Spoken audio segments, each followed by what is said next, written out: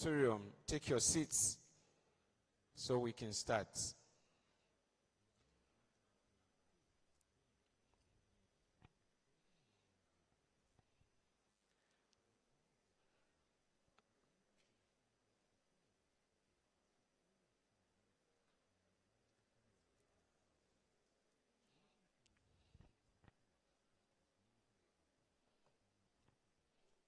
Please, we are giving you the next 60 seconds to settle, and then we start the program.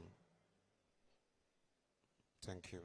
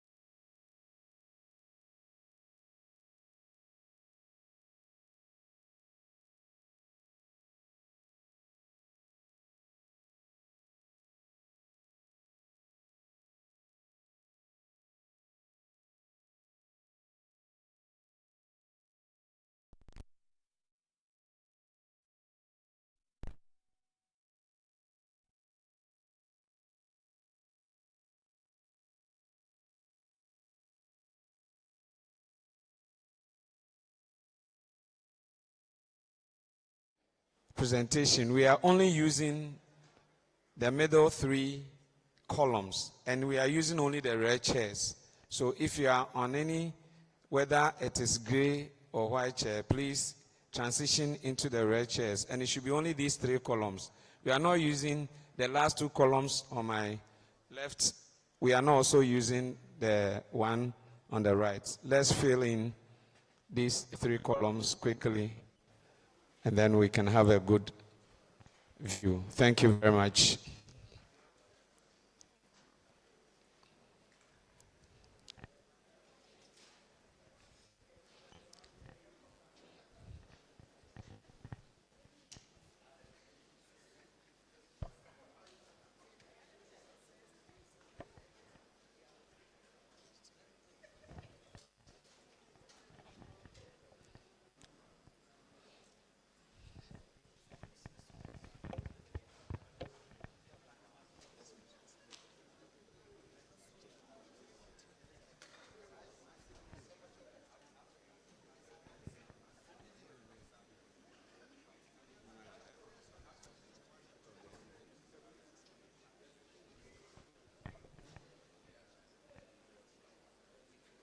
Pharmaceutical future, one where no African country is left behind. Let us promote local manufacturing, encourage innovation and transfer of technology, and invest in long-term solutions to our healthcare needs. Africa has the knowledge, Africa has the talent, and Africa has the potential. Together, we can shape a future where life-saving medicines are made on African soil and trusted across the African continent. Across Africa, the need for stronger health systems has never been clearer. As a continent, we face pressing challenges, from antimicrobial resistance to the demand for essential vaccines and the ongoing need for antiretroviral treatment. Thank you for your obedience. Ladies and gentlemen, at this juncture, we want to start. And so we want to commit this gathering into the hands of the Almighty. And we'll call on our sister, Fam, Audrey Geraldo, to give us prayer.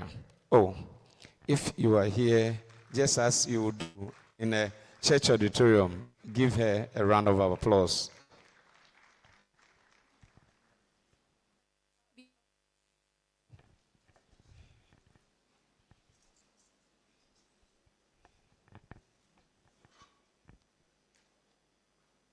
Father, Lord, we thank you for today. We thank you for bringing us together, gathered for our meeting. We thank you for how far you brought GHOSPA. We pray and commit today's activities into your hands. We pray that you take control over all our discussions and deliberations today. We pray that all our conclusions be your name. We pray for our colleagues who are yet to join us.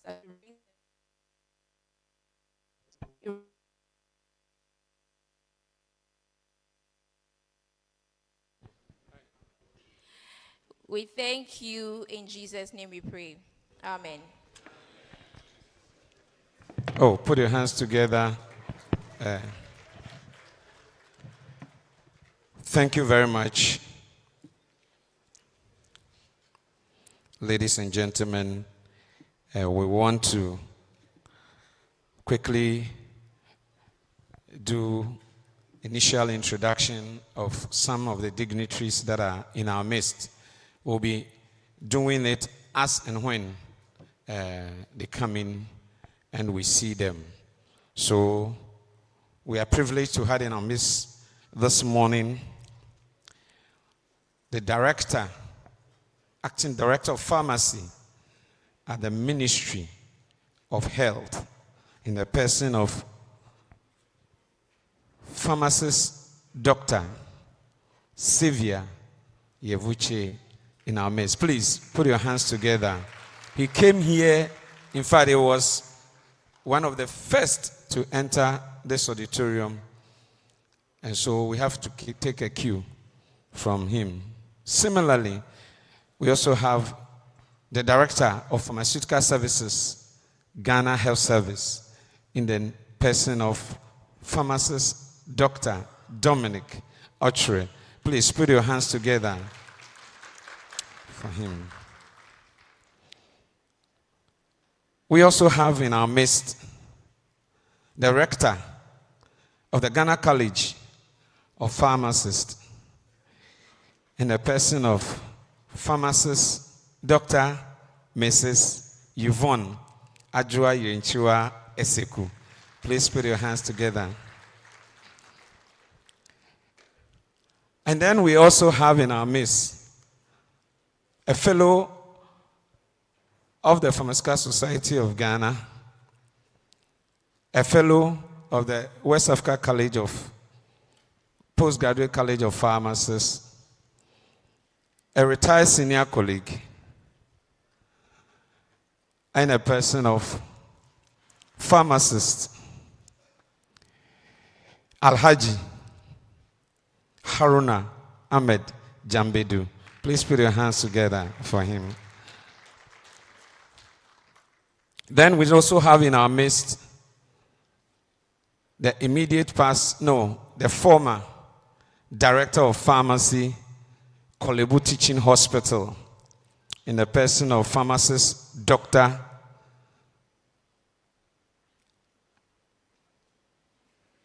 Ankra. I've missed Daniel Ankra, sorry. Daniel Ankra.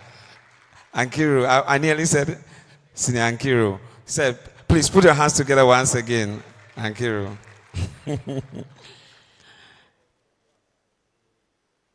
We also have in our midst senior specialist and a deputy chief, deputy director at the headquarters in the office of the chief director of pharmaceutical services, and a person of Pharmacist Dr. Edna Achampoma Nai. Please put your hands together for her as well. I will come to another round of introductions, but we also have in our midst the chairman of this occasion and the chairman of the Government and Hospital Pharmacists Association, in the person of Pharmacist Dr.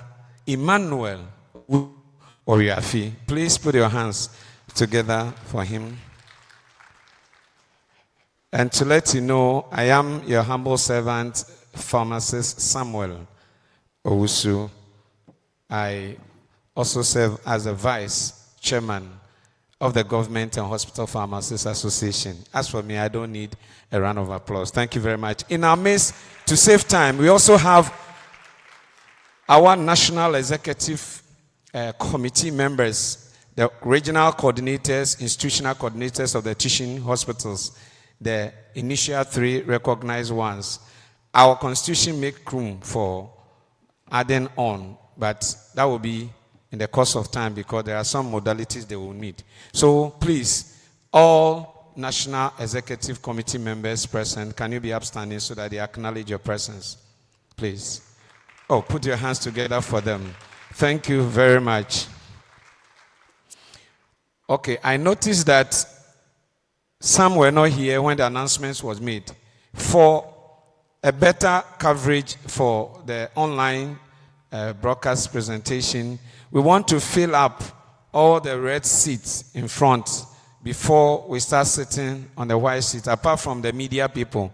So if you know you are not in a red seat at this juncture, please come forward. There are more seats in there and occupy them for us. For now, we are using the first 3 columns. As they get full, we may transition into the other columns as well. Thank you very much for your attention. Now, why are we here? The purpose of this gathering. We, as an association, practice group, we are here for our annual general meeting.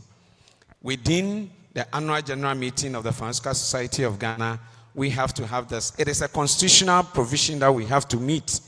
And we are here to also render account for the last 12 months that we've served you as your executives, and then to also give you the opportunity to ask us questions about our stewardship. And we'll also have the privilege to be educated. There will be presentations. And then we also have the privilege of having our directors come, offer themselves to give us some information about what has been done so far. We actually put them on the spot for them to answer a few questions. Simple questions for us. So it's a privilege. And they were here very early. And so we are here to review the past 12 months stewardship, and also to be educated, and then forge the way forward for the next 12 months that you have. And in the course of that, yesterday we know there was elections. We'll get to know whether there are any changes or we still have the same leadership that will be going forward. So in brief, this is why we have gathered here. We are here to be educated. We are here to be informed. And we are here to share some fellowship to know ourselves also.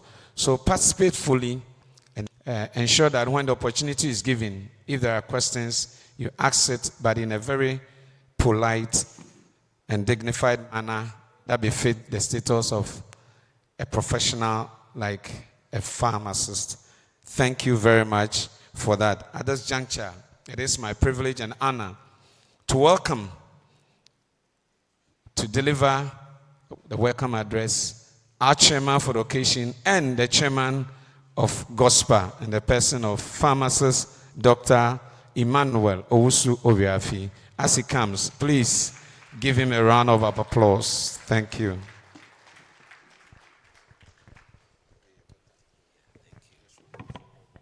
Okay. Yeah, so good morning, honorable colleagues. Okay.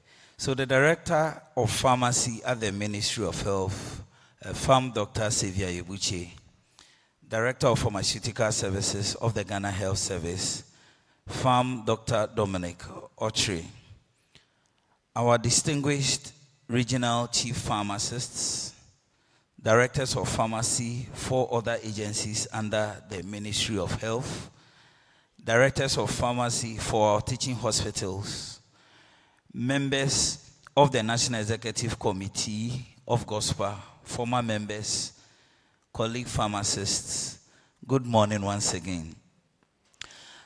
I am honored to welcome you all to the University of Cape Coast for this year's annual general meeting.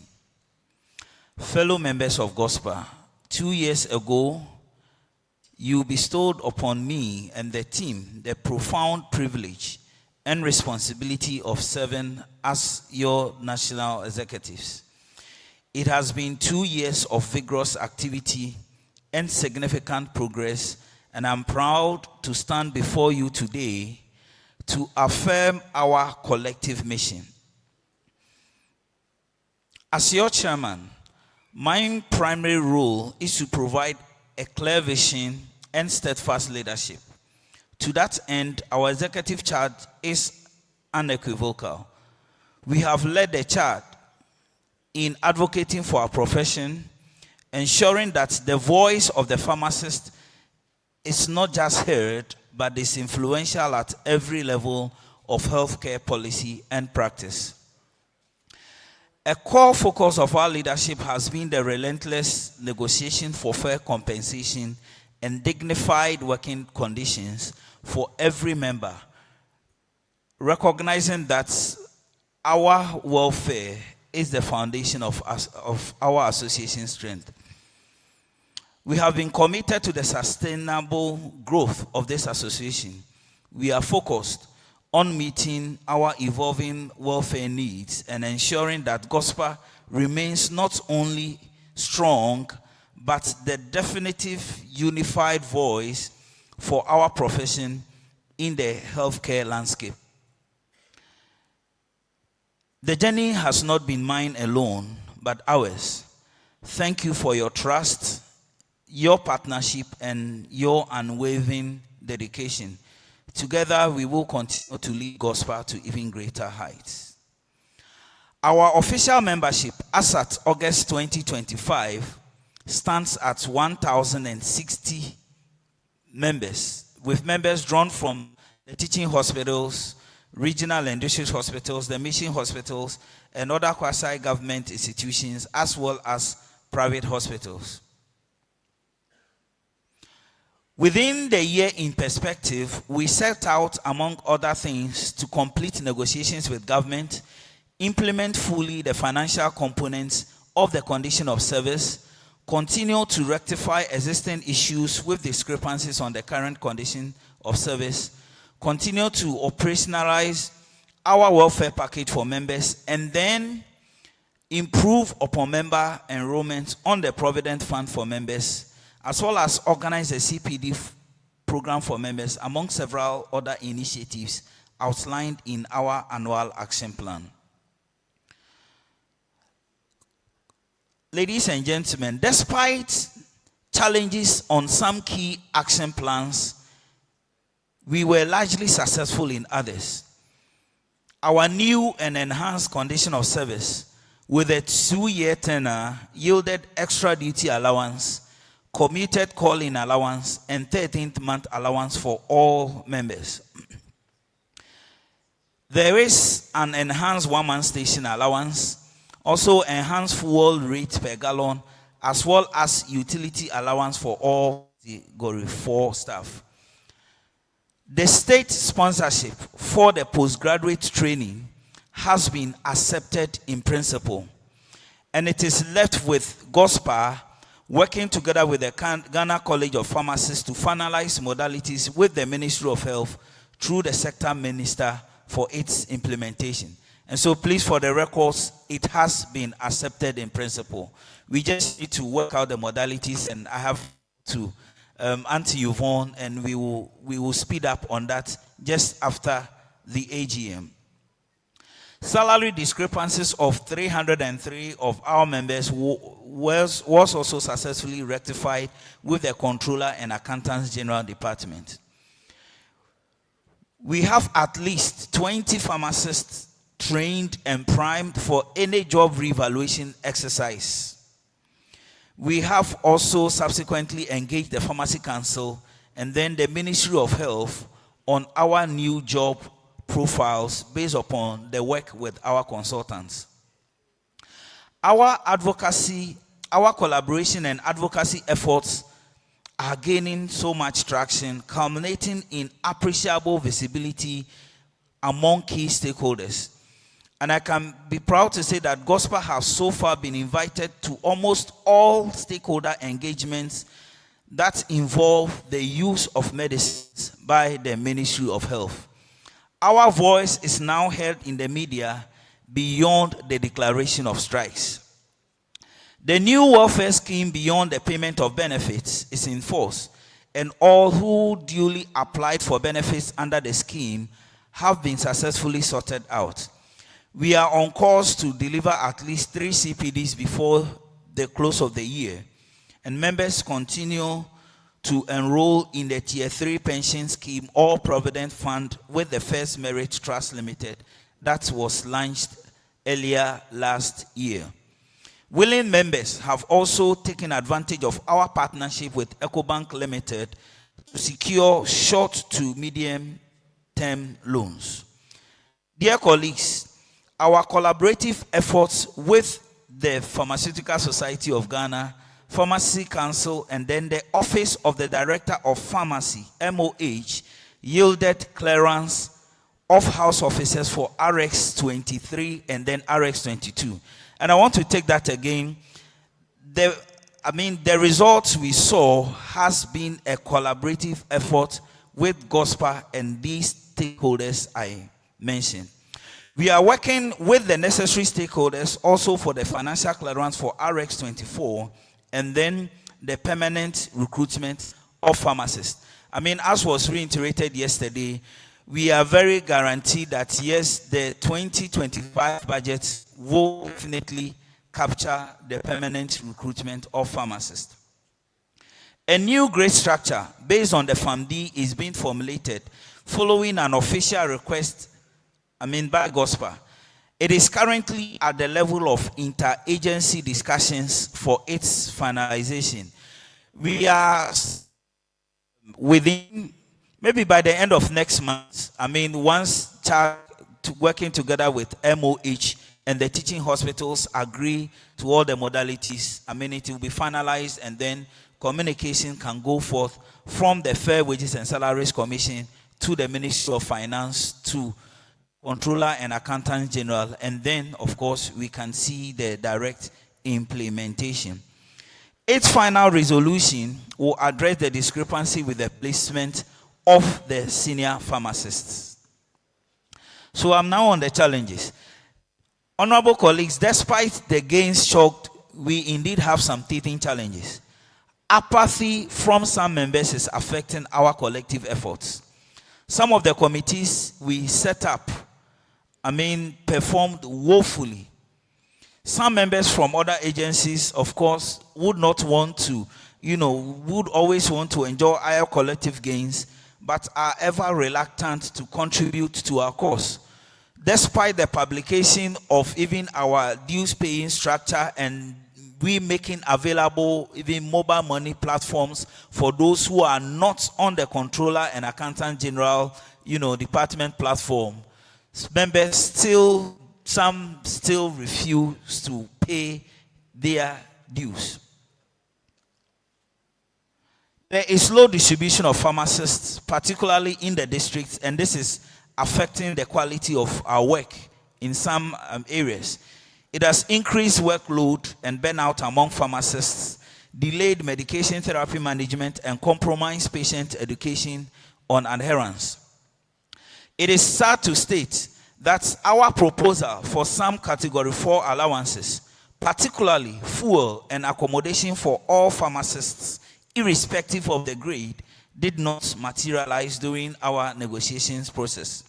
Same was the fate for the extension of the vehicle tax waiver to be extended to pharmacists, as well as our new proposals on our condition of service pertaining to stock holding REX allowance and exposure to poisonous chemical allowance. And this is to say that, honorable colleagues, we actually even tailored in a number of new allowances, but during the negotiation process, it could not go through. Your employer, my employer, our employer said for the year 2024, they were not accepting any new allowance proposals. And that was the very sad state. Ladies and gentlemen, GHOSPA is hugely underfunded. Our primary source of income is not adequate for all the initiatives, operational expenses, and advocacy work of the association. And so I'm obliged to say that later on in this very meeting, we will tailor a proposal for the restructuring of our dues payment. And I believe we are all going to support it, because there are greater things we hope to do and achieve for the association. There will be the need for a consented level of reprieve for the core leadership of GHOSPA, in line with the collective bargaining agreement of GHOSPA. We are your soldiers, and we are working on all behalf. And so on behalf of the executives and even the NEC, we kindly beseech our directors of pharmacy, when, serving officers need time, etc., let us wholeheartedly release them, because in fact the work of GHOSPA is a very deep one. So the way forward, as we look to the future, I envision a GHOSPA that is not just a player, but a leader in shaping healthcare delivery in Ghana.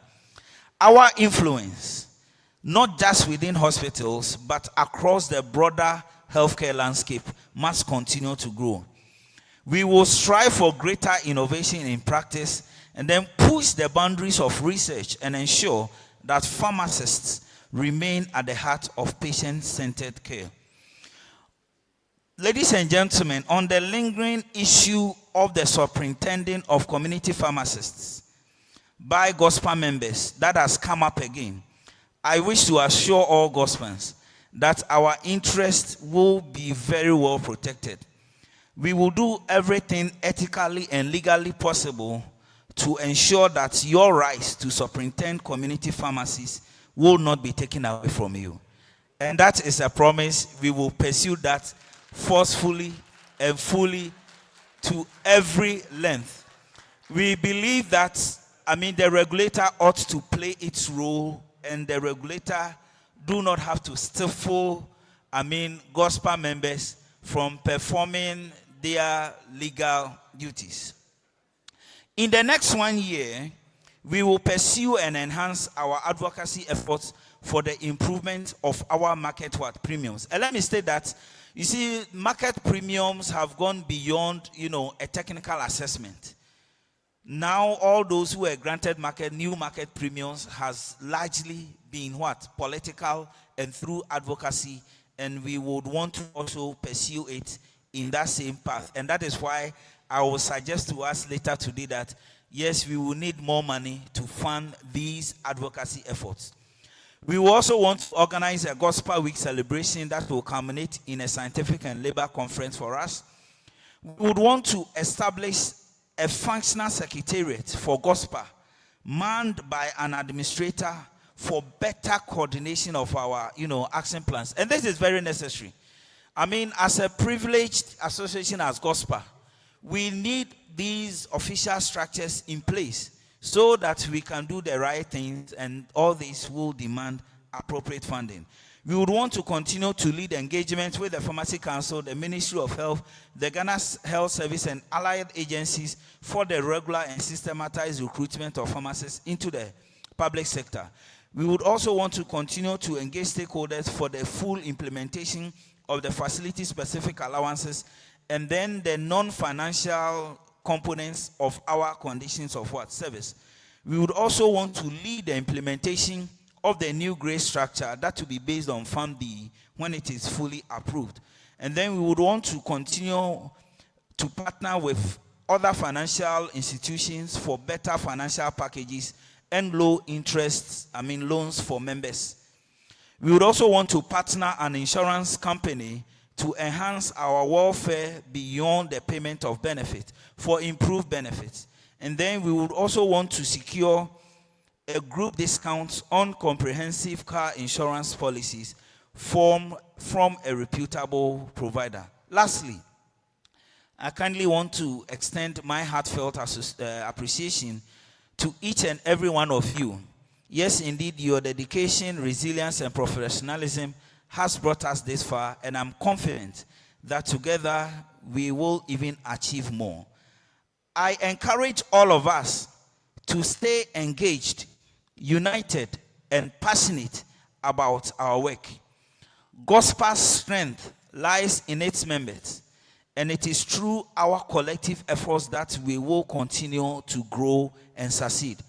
As we begin today's proceedings, ladies and gentlemen, I hope that this meeting fosters rich discussions, fruitful collaborations, and renewed energy for the year ahead. Let us take full advantage of this opportunity to connect, learn and relearn, and then plan for the future. Once again, welcome to the 2025 GHOSPA Annual General Meeting, and thank you for being a part of this remarkable journey. So, Akwaba, the guys will say what? Obake, amicus humani generis. Fellow GHOSPAns, thank you once again, and God bless us all. Oh, give it up once again. That was from our chairman. We'll receive quickly a sponsor slot. Media, is it ready? So we call on Pharmanova Pharmaceuticals rep to quickly come here. You have 5 minutes to deliver a concise, straight to the point presentation. And we are being timed, so please don't go beyond. Oh, as he comes, please, they have sponsored our program. Let's give it up to them. Okay. Thank you very much, boss. Good morning to you all. I hope you all slept well. The program is very tiresome, but we are managing. I think right from school, it has not been easy. Every time you are on your neck. Where are your laps? Everything about pharmacy is all pressure. But today we are not here for the pressure. We are here to talk about the growth of PSGH and GHOSPA. And as a pharmaceutical company, we are also here to let you know what we have to enable us manage our clinical issues. Pharmanova is a company that was established in the year 2025 in Ghana, and we are celebrating 20 years of pharmaceutical excellence. As a Ghanaian company, I think we need to give up to them. Not all of them are existing. A lot have fallen out. Can we give up to Pharmanova?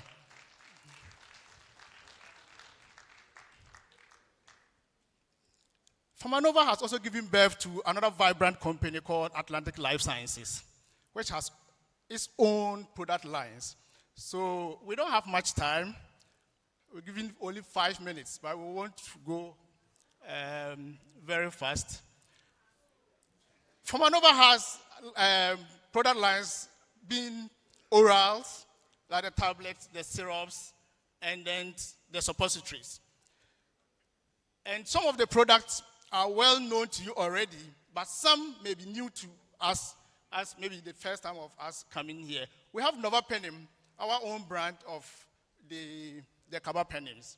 And then we also have Novazone SB, a combination between the Sulbactam and our own Ceftriaxone, the plain one. And these two products are doing very well on the clinical side. Let's move on. Atlantic Life Sciences, as I said, has not been in Ghana for a very long time, but they are doing very well because of the kind of products they are producing. In fact, it's the first of its kind to produce products across Ghana and other West African countries. And some of the products that they produce are unique because we are not shipping them from the other countries. It's being done right here in Ghana. Please let's give it to Atlantic Life Sciences. These are some of the products that we are producing. The infusions, the injectables, the antiserum, the inhalational anesthetics, the ENT products are all products that Atlantic Life Sciences is producing right here in Ghana. Now, the first of their products that was out is Levoxin, and you can see their pull-ups around. Levoxin was done in Ghana here. Most of the levofloxacin that we are seeing is being shipped to Ghana. This is the first of its kind to be produced by Atlantic in Ghana and West Africa as a whole. Now, we also have large parenterals from normal saline to Ringer's 500 ml.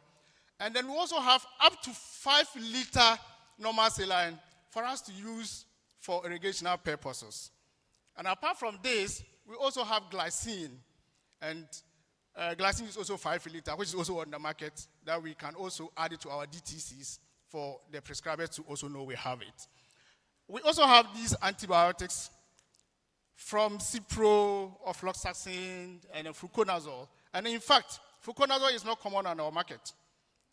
For those that does intubation and others, they always have their issues on the throat because they're having some infections there. We need fluconazole IV from Atlantic Life Sciences to help them manage those conditions. Now, these are also some of our products, but where my interest is most is the pediatric solutions that most of us is not aware of. We have 10 DNS, 10% dextrose in 4.3 normal saline. We also have the 250 ml and 500 ml too. Because the pediatrics, they don't need much. Sometimes 50 ml, 100 ml, and we always go for the 500. So we waste have the a next lot of them. 45 seconds to end. Okay. Thank you. We also have the peritoneal fluid. In fact, we are trying to do something such that the renal issues are dealt with. So Atlantic Life Sciences is now having the peritoneal fluid in 2 strengths, 1.5 and 2.5%. Please go. And then our own SVPs, the small volume parenterals, we have across board petitine, morphine, ephedrine, diazepam, hyoscine butyl bromide, and all that you can think of. Atlantic Life Sciences have produced them now, and they are on the market. And these are our inhalational anesthetic agents, as you can see, several isoflurane and then halothane. We also have eye products, as I said. From the steroids, we have Fluoromet. We also have a combination between a steroid and an antibiotic, Gatilan P. So we have Gatilan P. We also have Gatilan plain one. And then the lubricant, ours is called Tielant. And then glaucoma issues has also become one of the chronic issues that we need to manage very well. And so we did not leave these ones out. We have all the combinations that will help you manage your glaucoma patients without stress. Very moderate products, very potent. So we have bimatoprost. We have a combination between brimonidine and brinzolamide. We also have timolol and brinzolamide.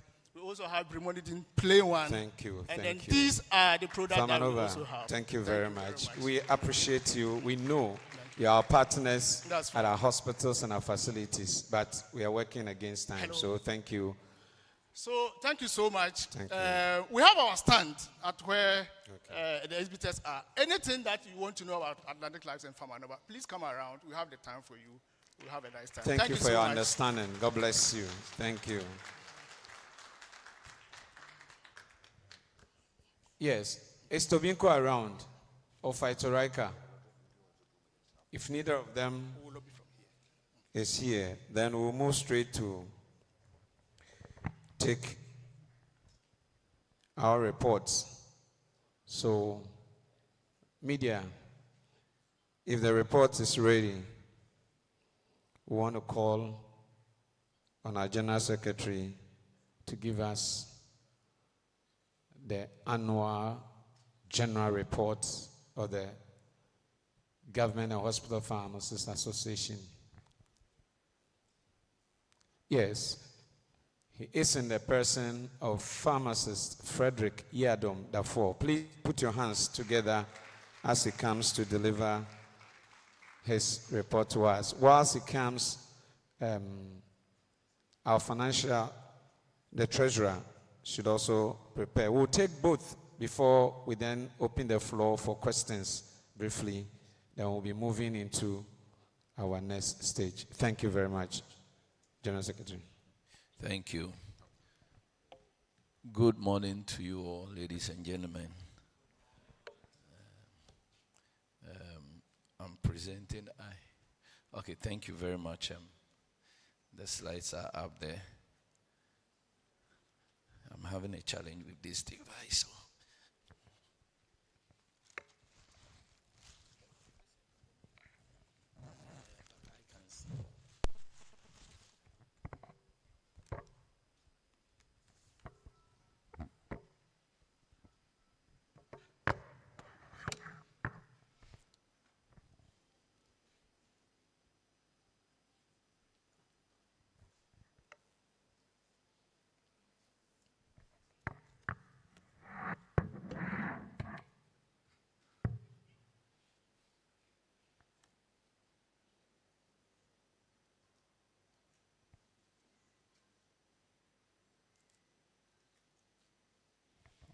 So thank you very much. We present the report for GHOSPA covering the period July 2024 up to June 2025. Okay.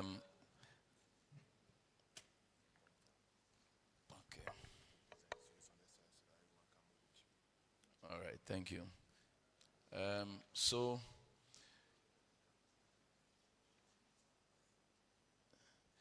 a lot of the things have been mentioned by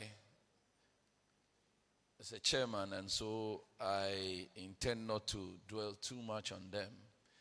By way of introduction, we know GHOSPA represents pharmacists in government, quasi-government, and private hospitals. And our main work is to focus on welfare advocacy and unified professional growth. So we are looking at how to improve the lot of pharmacists. And our governance structure is captured in this simple structure, as you can see. We have the National Executive Committee broken into the SEC, and then we have the coordinators coming together to form the National Executive Committee. And so we have the Standing Executive Committee made up of a 7-member team, and you can see their names displayed there. It seems the colors are not aligned because of the lighting there. So all the reps are captured here. The statistics for our membership has been mentioned. We have been told that we are a total of 1,060, and this is the distribution in terms of ranks. And so from pharmacist right up to Director of Pharmaceutical Services, you see the distribution there. We have 190 pharmacists, 374 senior pharmacists, principal pharmacists 141, 159, deputy directors of pharmaceutical services. We have 18 chief pharmacists, specialists 123, senior specialists 38, consultants we have only 3. And I believe a lot of us are working towards becoming consultants. We urge you to work harder.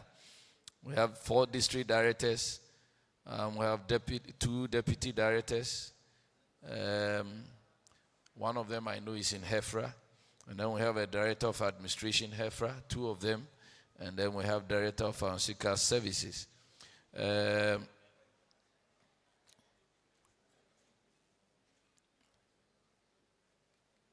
When it comes to regional distribution, you see a huge gap or disparity.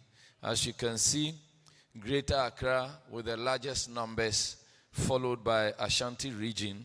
And then you have Eastern region slightly ahead of Central. And Northern region also doing very well with 62. But the rest below 50. And as we mentioned this, we're actually looking at the gaps in staffing according to the staffing norms of the ministry. And we see clearly that we need over 1,500 pharmacists to be able to normalize the system. And that is what we hope to be working on as the year ensues. All right. So these are the objectives we set for ourselves for the past year to ensure that we complete negotiations and get them implemented. And we were hoping to get through a vehicle duty waiver, grade structure, and then they're advocating for recruitment of more pharmacists into the public service, and then to strengthen the welfare beyond payment of benefits initiative, and then also to push for government sponsorship of postgraduate training for pharmacists. A lot of these have been achieved. In fact, the SEC worked with speed to ensure that our conditions of service were implemented before the new government actually took over. And this proved to be a very, very wise decision, given the problems that we see our colleagues face because they couldn't get theirs implemented then. And so these were the various things that we were meetings and engagements. Basically, we had only one in-person meeting, and that was for our budgeting and planning for the year. The rest have been virtual, and there have been a number of them. We have also engaged members a number of times, especially within the times that we were having negotiations, and then immediately after the negotiations, there have been engagements. And the last bit were the 3 that took place in August and September this year.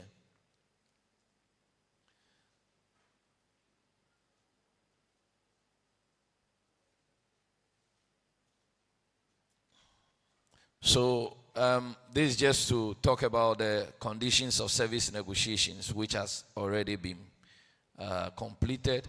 Members have been briefed. There were a lot of stakeholder engagements. We want to just capture a few here. But we participated in all forum engagements. Forum is made up of a number of labor unions with the aim of advocating for our joint welfare.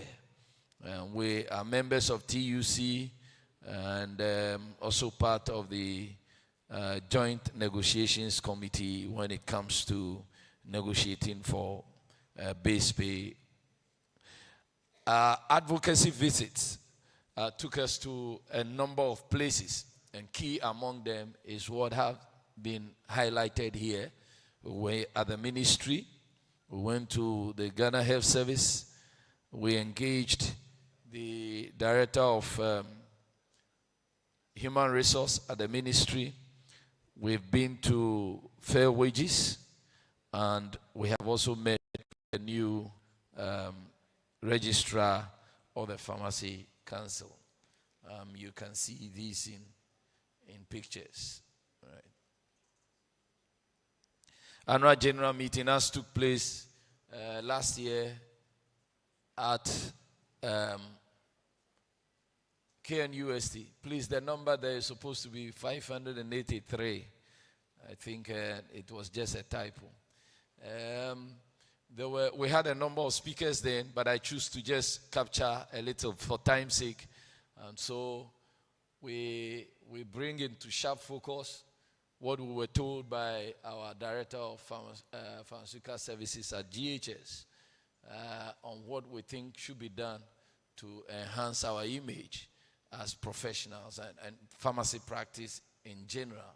Restructuring our services, focusing on direct patient care and skill development, standardizing pharmaceutical care, managing the pharmaceutical supply chain and revolving drug fund, leveraging technology for service delivery, and strengthening GHOSPA as a labor union. That is the one bit he talks about that I'm very, very happy about, because he recognizes that GHOSPA is the arm that is really fighting for the welfare of all pharmacists. And we are the face of pharmacy practice, even in the nation. And so everything must be done to strengthen GHOSPA.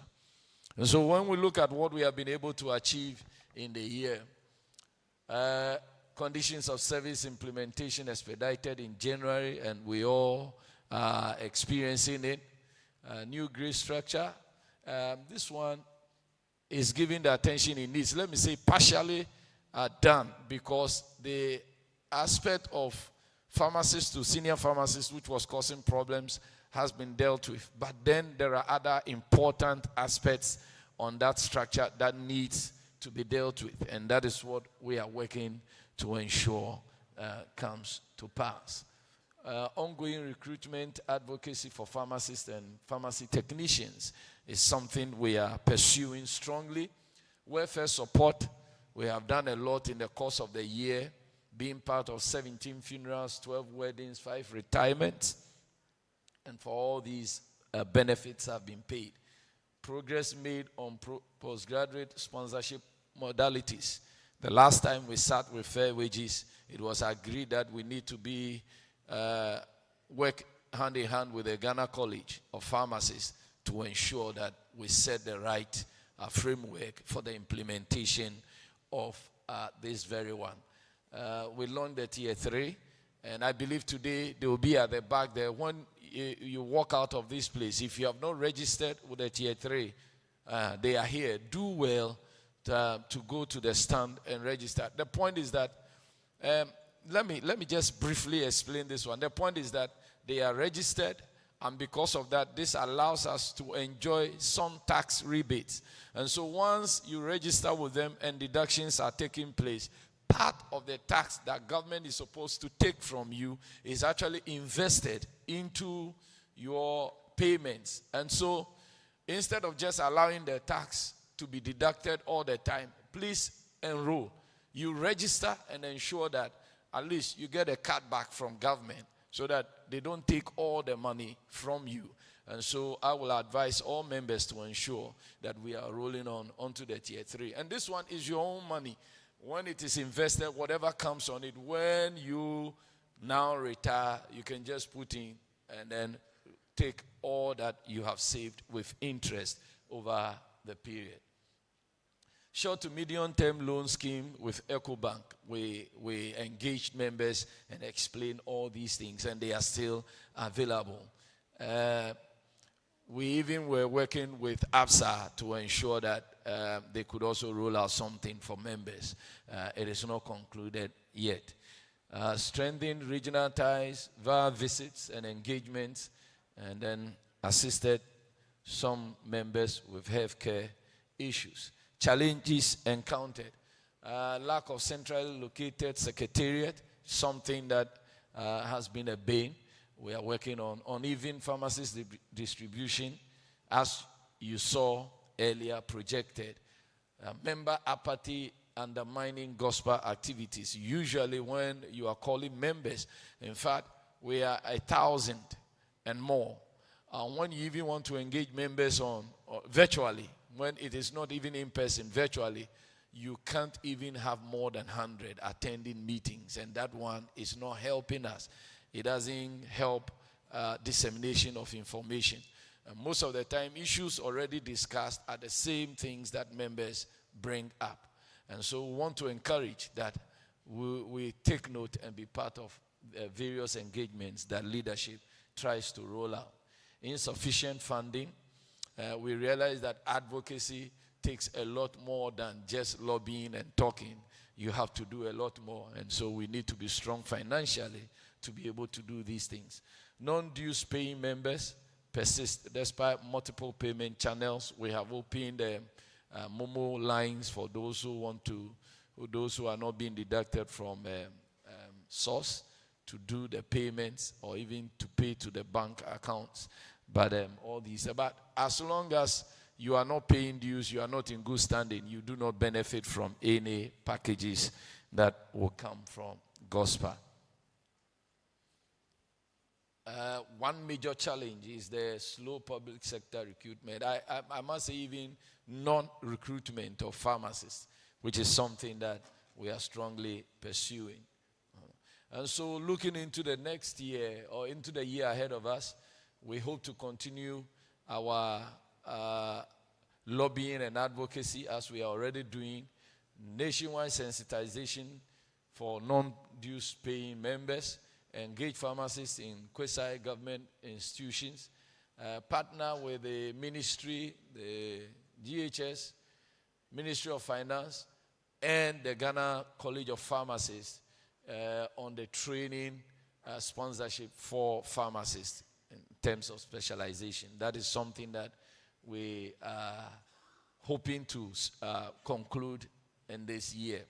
Secure land, have land acquisition partnerships, which members can benefit from. And as we mentioned earlier, we have been working on something around Insawam, and we hope that very soon we'll be able to roll it out for members to acquire these properties for themselves. See to full implementation of conditions of service. Yes, we have a few other issues left. One-man station, dynamics have changed, and we are working hard to ensure that it is actually incorporated into the system at the controller, and the other issues that are left to be dealt with. In fact, as far as I know, next week we are likely to have an engagement with the Fair Wages to conclude on some of these issues. Acquire space for GHOSPA's secretariat at Kolebu. This is something we have been pursuing over the past 2 years. Around this time we have some hope. Having been able to locate a certain area, we think we can go and negotiate for. And so that is something that we are pursuing. As we draw the curtains, it is important for us to actually also remember our departed colleagues. In the past year, we lost as many as 5 of them. And all of them were young professionals, fledgling people with promise. But God, who knows better, took them away. At this moment, we want us to, I'm not calling for 1 minute silence, just 30 seconds, because most of the time we don't do the 1 minute. In honor of their memory, I would just want us to pay a 30-second, silence to these our colleagues.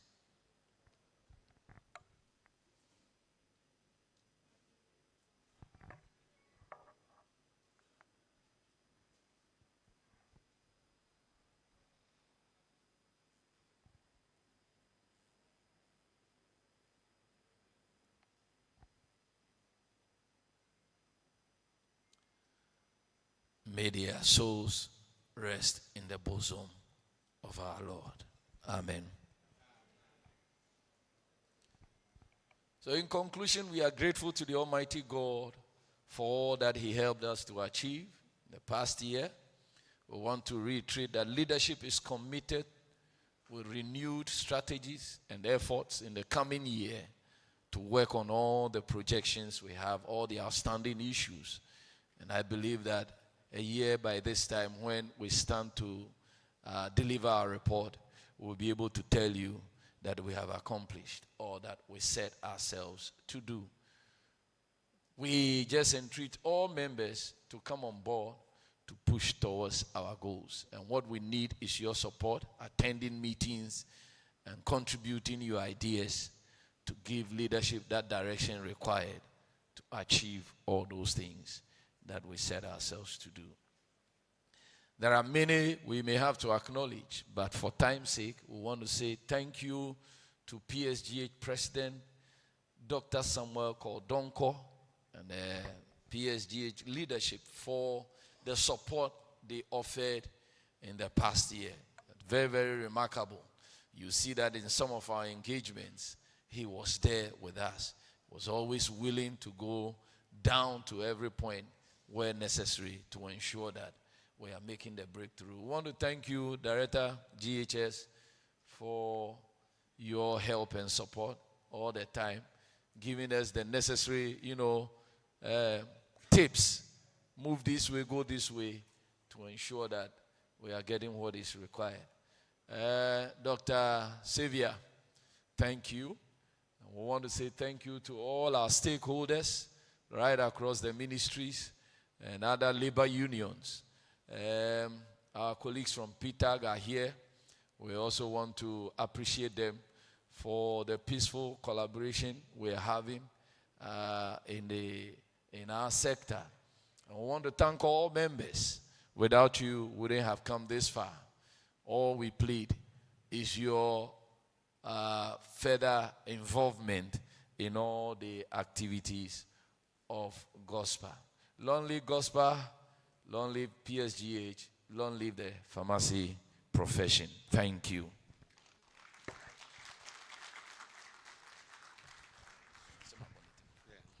Oh, thank you very much, General Secretary. Please put your hands together again. But before we receive the report of the Treasurer, we want to briefly, we have some partnership. We all know that we have a very strong partnership with the Pharmacy Technicians Association of Ghana, and they are here. We want to offer them some short 3 minutes to perform a function, and then we'll receive another brief report from the Ghana College of Pharmacists. The rector herself is here. Then we'll take the report. So relax a little. At this juncture, we want to call the team from the Pharmacy Technicians Association of Ghana. Put your hands together even as they come. Is the acting president and the general secretary. Alaji Yaya, you introduce yourself briefly and have your function. Thank you. Thank you. Good morning to everybody.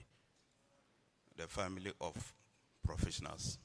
I'm Alaji Yaya, your humble servant, the National General Secretary of Pharmacy Technician Association of Ghana. And with me is my acting president in the person of PharmTech, Richard Boche. And he's also the national organizer. So national organizer acting as a president is fantabulous. and I think all protocols duly observed. I wish to say we are in our family. We are with our brothers, our mothers, and perhaps our partners. I don't even know where to start, but I'll say something small. I think all protocol duly observed and standing on the existing protocols, I can see my own uncle, Honorable Yelichire. Uncle Ansuma, so I've gone to local. And I can see Dr. Ochire and Dr. Yebuche.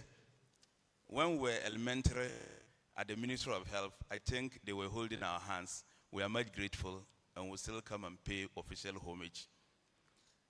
There are certain distinguished people we can mention all, but I like the man with the goggle, Dr. Weafe. I call him Dr. Chairman.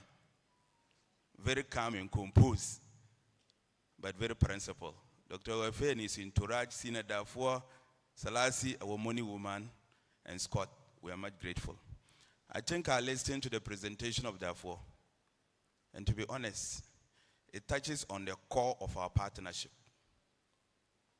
Sometimes we cry more than the brief, but we also know what actually pertains at the level of the ministry and other areas. I can't reveal certain things. Other than that, it will be interesting to see that what Dr. Ochire and Dr. Ebuche have been doing for all of us is fantastic. So on that note, I think we can give them a clap. I don't want to say about the recruitment because it is not a secret. But what I want to appeal to the GHOSPA fraternity and in our major aspect is that it shouldn't be seen at the national level. When I saw the point highlighted that non-participation of members at meetings, despite the numbers, it is a heck of task. The pharmaceutical workforce is bigger. It comprises almost every aspect of our industry, be it private and government. All that we plead is that the gospel measures should be tailored down to start from the grassroots. So even if it is at a district level and there's one pharmacist and one technician, it's still a measure. Because that collaboration, when we do it, it will help us a lot. However, one challenge we have seen as PTAG and want to appeal to gospel today and now. When I came here, I saw that the number of people inside and the number of people outside, I don't even know which one was greater. On the 14th of October to 17th of October this year, we will be at Kumasi, at Amsterdam, at Kentanapia Menka University of Entrepreneur and Development Studies. If you come there, you see that because Kumasi is the central constituency or Bantama of our association, that's why you see people. So I want to plead that when you go back, those facilities that have not sponsored the pharmacy technicians, please increase our sponsorship because we do not have direct access to the accounts, but you are our leaders over there. And I can tell you that you will have about 5 technicians and 1 will be sponsored. Yes, there are several reasons, but we want to please so that the partnership with GHOSPA will be seen as a relief for all of us.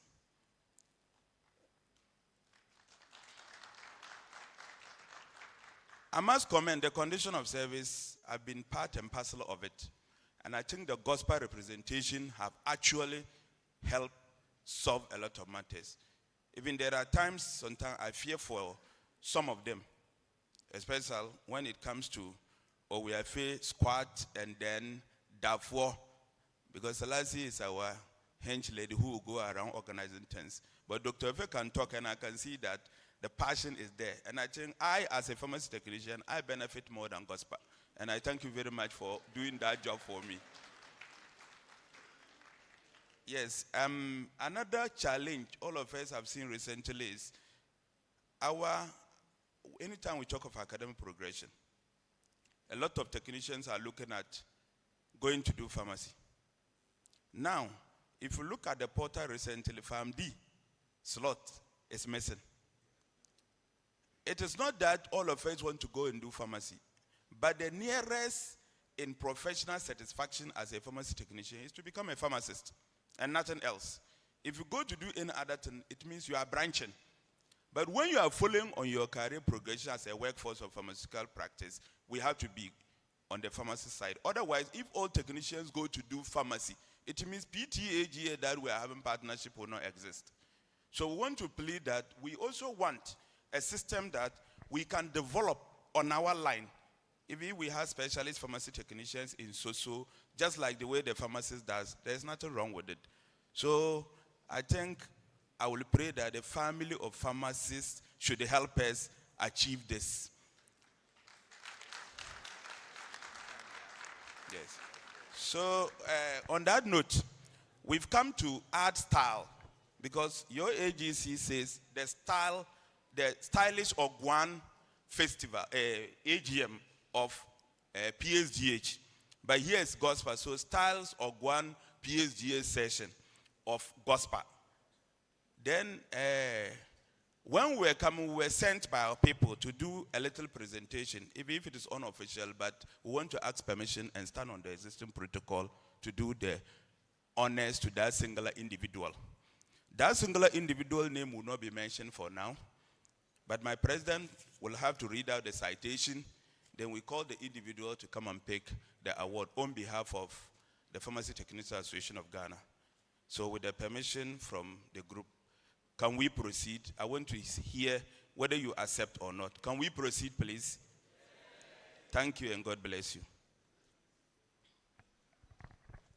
Thank you very much. In Penforce Mikobi, Nansuman can be there. It is something else, yeah. So let me put it on. So this is a citation to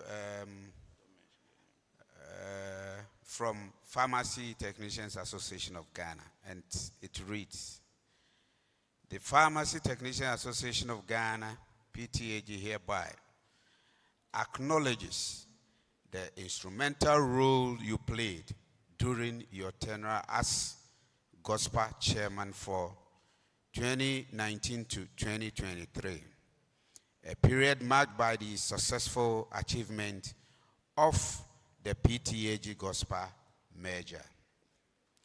This merger laid a strong foundation and stands as a testament to the truth in the adage that a leader is best known through the thrill of history as recorded by generations that follow.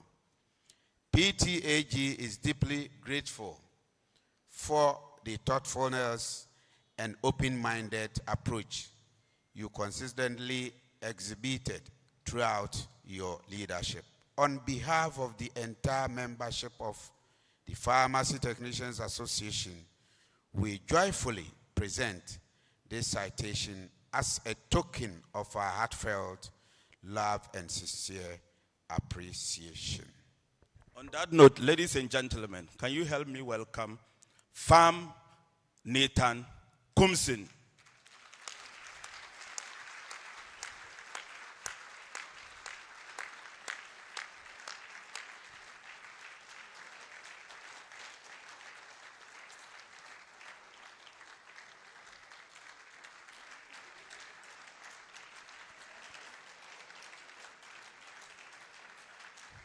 Farm Nathan Kumsin.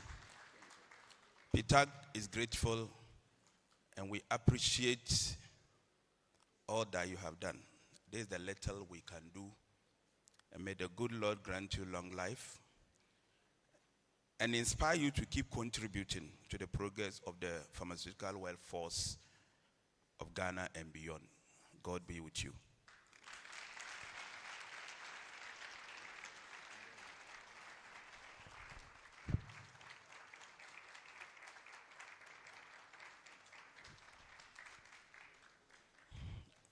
This one to it. On that note, ladies and gentlemen, we wish you a successful deliberation. God be with all of us. Thank you very much. Thank you, thank you, thank you. So, ladies and gentlemen, we now receive a presentation from the Ghana College of Pharmacists, and the rector herself will do that. Please put your hands together.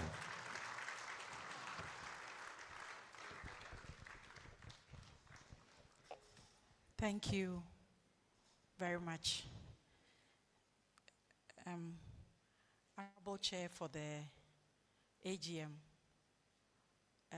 Chairman Owiafe, with your permission, I would like to stand on the duly established protocols. I'm told that I have to be very brief, so I want to work on the presumption that everybody here at some point, even in the presentations today, has heard about Ghana College of Pharmacists. The college is established to train specialists in various areas. I must say that our biggest faculty is clinical pharmacy, which is where almost all GHOSPA members are, even though there are GHOSPA members in public health and also in social and administrative pharmacy.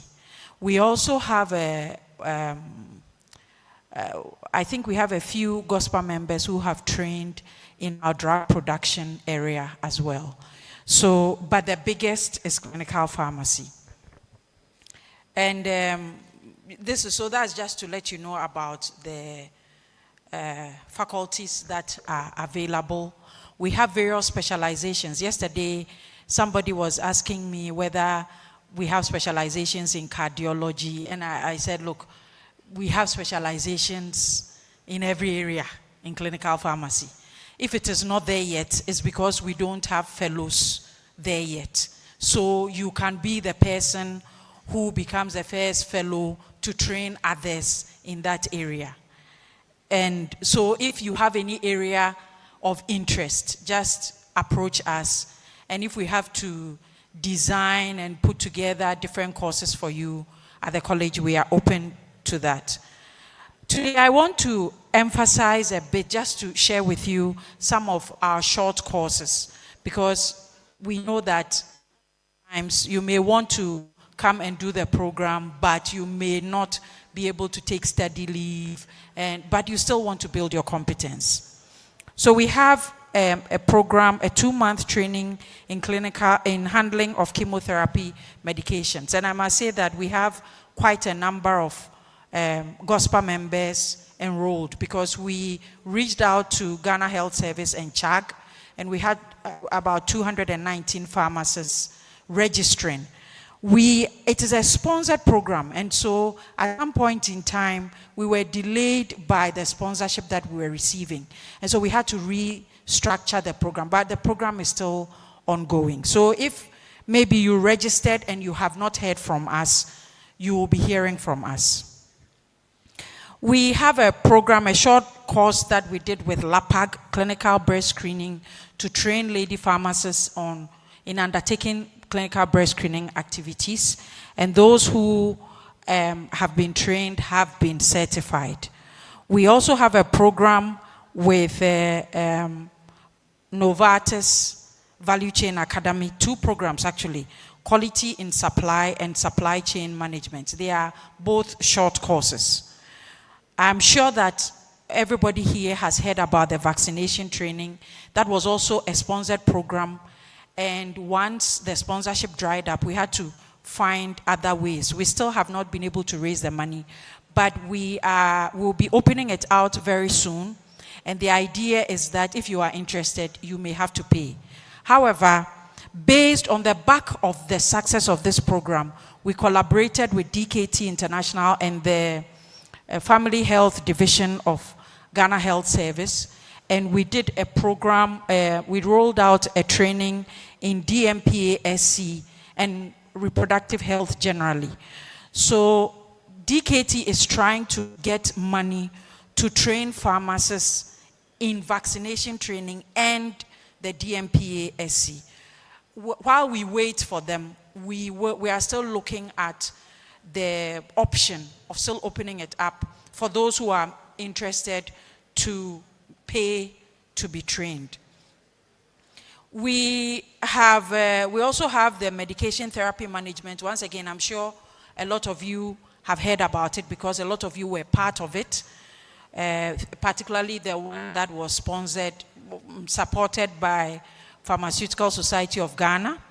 And we finished that cohort. We will be rolling out another cohort shortly, but that you will be paying for it if you are interested in going through the program. We also have asthma care management program. This is actually focused on pharmacists in community practice. But then, as has become clear and as our chair has said today, we know that GHOSPA members are also in community practice. So it may be something that you would be interested in. One new program that we'll be rolling out is our CPD in palliative care. We have just completed the curriculum which has been accepted by our academic board, and we will be calling on you. One of the things I have learned with this palliative care journey is that palliative care is not necessarily end of life care. And sometimes once somebody is going through any kind of condition that reduces their ability in any way, palliative care can come in to improve their quality of life. So it's something that we want to encourage all of us to be a part of. Then we are working on a program in mental health, and so we will be rolling it out shortly for you. Before I go, I want to bring to you our joint qualifications. I believe this is something that we have talked about for some time. We had an agreement, we went into an MOU with the College of Health Sciences of KNUST, and we agreed on training pharmacists for joint qualification. So if you register at the Ghana College of Pharmacists, you can come out with your membership and an MPhil. And if you are going to at the fellowship level, you can come out with your fellowship and a PhD. And we are ready to roll it out, and we are hoping, we are working towards the upcoming academic year, which means that the notice for maybe signing up will be very short. We need to work out modalities, fees, and the structure of when you will be taking lectures where. And because of that, I cannot give you those details now. But once those ones are set out, we will roll it out. And because we are working towards this academic year, KNUST will start their lectures in January, but Ghana College of Pharmacists will be starting our lectures before the end of the year. And so you should expect very short notice for that. Remember that it is 2 qualifications, which means most likely you will be paying more than 1 qualification. You will definitely not be paying double, or you will not be paying a cumulative of MPhil and membership, but it will definitely be more. So just bear that in mind. And the qualifications that are currently available, we are working with 3 for now, and that will be in clinical pharmacy. So once again, any specialization in clinical pharmacy of your choice, and pharmacy practice. So you come out with pharmacy practice, MPhil in pharmacy practice from KNUST. Then clinical pharmacy and pharmacology. So once again, any area of specialization in clinical pharmacy and an MPhil in pharmacology. And then the last one is drug production and pharmaceutical technology. So something from drug production and an MPhil in pharmaceutical technology from KNUST. Mr. Chair, I think I will stop here. I hope I didn't go too much beyond my 5 minutes. Thank you. Thank you very much. I was a bit biased to her because she's my headmistress. So I had to understand. So please pardon me, but we'll stick to.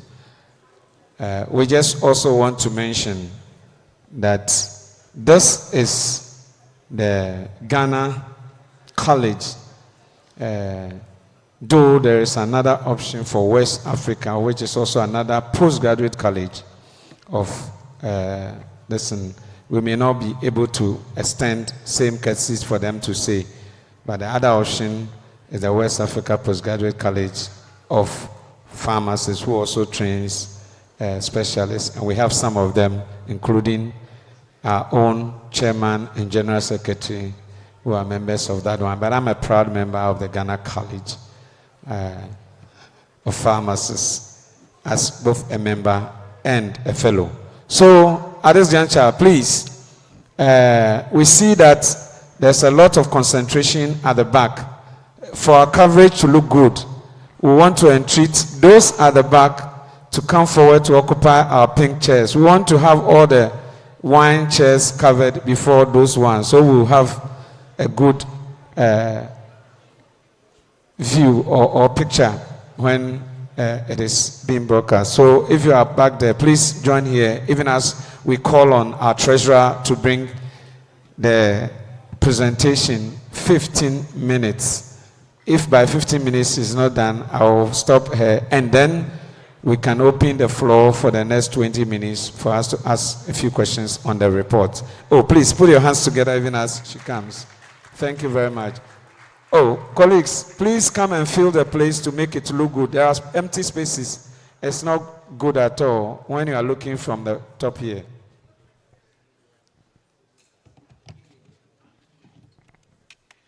So whilst they are on it, we want to acknowledge again the presence of a very, very important personality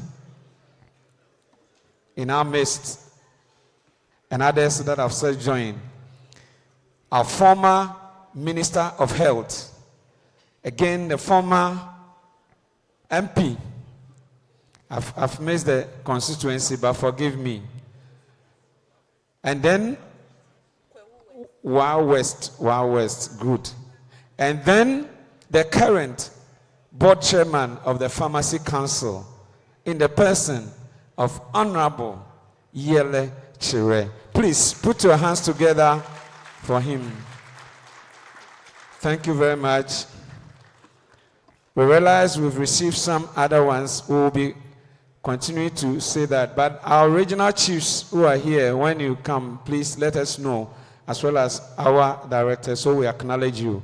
But I can see in my shot the newest fellow in the system, in the person of pharmacist Dr. I forgot to mention, please, Honorable is a pharmacist, please. For those who don't know, Minister is a fellow of the society as well. Please forgive me. Then the freshest fellow is pharmacist Dr. Mrs. Florence Amankansa. I used to be the only one who was using that, but yesterday was mentioned, so I can mention it here. Mrs. Amankansa, let's acknowledge your presence here. Great. We also have the person I used to call our mother, and Tema too is a mother to a lot of us, but our mother, a former chief pharmacist, director of technical issues, director of pharmacy, and everything, and the current, I think, Ghana chapter president of the West Africa College of Postgraduate College of Pharmacists, in the person of pharmacist doctor, also a fellow of the society, Mrs. Martha Jansan Lutrot. Please, kindly put your hands together for her. Thank you very much for coming. Please, as we receive, we acknowledge the others. At this time, please let us, with rapt attention, listen to the financial report of GHOSPA from pharmacist Selassie Stella Ahiati. Please, a round of applause for her. Good morning, everyone. Please, I'm here to present the financial statement for 2024. Starting from July 2024 and ended in 30th June 2025. So first July 2024 and then 30th June 2025. We are audited by ASL Consulting Chartered Accountants. They are a firm with registration number projected above. Our accounts were prepared by Deridan Associates Limited.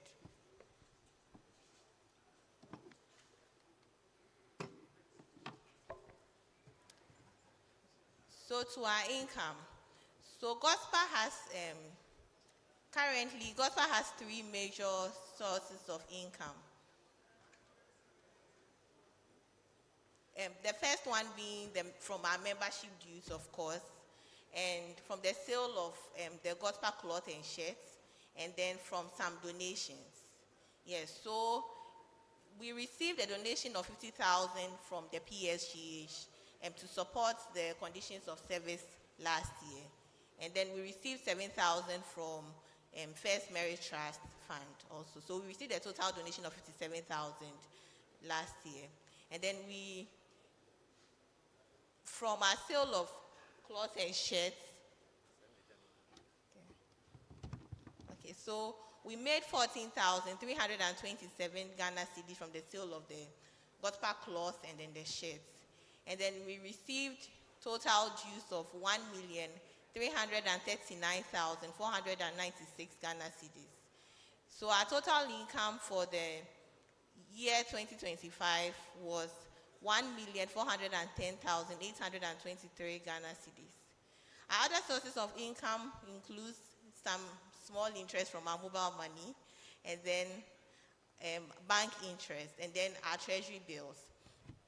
So currently, let me speak about the treasury bills. So currently, GHOSPA has a fixed deposit with GCB amounting to 200,000, and then we have a Government of Ghana treasury bill of 637,901 cedis. I must say that this year we purchased an additional 200. So before last year when we came for AGM, we had a treasury bill of about 400,000, but this year we purchased 200,000. And then we have some investment with some capital also. So for our treasury bill, for mobile money and bank interest, we made 44,769 Ghana cedis.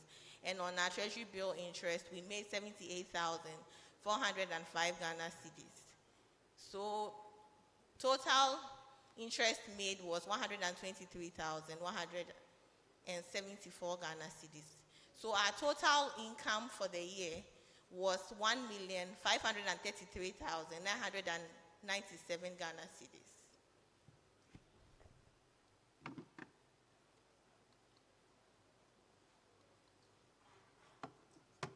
So to our expenditure. So usually for our accounts, we usually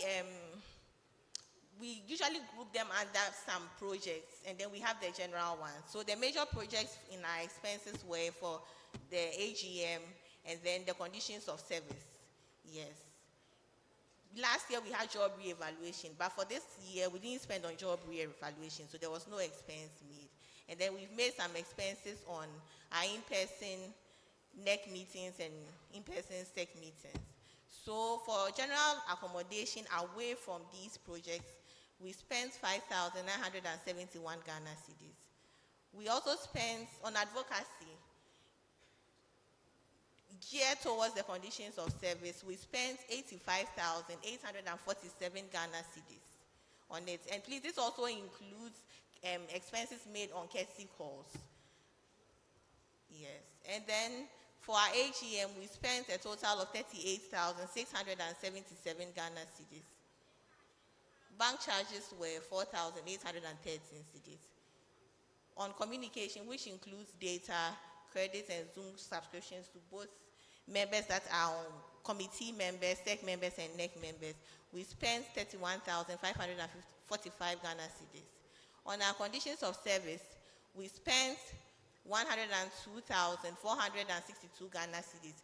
And please let me say that this includes transportation for all the members that were on the committees and all other expenses, meals and all other expenses that were made. Then on CPD, we paid CES 11,500. Then consultancy fees was 6,095 Ghana cedis. Because our cost, the cost of the courtesy calls was embedded in advocacy for 2025, we didn't make any expense, but we did because it was present in the advocacy. There was a depreciation of 4,487 Ghana cedis. We made this year last year we made donations to RX scheme, but this year we purchased tickets for the Farmer Excellence Awards. So the total cost was 320 cedis with charges of Momo charges, of course. And then for the NEC meetings, in-person NEC meetings, we spent 20,020 cedis on them. And then because I think from all that have been said, because of our measure with PTAG, the dues usually comes to us, then we remit them whatever is due them. So a remittance of 395,850 cedis was made to PTAG. For press charges, media engagements and all that, we spent 2,671 Ghana cedis. On SEC meetings, we spent 29,000 cedis. On stationery and other expenses, we spent 6,226 Ghana cedis. On travel and transportations, aside the major projects that I have said, we spent 55,797 cedis. And then union meetings. Please, the union meetings too are expenses that are usual. It's a shared expense between PTAG and then GHOSPA. So the GHOSPA union expenses. So these are we spent. So this includes the TUC meetings, the forum meetings, and all that. So expenses made on that too was 46,811 Ghana cedis.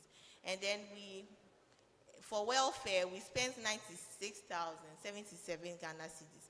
This includes welfare benefits for funerals, weddings, and retirements. Yes. So this is an analysis of our expenses, comparing it to 2024 last year. So we can see that there was an increase in advocacy, there was an increase in the bank charges, and then there was an increase in our communication, conditions of service, the CPD, because it wasn't done last year, the donations, then our remittance to PTAG. There was an increase in the cost of the media engagement, stationery, and transportation. And let me say that the transportation is also because in fact, majority of our our SEC members are not based in Accra. So obviously, it's more expensive for them to come in, because Accra is where almost everything happens. There was a decrease in our union expenses, and there was a decrease in our welfare expense, but a decrease, sorry. So these are the analysis of the expenses that we've made. Thank you very much.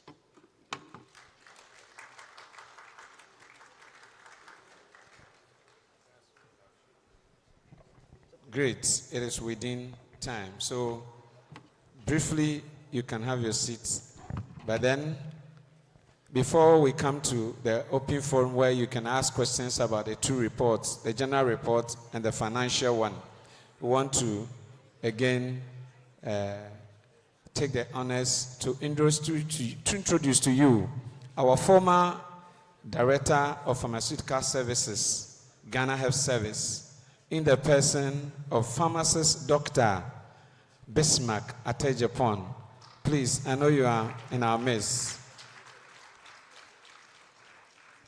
Where's my boss sitting? Please, you have to come forward. I understand you are here with a wife in the person of Pharmacist Dr. Mrs. Grace Atejapon. So if you're also here, please, let's acknowledge their presence. Then finally, we have the president of the Pharmaceutical Society of Ghana, in the person of pharmacist Dr. Samuel Ko Donko in our midst. Please, let's acknowledge him. He's been a friend of GHOSPA all the time. Say, you're most welcome. Great.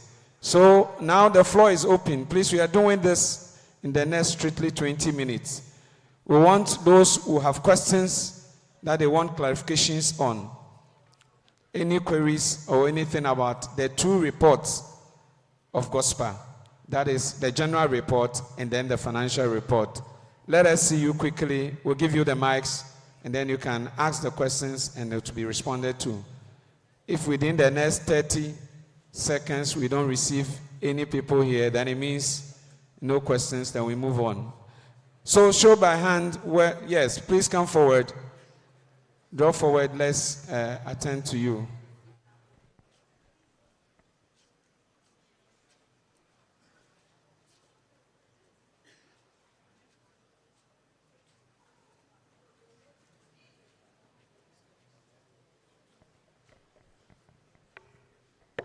Gentlemen, take this one. I have one. You pass it on. Okay. I think, is this position? That's fine. All right. So thank you so much. I want to say that you've done a very good work, the national executives. With regards to the financial report, I know that this work you are doing, it's kind of a sacrificial work, but nothing comes free. I didn't see anything in the report that indicated whether you received some stipends or allowances or whatever. So I just want to find out if there was something like that. Yes. Okay, thank you very much. You can have your follow-up question right now, so we'll take them in series and they will respond to them. So thank you very much. Please give it to the next person. Oh, please, if you are here, you have to ask a question. Please, we want to take them in bulk and they'll respond to them so we can save time. So if there's any other person, please, let's show by hand so you can come forward and ask your question. Okay, my sister, carry on. Okay, thank you for the opportunity. Please, in the general report. Please, kindly introduce yourself. The gentleman, did you mention your name? Please, let's have that for the records. So please, kindly mention your name and your facility. Thank you. I'm Christabel Grace Hagan, Mother and Child Hospital, Kaswa. So in the general, Mother and Child Hospital, Kaswa. Yes. Great. In the general report, I saw somewhere condition of service for us has been improved. I'm here to talk for the senior pharmacists. We have this issue of when you get your promotion, your salary grade is reduced, and we raised that concern. It hasn't been solved, and I also didn't see it in the challenges. So I want the NEC executives to sort of give us a range or a time when our problem will be solved. Thank you. Thank you very much. So, young man, mention your name. My name is Yarai, Methodist Hospital, Wenchi. Okay. Thank you very much. So, if you want to ask a question, the mic is in there. They will focus on. Oh, you are here. Okay. So you can take the. You wait. Please, then can you come join them? Young man, please come and join them. Thank you very much. My name is Isaac Notive, Hope Polyclinic. I want to ask if it will be possible that GHOSPA can facilitate for members anyone who has salary challenge, a quarters where you can go and report. Sometimes your salary, you'll be there and you realize that your salary will not be coming. And then you write to your medical superintendent, to region, they'll tell you that you have forwarded it into national. You'll be there for so many months and still the salary will not come. So I'm asking if GHOSPA can create a session where we can also report so that they can also facilitate, those issues for us, or address those issues for us. Thank you. Thank you very much. My name is Jato Dong from Kolebu Teaching Hostel. I'm just making an inquiry in regards to the conditions of service, whether it has been made available for all members to have access to it, because I haven't look at it. Thank you very much.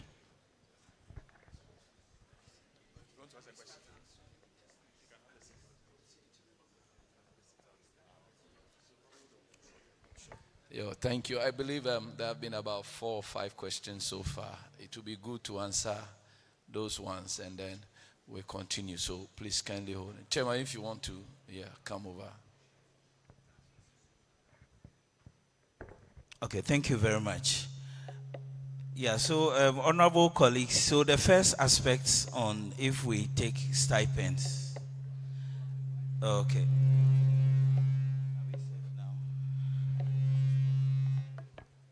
Okay, thank you. So the first the question on if we take stipends, per what I can term as the working policy of GHOSPA over the years, we do not.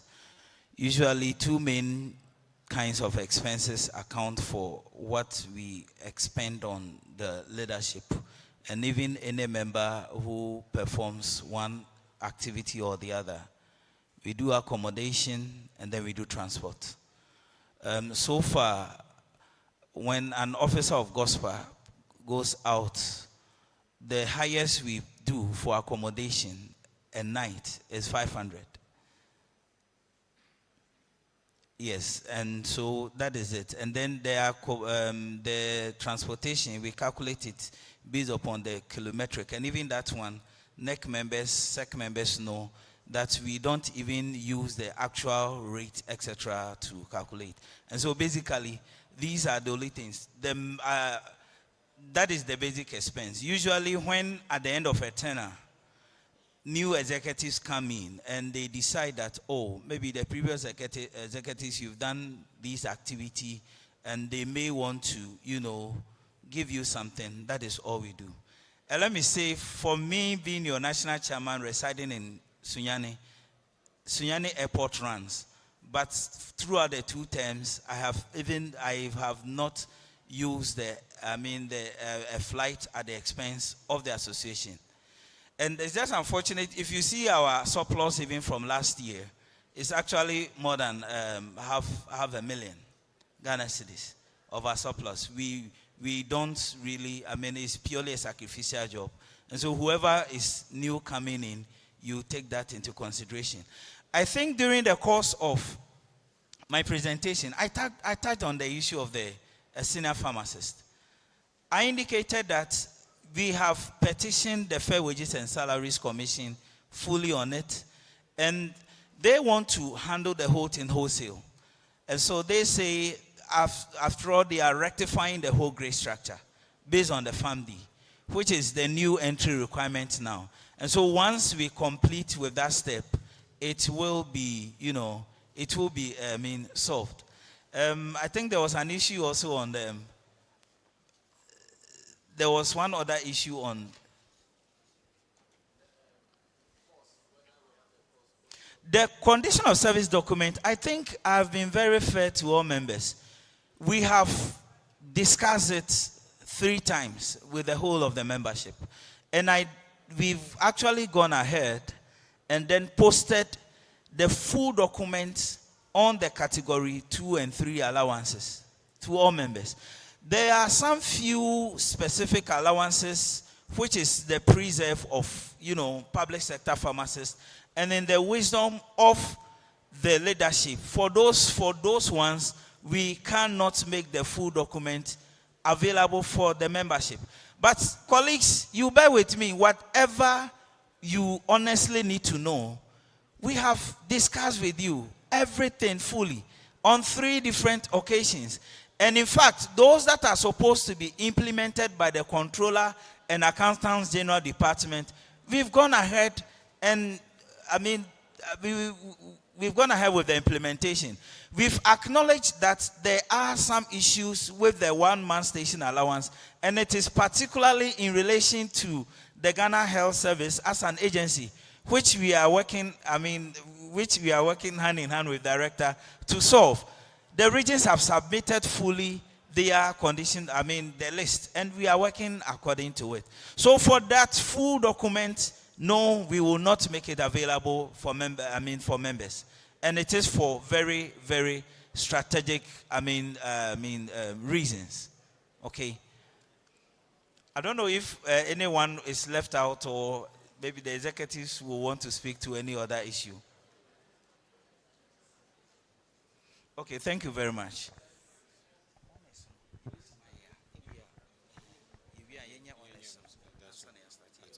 Okay. Please, after him, if you are not here, we are not taking any more questions. This is the last set. So we have 2 people. If you want to ask a question, join them. Otherwise, the opportunity will be closed for you. So kindly join them so you can ask your question wherever you are sitting. The last batch. Okay. Yes. So let's take a response from our director. Thank you very much. The lady, one person asked a question on whether there will be an office for GHOSPA salary issues to be addressed. I think GHOSPA is not an administrative arm of Ghana Health Service and the Ministry of Health. These issues is about the administrative arm of Ghana Health Service. If you have submitted your document to the headquarters, equally make 1 copy available to the Director of Pharmacy, Ghana Health Service, or Ministry of Health, so that if there is a delay, we can do follow-up. We do that. So please channel that to the Director. If you are in the teaching hospital and all that, there are problems, Ministry of Health, if Ghana Health Service facilities, channel it to the Director of Pharmacy, Ghana Health Service. GHOSPA Chair, outgoing GHOSPA Chair, I wanted to find out, in your presentation, you mentioned of, but you'll be going, no matter what. Yes, about securing an office for GHOSPA in Kolebu. Is it a bare land you are getting or a standing building? I wanted to see if it's a bare land, how do we collaborate with the Ghana College to see how we can have a space for a Ghana College too? Thank you very much. It's a follow-up question in regards to the conditions of service. I don't know whether the conditions of service is limited to a particular group of people in GHOSPA. It's of all GHOSPA members.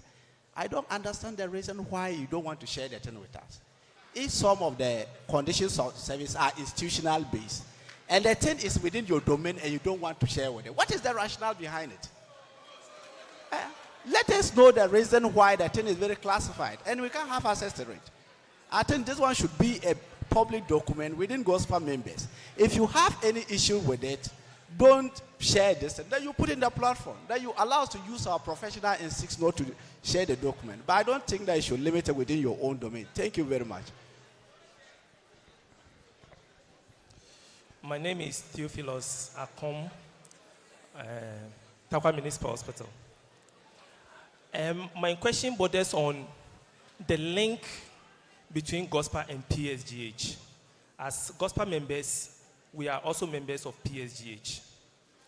And we know that when it comes to the doctors, there's one front, GMA. They don't have divisions. But in our case, it's a bit different. I want to find out, is it possible to have an executive of PSGH, say the president or the executive secretary, being a member of the executives of PSGH? Is it possible that just by that portfolio, you are an executive of PSGH, so that during all our labor issues, our mother is represented, not just GHOSPA, because we are also PSGH members. I find it difficult to understand how GHOSPA is looking for space for a structure, but PSG has. And PSGH cannot just give us, because we are members of PSGH. So I'm thinking that collaboration, PTAC has joined us, They don't have division bodies. It's just one body. So why don't we have that collaboration there? That even in our executives, there's PSGH represented. Even in their building, we have space there so that we have a leverage to fight better. Good morning to us all. I'm Francis Ageteba, Tamale Teaching Hospital.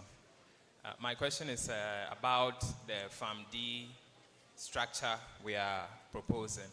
I want to know if it's possible, just highlight the key changes that would be implemented that we are expecting. My name is Timothy Abra.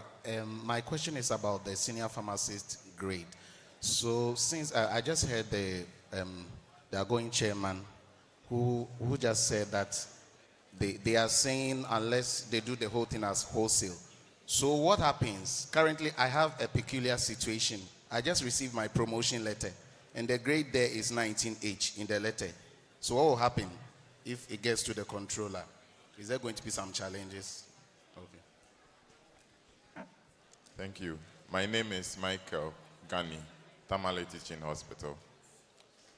I want to find out the level of collaboration with the other healthcare unions. I believe there is strength in numbers, and as GHOSPA, our numbers are so small. What is the level of collaboration with the other unions within the healthcare space, and what are our plans going forward in terms of exploring those areas? Thank you. Thank you. Good morning. My name is Vivian Parker, VRA Hospital. In the general reports, I saw that GHOSPA, under the projection, GHOSPA plans to engage pharmacists in the quasi-government institutions. I want to find out how that is going to be done, or if at the moment there is any existing collaboration between GHOSPA and the quasi-government pharmacists. Thank you. Okay, thank you very much for the opportunity. I'm Bernard Boabe, Tokyo Municipal Hospital. We had our president who was talking, and somebody was asking whether they take some stipends. Please, our president has not spoken yet. It's our chairman who spoke. Sorry, our Thank chairman saying somebody was asking whether they take stipends and all that, and he said there was nothing like that. I think that one thing that GHOSPA we have to work on is our image. Image is everything. You see, so it is not for nothing that sometimes we see our doctors, they are even going to the bank and they have their stethoscope on their, you think that it means nothing. But at the end of the day, it means something. You see, we have to look at our image very well, because when you sit on the negotiation table, it's your image first before everything else comes to bear. So I'm proposing that maybe in future, we shouldn't let our executives, maybe they are going for official A and something, and they are just picking their private cars and they go some taxis and things. We should have a GHOSPA official car that they will sit in, and when they go there, they know that they are coming in. That is what should happen. You see? Because when you sit there like that, all those things come first before whatever you have to say. We should have secretariats, recognizable secretariats in all the relevant regions. GHOSPA must be seen. We must have customized overcoats that show that when you are a pharmacist, this is the one you are wearing. Everyone is wearing overcoats. Sometimes you don't know who is who. These are the image things that we should work out on. We should have, I don't know, maybe we may already have that, Provident Fund. You see, GHOSPA one. We should have, we should be vocal. You see that sometimes there was a time when they said they were going to put medicines in drones and other things, and people were talking and GHOSPA were quiet. Anything, little thing that concerns drugs, pharmaceutical, whether it makes, we should be vocal. We should be seen to talking about it. We have gone to school for this purpose. You see, so I think some of these things must be. Our executives, I think in future we must plan. They must receive some small allowance. You see, if we want to build money must go inside. It's not just a sacrificial job, day job. We think we are doing well, but that will not get the job done. Okay, so I think these are And then we have our inadequate staff issues that we have talked about. I think that maybe through the regions, maybe our chief pharmacists and something, through the IGF, they should support so that we can be employing some pharmacists in the, maybe if you are looking at national, that will come. But for the meantime, maybe through our chief pharmacists and things, they should liaise with the management and others to make the point that we need these pharmacists. Thank you very maybe much. Through the IGF, they can. I think the point has been well made. Thank you. Great. So before the responses come, we want to again take the opportunity to do the last batch of introductions. In our midst, I've already mentioned Dr. Bismakate Japan, our former Director of Masuka Services, is now in, so let's acknowledge. Dr. Mrs. Grace Atejapon, if you're also here, please, let's acknowledge your presence. When we introduced them, they were not around. Oh, can you come a little bit forward, Auntie Grace? Okay. No. So, thank you very much. That is our former director. We also have in our midst another fresh fellow whom I skipped because I didn't see her well from where I was sitting. She is in the person of the immediate past director of Pharmacy Ministry of Health, as well as the freshest fellow. He was, inducted? Yes, inducted yesterday evening. In the person of pharmacist Dr. Mrs. Joycelyn Aziz. Please put your hands together for her. We also have our former chairman, not the one who received the award, but the one who just handed over to the award recipient and an aspirant of the presidency of PSGH. He is director of technical and something at HEFRA in the person of pharmacist Dr. Ajimai Bedu. Please, let's acknowledge him. He's here.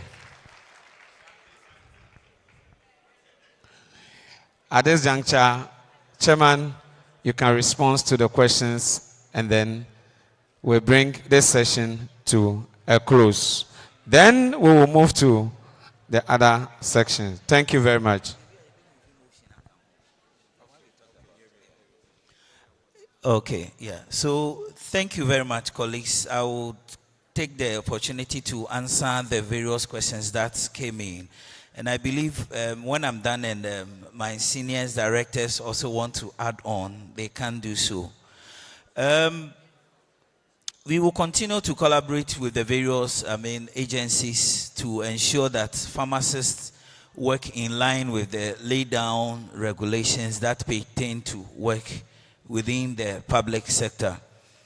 Senior Jato, you see, the issue of the sharing of the document is that, we cannot always trust where our documents land. Okay, on several occasions, we've come to the realization that sensitive information that are shared on the platform find itself elsewhere.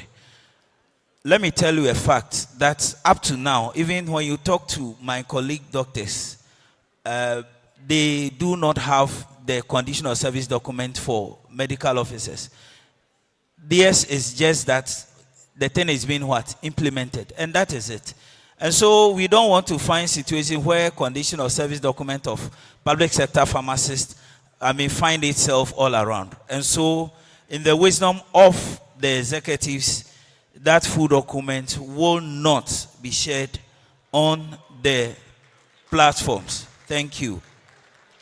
Linkage between GHOSPA and PSGH, and I'm very happy Mr. President is here. GHOSPA works hand in hand with PSGH. And you see, if you are conversant with negotiations, it is not an issue of PSGH particularly representing us. You have a team from GHOSPA and a team from government. Previously, it used to be 10 people per side, but now at the last negotiations, they actually even increased it to 15, which means that from the next negotiations, we can actually add on the numbers. At the negotiation table, what happens is that You, the union, come up with your proposal. And if I take us through how we develop our proposal, we brought allowances, other things we think it will be appropriate for pharmacists. We even pass it through NEC, looking out for suggestions, etc., to add on. After all of that, you consolidate that with your consultant. And you all know who our former consultant was.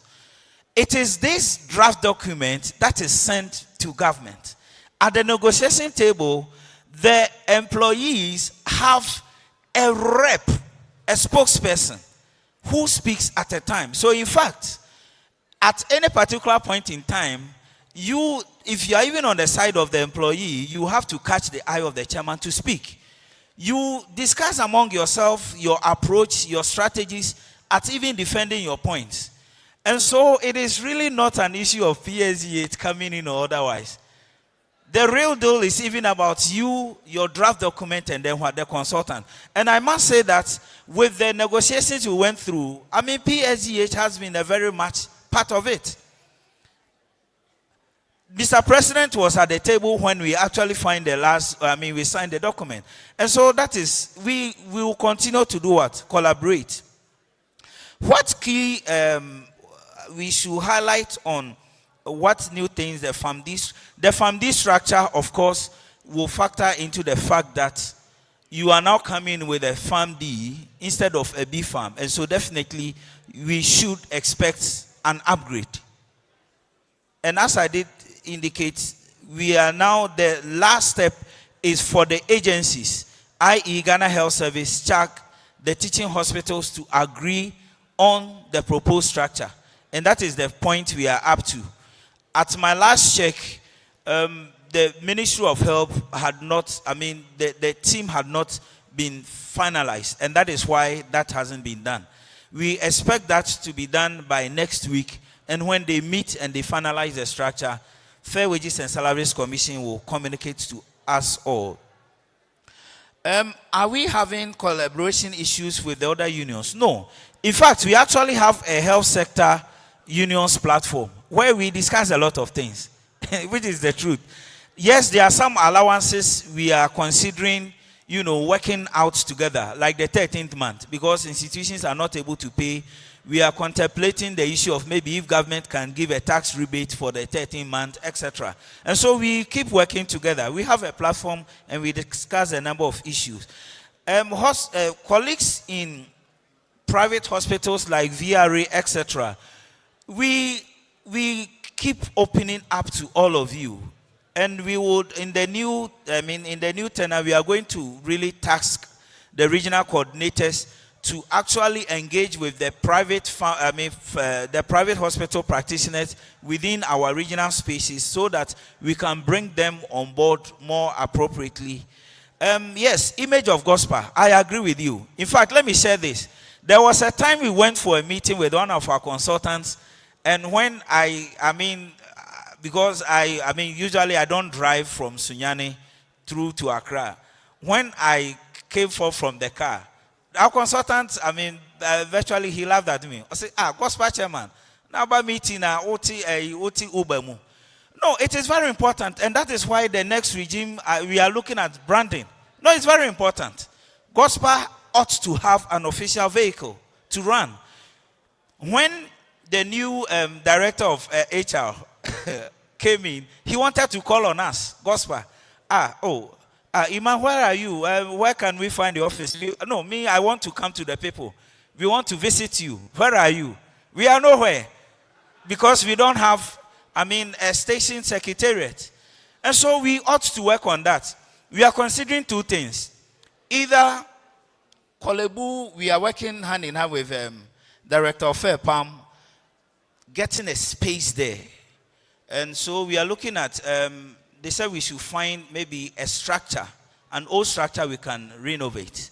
But even if we don't get an old structure, we get a bare land, I think we have the finances to actually put up our own structure, and that is what we want to pursue. And we will do that unapologetically. So please, yes, I believe we ought to do all these things. For the aesthetics of things, it's very important we brand ourselves appropriately so that we can rub shoulder to shoulder with our colleagues, in the other unions within the health space. At this juncture, I want to kindly put forth the proposal we talked about. It's quite important. In the next 2 minutes, I'll just be done. Colleagues, we acknowledge the fact that we currently pay 50 cedis. Our 50 cedis, 20 cedis out of it is towards our welfare, and 30 cedis is towards our, running. We do acknowledge the fact that, yes, if you look at our financial reports, as I said, our surplus is actually even up to more than 500,000. Our surplus was actually 587,000 cedis, 131. But we have a number of things to pursue. Honorable colleagues, if we look at the dues framework from some of our own colleagues within the healthcare provision front, we will look at very interesting figures. When we look at our own PTAG does our 50 cedis and they take a 20 cedi extra for dues. When we come to GRNMA dues is 2% of their monthly basic salary. They do 20 cedis for, welfare fund. They do 50 cedis for nurses fund. When we come to GMA does 120 cedis monthly for dues, and they do 300 cedis monthly for, their medical fund. When we come to MELPU does 1.5% of their monthly basic salary for their dues, an extra 0.5% for the welfare fund, and then the biomedical scientists with their GAMUs also do an extra 1.5% for their dues. When we come to Health Workers Union, they currently do 2% of their monthly basic salary for their dues, and they do an extra 30 cedis for their welfare fund. Honorable colleagues, considering the enormous tax, particularly having to do with advocacy, I told you if we want to achieve a new market premium, we cannot get it technically. We would have to pursue that politically and administratively through advocacy, and we need appropriate funding for these things. Considering this, the leadership met, and at our NEC meeting, we got the majority supporting the proposal that, respectfully, honorable colleagues, we should push our due structure to 2% of our monthly basic salaries. This would help us enhance our professional advocacy and influence. Colleagues,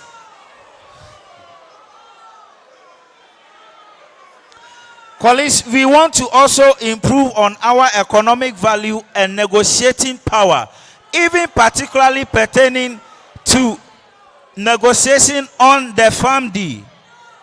Colleagues, we want to have enhanced, investment in our welfare and support systems.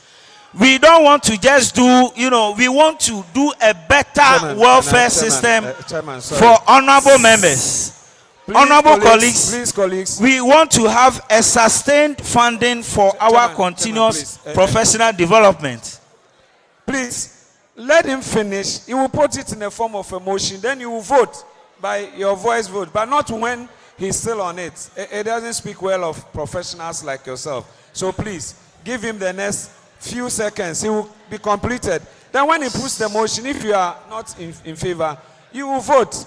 But this is not a time for votes. Please, allow him to complete. Thank you, moderator. Thank you very much. Honorable colleagues, we want to be able to build a war chest for strategic initiatives and autonomy. Look at the instance with even the Pharmacy Council from yesterday. We are looking at an issue where if we don't take care, you and I will not be able to superintend community pharmacists. We want to be able to drive advocacy in all these areas. And we want to, honorable colleagues, fortify ourselves against any external threats and scope creep, what I call scope creep. You remember just 2 weeks ago, there was a publication where, now our medical officer friends are now pursuing a specialty in what? Clinical what? Pharmacology. You see, I have been at the labor front by the privilege you have given me. I have served 10 years with GHOSPA, and I know the nuances of a lot of these things. Some of them is advocacy. Advocacy to the level of parliament, and we need what? Funding for some of these things. So please, it is not for our own aggrandizement or maybe to increase our allowances. No. It is to support our collective efforts, and we will come here, give you a rundown on any single pessoa you and I will contribute. So please, I've just gave you the scenario on our own colleagues, our own nurses, midwives. Those we actually even earn more than. How much they are paying to support their unions. Some of us came for the AGM, some are sleeping in Nigeria name what? Hotel. We need to up our game in this light. And I know the last time I was telling Mr. President, say, pharmacists, sometimes you want to do big things, but we don't want to contribute. How can you pay even 260 Ghana cedis for an AGM and think, say, what contribute here, man, they buy AGM? You see, let us face the reality of situations and let us prepare ourselves as such. So, honorable colleagues, that is the proposal from your executives. I kindly pray. Let us support this very noble cause, and we will all live to see the fruits this thing will bear for all of us. I thank you. Thank you very much, Chairman.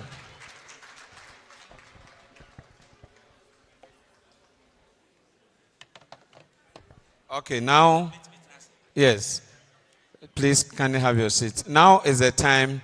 There is a motion on the floor. And like you rightly said, this motion came to the Standing Executive Committee. We accepted it after a series of questions. And then we sent it to the NEC as well. And after a lengthy deliberation, they also accepted it. That's why it has come to this level. Some will allow for just 2 interventions, and then the motion will be put for voting. I've seen one hand. If we will get that one, fine. If not, just that.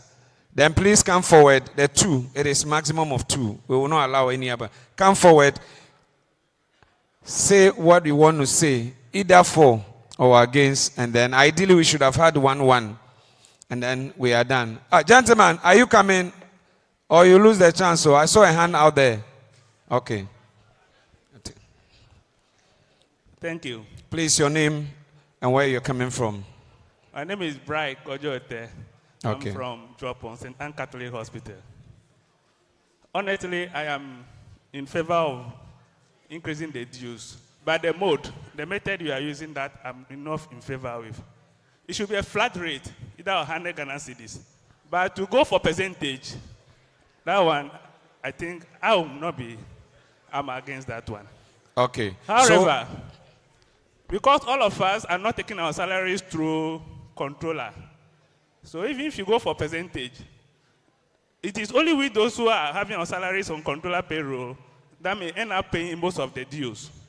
So they should put in a measure so that the way the facility remit SNIT contributions, they should also do that deductions and remit it to GHOSPA. Thank you.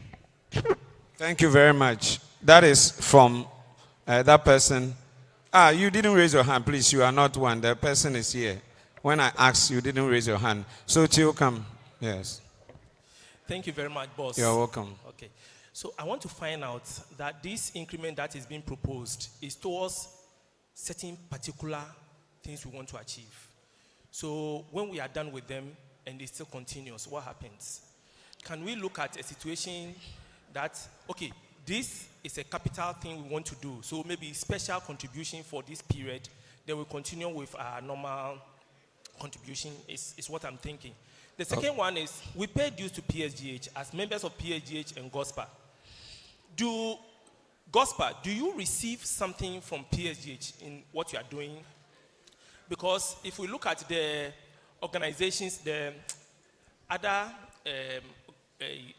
GMA and GRMA we have mentioned, they pay just 1 to 1. I think I get you. I get your point. So I will just take a bite, and then if Chairman will respond, then we come to the voting. The first person, we see a lot of the times the young ones who complain that when we go for negotiations, a lot of the benefits goes to the senior colleagues. That is the more reason why I support the percentage. If you take big, you contribute big, so that it will be more like equity in the contribution. So it is percentage-wise. I agree with the percentage. 2. Oh, I said you have your... when we said raise your hand, you didn't raise your hand. Meanwhile, you are complaining. Allow me to land.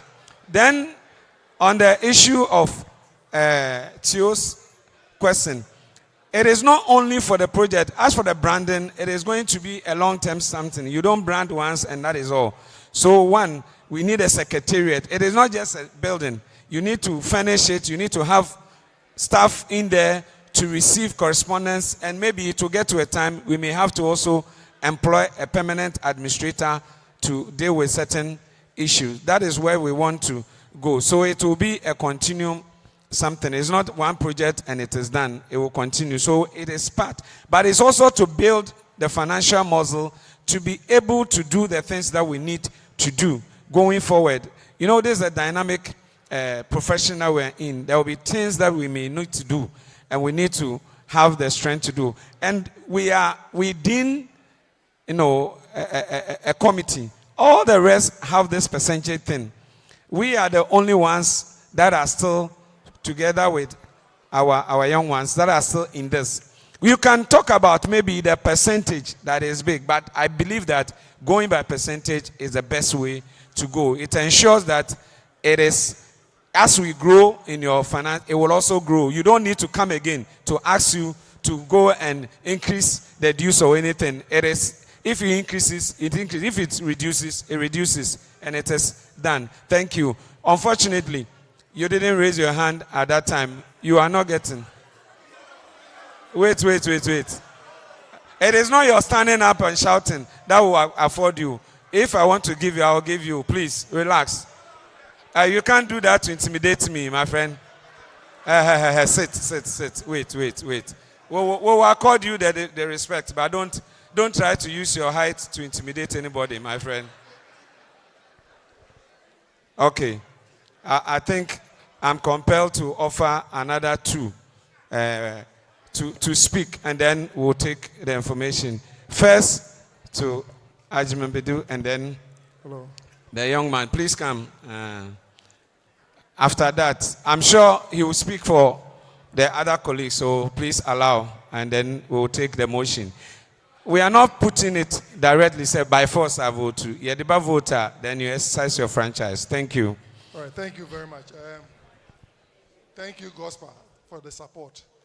I believe that issues concerning dues must be discussed thoroughly.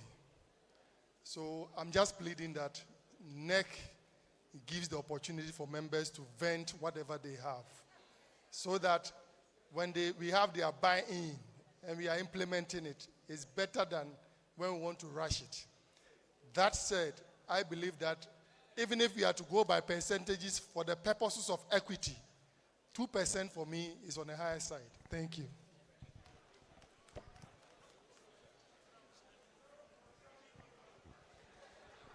Thank you very much. I'm Kofi Dugan.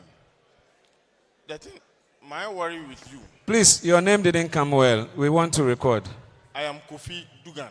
Thank you, Bra Kofi. My worry is you are the moderator. Yes, boss. The chairman has put a motion. Yes. Allow for a counter motion, and then you throw the question. Yes. There is a counter motion, but Well, you didn't acknowledge it. Someone came here and said that he is not in support of the percentage. great.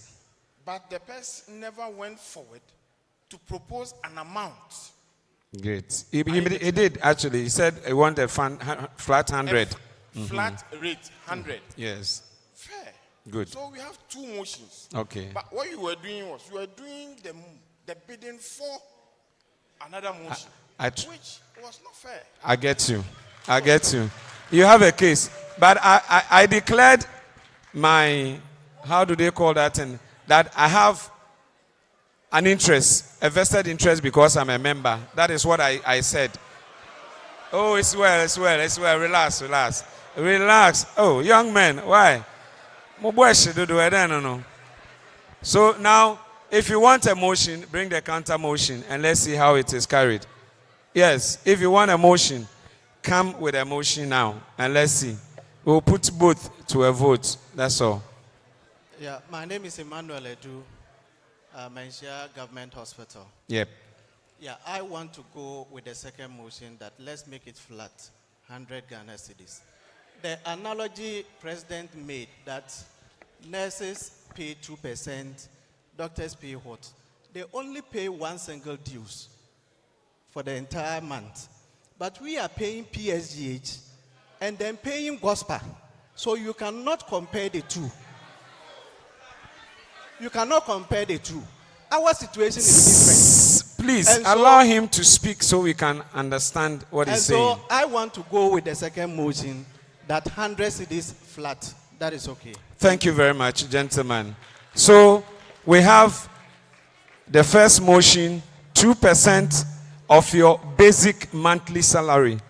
And then we have another one, 100 Ghana cedis flat. So these are the two motions on the floor. So now I am putting it across for the vote. For the first motion, 2% of the basic monthly salary. All in favor, please. Let's see by the raising of your hand. All in favor of 2% basic monthly salary.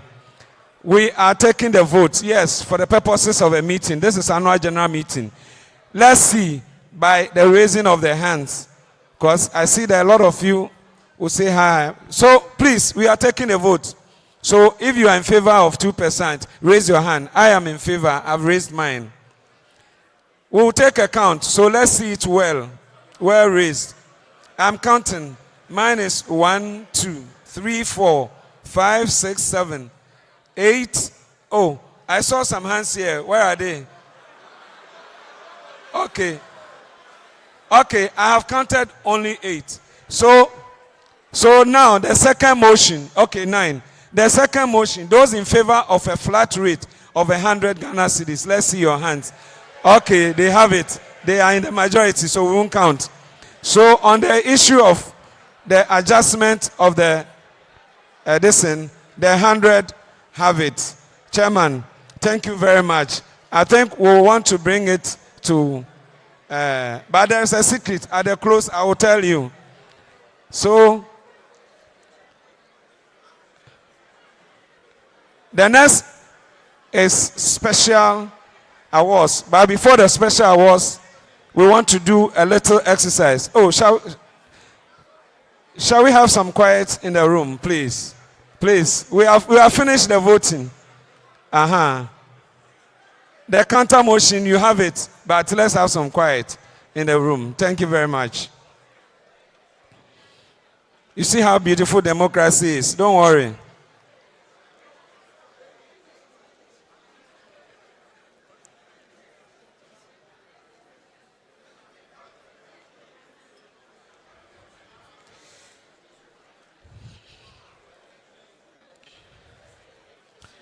We just want to acknowledge our senior colleagues from the time we gathered in Takoradi, then again last year in Kumasi, and we are here in Cape Coast. Within that period, we've had a number of our colleagues going on retirement after several decades of service to humanity and to public service in various facilities. So not in any special order, we want to just acknowledge them. If they are here, they will stand up for us to applaud them. From Ashanti region, we had pharmacist Dr. Douglas Damti. If you are here, he was formerly the head of pharmacy at Menshia Government Hospital in Kumasi. He's not here. We also have pharmacist Richard Ajimendua, a deputy chief pharmacist and head of Kokofu Government Hospital. If you are here, we also have pharmacist Dr. Bernard Chumesi Ankra, who was the deputy chief pharmacist at the Aguna Government Hospital. If you are here, please, let's acknowledge you. Okay, no. Okay, okay. So, if you're not here,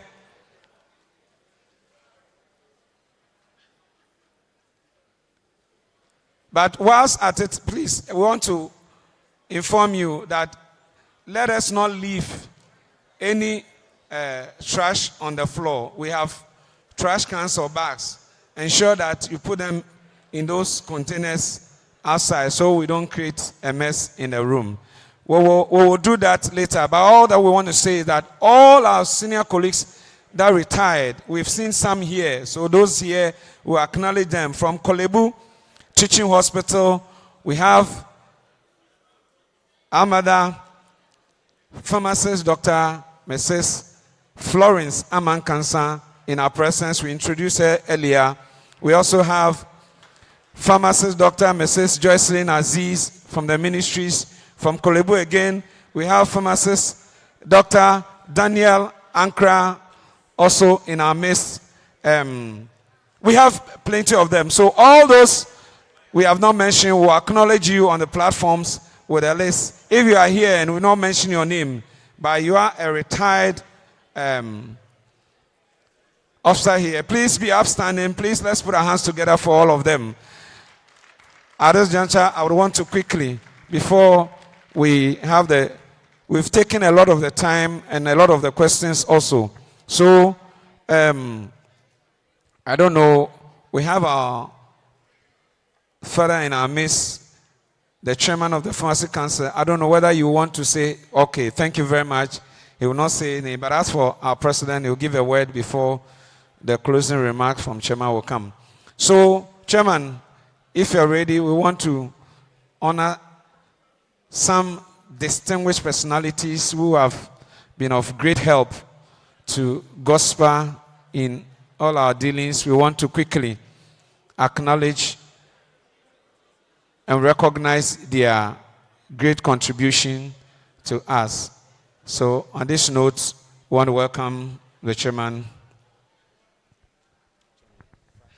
Yeah, hello. Good morning, colleagues, once again. In the course of our 2-year tenure, we've had the privilege of working with some very wonderful people whose roles and commitment to the cause of GHOSPA have actually helped us in the growth and the growth we have experienced. And so the team thought it very wise to properly, acknowledge them and thank them for the great work they have done for the service of GHOSPA. So we would want to kindly invite them, maybe one after the other, so we kindly present our token of appreciation to them. So first on the list, we have our own president, PSGH president, pharmacist, Dr.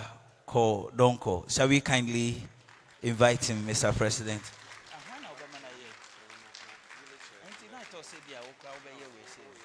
Okay. Okay. And then, there's...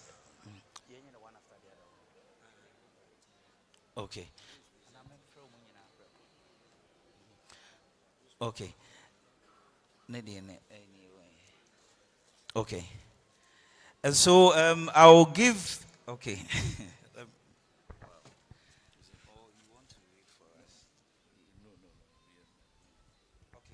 So we are going to read this, and then we'll call on one of our distinguished former MP to present it for you. I mean, since he's a very august listener with us.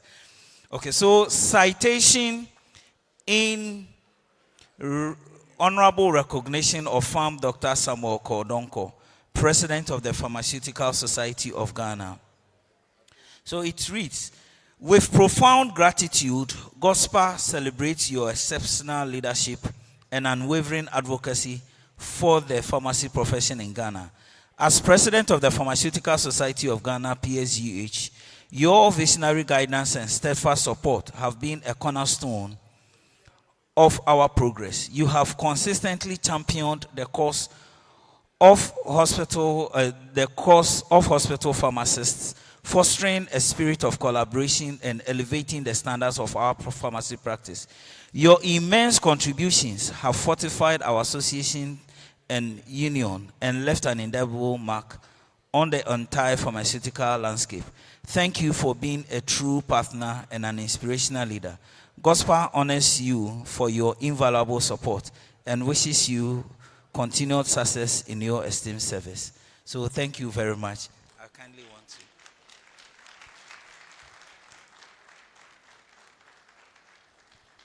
Oh, it's the other way.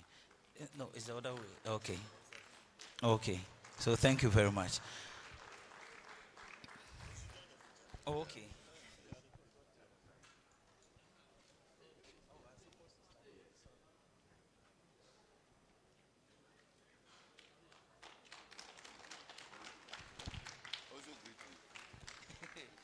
Okay, so the next presentation will also be to so the next presentation will be to the Director of Technical Coordination, former Director of Pharmacy at the Ministry of Health, our own mom, Farm Dr. Joycelyn, Farm Dr. Mrs. Joycelyn Aziz. Let's kindly welcome her. And oh, okay.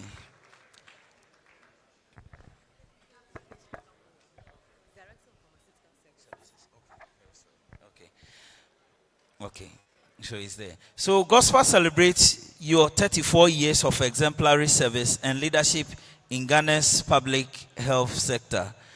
You began at Mamprobi Polyclinic as a pharmacist and head of pharmacy, later serving as liaison officer for the TB program. At the Ministry of Health, you rose through the ranks from manager for drugs at the Procurement and Supply Chain Directorate to Director of Procurement and Supply Chain, and ultimately to Director of Pharmaceutical Services. Your tenure was defined by vision, wisdom, and commitment to strengthening the health system. You collaborated with GHOSPA to secure financial clearance for the PharmD interns and enhanced our visibility at the ministry, ensuring the welfare of members was advanced. We honor your legacy of impactful service, mentorship, and professional excellence, and wish you a richly deserved and joyful retirement. So thank you very much. We kindly invite Dr. Dominic Autry to present this on our behalf, please.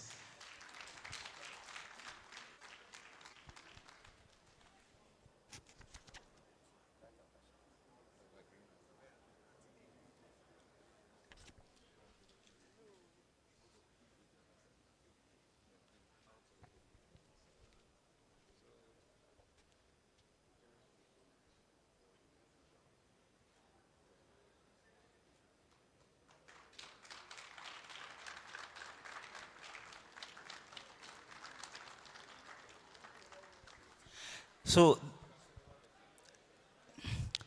service to GHOSPA is always great. We want to thirdly honor our immediate past national chairman, in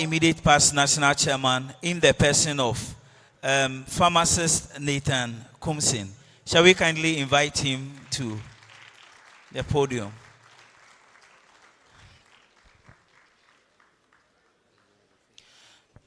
Okay, so I will start reading the citation.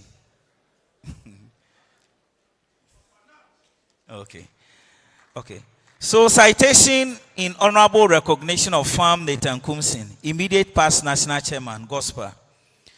With deep gratitude, GHOSPA celebrates your exceptional leadership and dedication as national chairman from September 2019 to September 2023.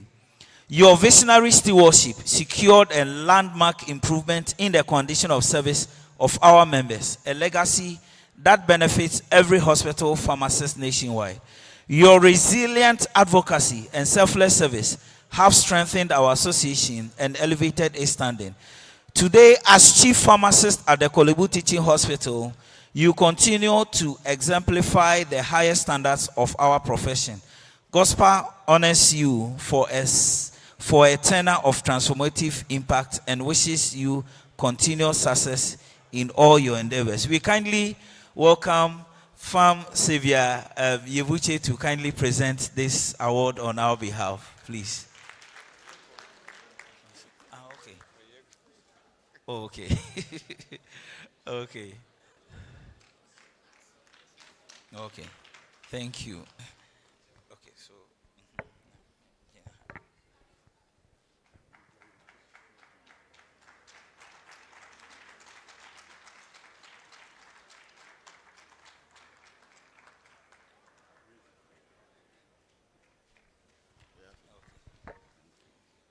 So last on the list,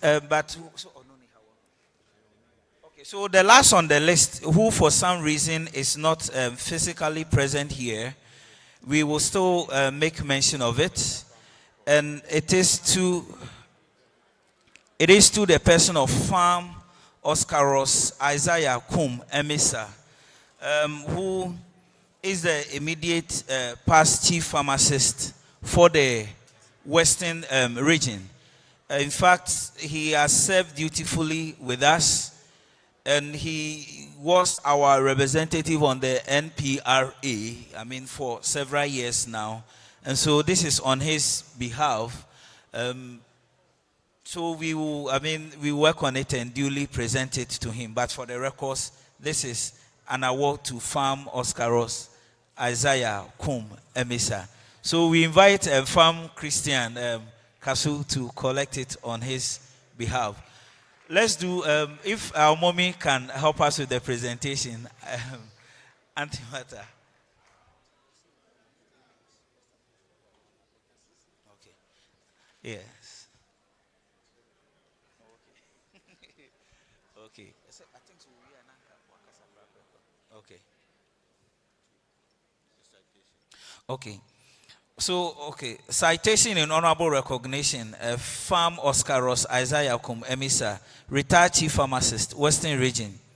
It reads, beginning your public service in November 1994 as a hospital pharmacist at Efian Kwanta Regional Hospital, you went on to serve with distinction in various capacities. Pharmacist medicine section at the Western Regional Medical Store from 2000 to 2009, manager of the regional stores from 2009 to 2020, and then GHOSPA regional chairman from 2002 to 2015, and then representative of GHOSPA on the board of trustees, health sector occupational pension scheme from 2016 to 2020, and then the chief pharmacist for the Western, for the Western region from 2020 to 2024. Through 3 decades of unwavering service, you have led with excellence, mentored with dedication, and left an enduring legacy in pharmacy and healthcare. GHOSPA honors you with deep gratitude and wishes you fulfilling retirement. So thank you. So present it.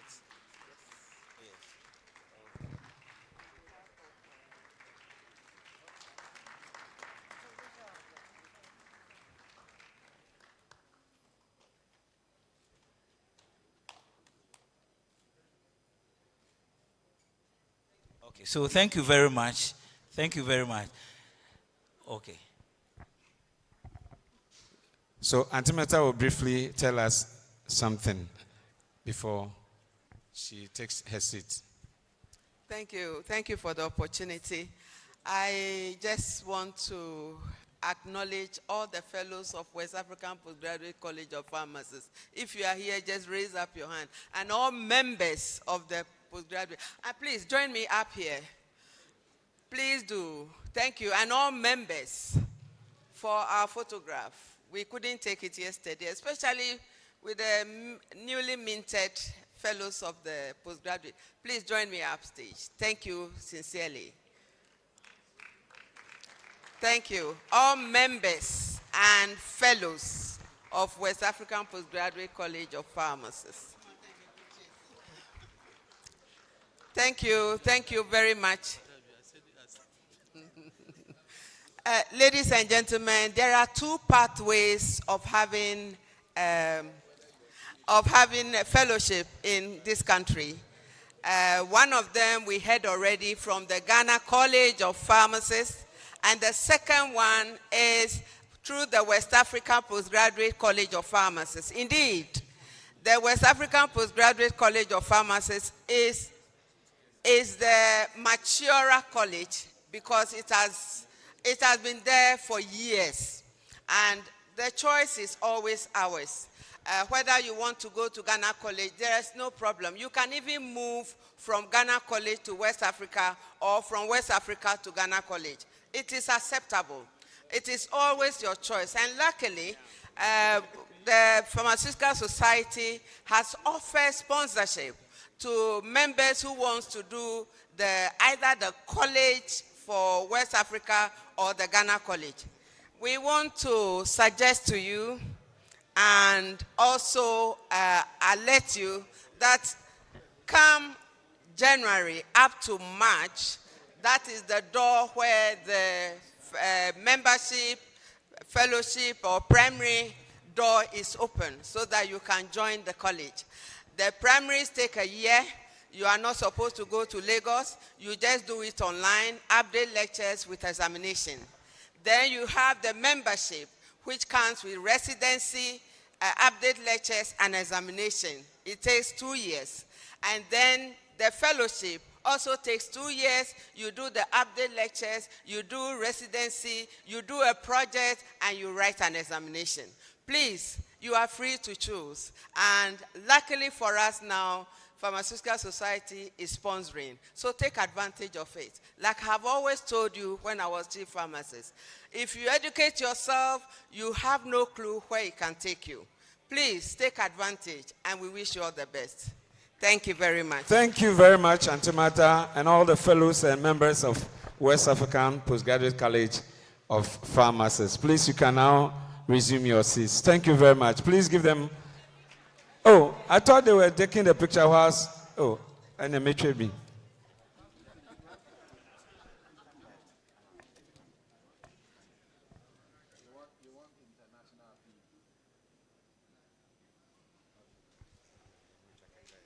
Thank you very much. Thank you very much. So now our very last program, which I want to profusely appeal and apologize to our distinguished panelists. We've lost one member of the panel because of a little confusion that occurred. Apparently, he was invited by PSGH. We also invited him, he acknowledged. And then later he got confused that he didn't attend the PSGH, so it is off. So as at the time we acknowledged, he was stuck in Accra. It's not possible to reach here. So we have reduced number. So we are not receiving the human resource. But I want to quickly introduce the members to take their seats. We have first our Director of Pharmacy, Ministry of Health, Pharmacist Dr. Sylvia Yevuche. We beg you for taking so much of your time. It is very important. They are the shakers and movers. So as far as GHOSPA is concerned, pay attention so we can ask questions. Then again, we have Director of Pharmaceutical Services, Ghana Health Service headquarters in the person of Dr. Dominic Ochre. Kosa, please, let's acknowledge him.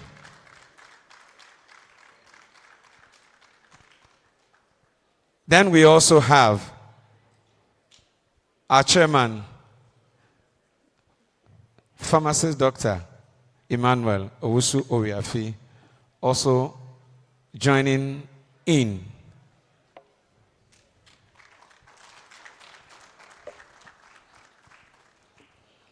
So we want to do it this way. We have our ladies who want to help us. We've heard masculine voice throughout.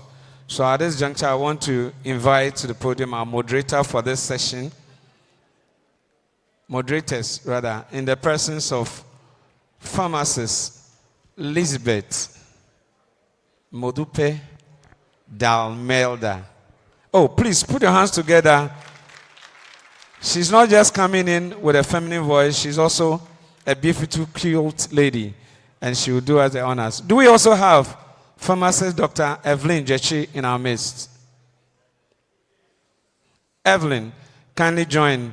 Let it straight to the point as possible as we acknowledge them. Okay. We will also, before I hand over to our ladies, the registrar of the Pharmacy Council has done us the honors by getting a suitable representative for his office. And so we have, unfortunately the news came late, so I don't have his name. Please, can you acknowledge the representative of the registrar of the Pharmacy Council coming to join? Oh, it's my own pharmacist, Samuel Kwakwa. So he's here to represent his registrar. He's a known colleague already. Thank you very much. Ladies, you can take it away. Thank you very much.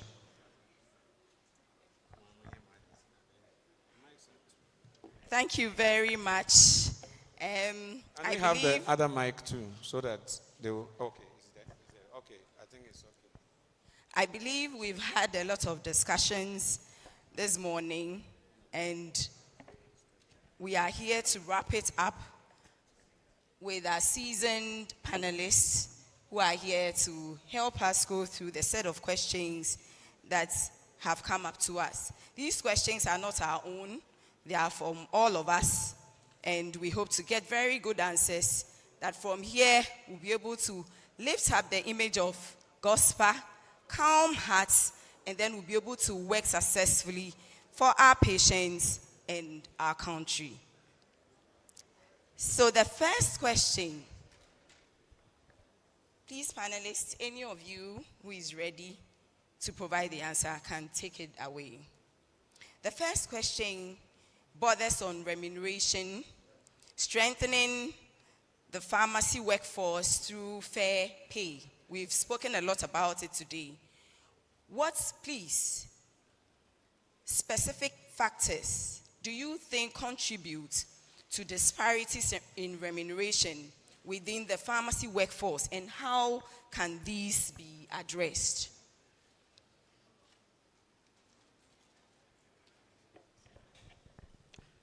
Pharmacist, yes, please. Thank you very much for the opportunity.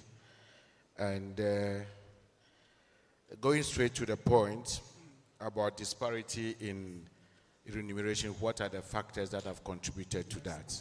How we can address. So the disparity here is it government and the private sector disparity, or within government disparity in government salary structure? Okay. So it's about, let me take it this way, government and the private sector salary disparity. This has been in place for a long time.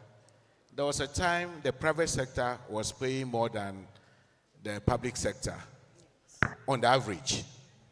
And so you see people leaving the public sector, going to the private sector. But then right after the salary review commission, when they done something about salary in the public sector, you will realize that on the average, the pharmacists, especially the newly qualified pharmacists who are employed in both sectors, the public sector seem to have a higher or better salary than the private sector. Currently, if you look at the locum or those who are paid in the public sector, private sector, their salaries are on average lower than the public sector. It's all about some of the factors that I think that might have been a contributing factor is the market share. You see, in the private sector, for community pharmacy to pay well, it means that your market niche, the 400-meter rule, guarantee you some level of market share that you can, when you make your sales, you can pay your staff very well. But that has eroded over the years. So because of the one-time approval of licenses for over-the-counter medicine sellers, and even the breaking of the 400-meter rules and so on. So that could be one of the factors for the community pharmacies. But for the public sector, yes, one of the things is that we have to document, this is for us GHOSPA, what we do. The President of the Republic mentioned that there will be another salary re-evaluation or structure. And when they come out to ask us, you pharmacists, what do you do on daily basis? They are not waiting for your oral acumen. You want to see results. Yeah. What do you do? How many hours or minutes do you apportion to this? And it must reflect in your annual report in your facility. And then at the national level. In the absence of that, you will talk, but they are scoring. At the end of the day, we may not get that.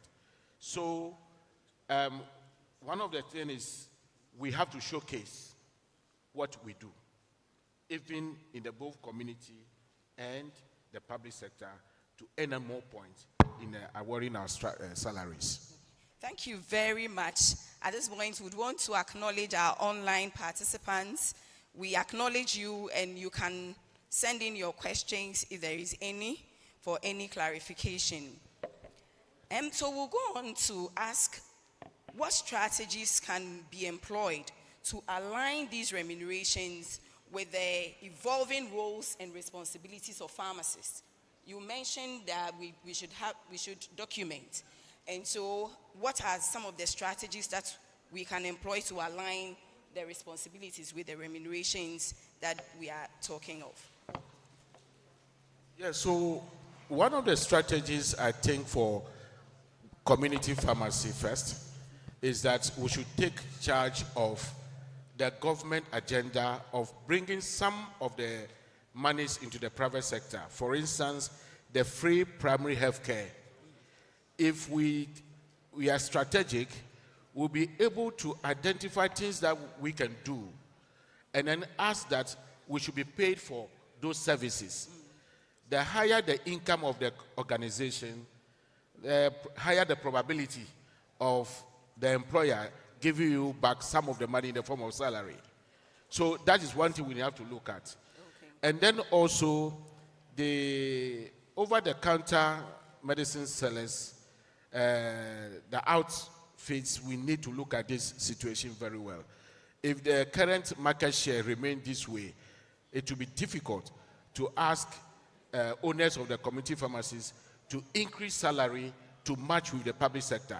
So the disparity will be there and they'll be drifting. In fact, at the headquarters, almost every week, people who are almost about 4 years, 5 years to retirement want to come to the public sector because the private sector is failing. Yes, even those who own pharmacies, they are not making that critical sales to even pay themselves. So they want to come and spend 5 years, 6 years with the public sector before going retirement. So these are the strategies that we can also have a look at. As for the public sector, ours is to do more work, showcase, and then we'll be able to make more cases for more salaries. There are some things that we need to do in the public sector. For instance, local manufacturing. That is this extemporaneous preparation that we do in the hospitals. We need to take notice of this. And that could be one of the things we can advocate for in the next negotiation for condition of service, saying that we want production allowance. This is unique to us. Doctors, when they do surgery, they take a certain percentage at the facility. But we don't have that. But we do extemporaneous preparations. Let's have records, showcase. And then when we appear before the negotiation team, we will say that this is the quantum of money we bring to the facility, the safety issue that we bring on board, and therefore we should be remunerated. Okay. Thank you very much. So the specialized role, the evolving roles, we can tabulate them or document them, and then when we go and sit at the negotiation table, we bring them to bear, and then we'll be paid for. Thank you very much. Dr. Dominic Ochi wants to contribute to the first question about the remuneration. Yeah, thanks so much, Madam Moderator, for the opportunity. And good afternoon, everyone. My colleague spoke about disparities, basically focusing on the government and public sector. So the government sector and then the private sector. But I want to maybe spend some few minutes talking about the disparities within the public sector. I think the underlying principle governing the Fair Wages and Salary Commission's restructuring, or what they call it, salary restructuring, was equal work for equal pay. That presupposes that maybe if you have the same qualification, if you all enter the profession with the same basic qualification, then it then also means that your salaries should be at par with each other. With pharmacy, interestingly, the supply chain of medicines is quite vast or limitless. There are a number of agencies that, in one way or the other, play a role when it comes to the issues of the medicine supply chain. Let me take out the manufacturing sector and then begin with FDA, the regulatory body that basically regulates medicines within the public space. We can also look at the Ghana Standards Authority that basically looks at the equipment that we use and medical devices as well. We can look at HIFRA, we can look at NHIA, we can look at those of us who find ourselves within the pure health service delivery space, like Ghana Health Service, Ministry of Health, and the teaching hospitals. Interestingly, all these agencies have different conditions of service, meaning that if a first degree holder in pharmacy goes to FDA or goes to HIFRA or finds himself in NHIA or Ghana Health Service or the Ministry of Health, because we have different conditions of service, and therefore we begin at different levels within the salary scale, it then implies that we are all going to be paid different salary. So going forward, one of the things possibly we should look at is that for those of us who are engaged in the public sector, whether you belong to HIFRA or whether you belong to FDA or NHIA, Ministry of Health or Ghana Health Service or the teaching hospital, we should all be placed at one level as the entry point. So that is one strategy to overcome that. The second one, I wouldn't want to term it salary disparity, but maybe salary differences. You realize that of late, when it comes to health service delivery, a lot of emphasis is being placed on specialization. It then implies that if you enter into service with an individual, and within 2 or 3 years, he goes to specialize, the specialist grade is pegged at 22L for now, which is equivalent to the chief pharmacy specialist grade. And it takes you not less than 20 years to become a chief pharmacist. So it then implies that if somebody goes that way, then there is a tendency for that individual to quickly upgrade to become a specialist, senior specialist, and even a consultant. And if you go the generalist grade, it will take you several years to catch up with that individual. So maybe the strategy forward is that once we have the colleges of pharmacy right in our midst, let's take advantage and specialize. Because for me, that is the way to go now. Thank you very much. Thank you very much. And I believe that when you join an institution, when you are given the chance to upgrade, also affects the salary, the remuneration. Because if you are at the senior pharmacist level or the principal pharmacist level and you're able to upgrade and become a specialist, then there's a jump. But if you're already a deputy director or deputy chief, then you will not see so much difference. So we are pleading that we shall allow ourselves to specialize earlier so that we'll get that satisfaction in remuneration as we work at it. Thank you very much. Now the next question goes to our dear chairperson for GHOSPA, Mr. Uriafe, Farm Dr. Uriafe. Could you kindly tell us the role that professional organizations play in advocating for better compensation for pharmacists or professionals like us?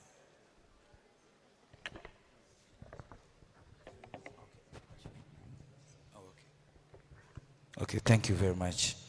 Yeah, so from our end as a union and a professional association, the first and foremost thing is for us to do what?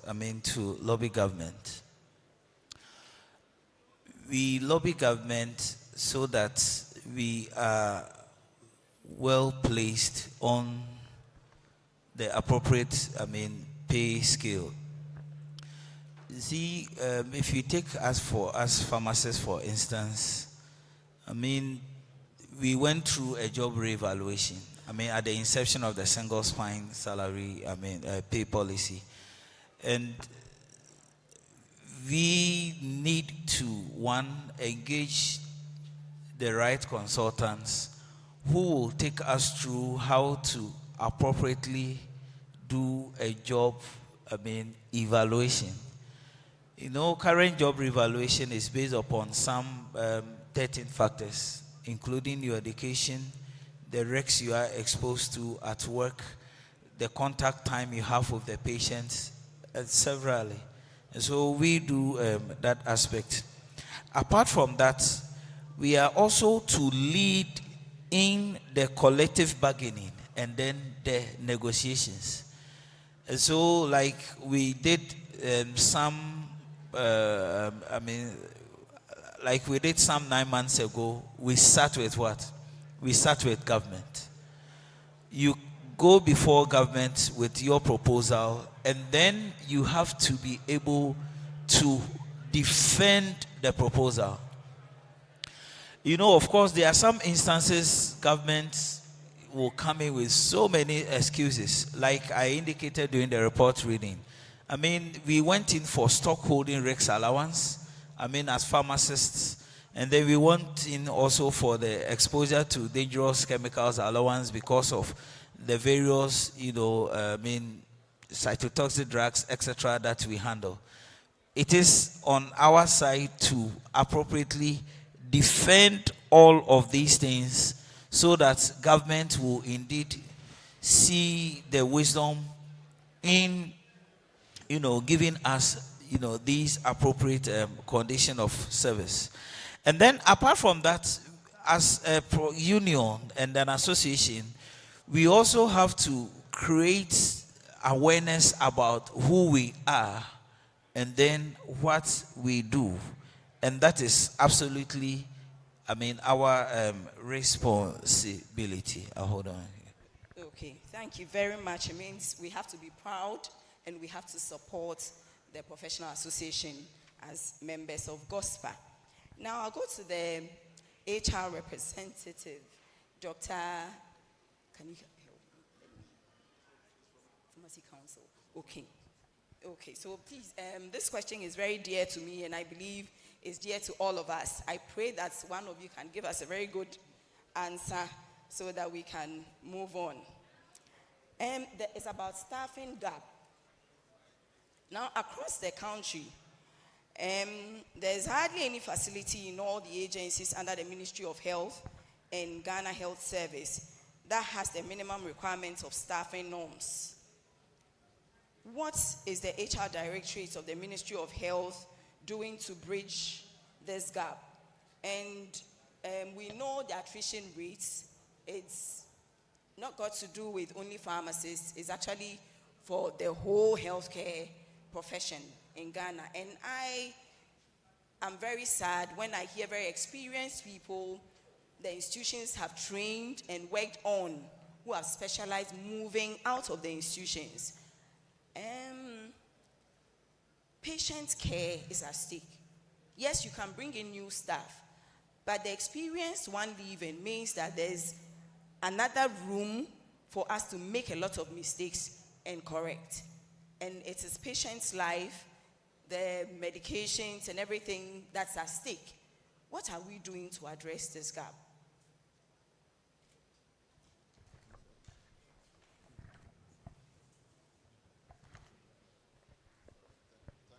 Opportunity to maybe begin with a response. You are very right in relation to the issue raised, and for me it's so dear to my heart. I was privileged to work in Northern Region as the chief pharmacist for 7 years, courtesy Dr. Mrs. Jansa Lutrot. She gave me the opportunity to go and serve in Northern Region for 7 years. Northern Region at that time had about 29 districts. Meanwhile, there were only 20 pharmacists. And interestingly, you go to a facility and there is only one permanent staff who is a pharmacist. The rest are basically MCAs working. And these MCAs were not mechanized staff, they were casuals. And it's as if Northern Region was the only person suffering from it. I came to Greater Accra, and when I came to headquarters, the chief pharmacist for Greater Accra region approached my office and told me that they are woefully understaffed in Greater Accra when it comes to pharmacy staff. And I was shocked. I told myself, look, in Northern Region, there were 29 districts with only 20 pharmacists. Here's the case, Greater Accra, that I thought you have enough pharmacists. And you are the first to come to my office complaining that or lamenting that you don't have adequate staff. This is very, very, very pathetic. And it cuts across the entire regions, especially for the newly created regions, it's even worse. What I would want to say is that, you see, every system, I'm quoting from Edwards Deming, he says that every system is perfectly designed to achieve the results it gets. I'm reiterating it.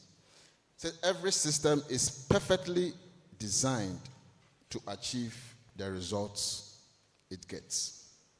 So if we are having problems with placement of pharmacists, then what I would want us to look at basically is the system that we are running as a service. The sort of results that we are churning out, what the system has interest in, and as to whether we are living to that expectation. For the Ministry of Health, for that matter, the teaching hospitals and the Ghana Health Service, the focus of the system is on enhancing or optimizing healthcare outcomes. In other words, it is clinically biased or clinically oriented. Based on this, if our outputs does not reflect that, what it implies is that those in the helm of affairs don't see the need to employ that key there of healthcare professionals.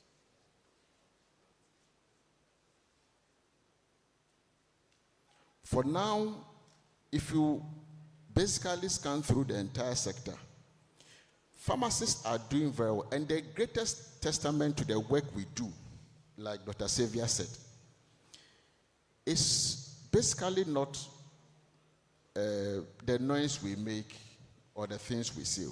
It's the data we generate to prove to the world that we are working. Data is said to be the latest currency. Data is one currency that does not lose its value. At headquarters, at the Ministry of Health, the only language that our superiors hear and understand is the language of data. So if you don't speak in that language, there is no way you can make any meaningful suggestion for them to listen to.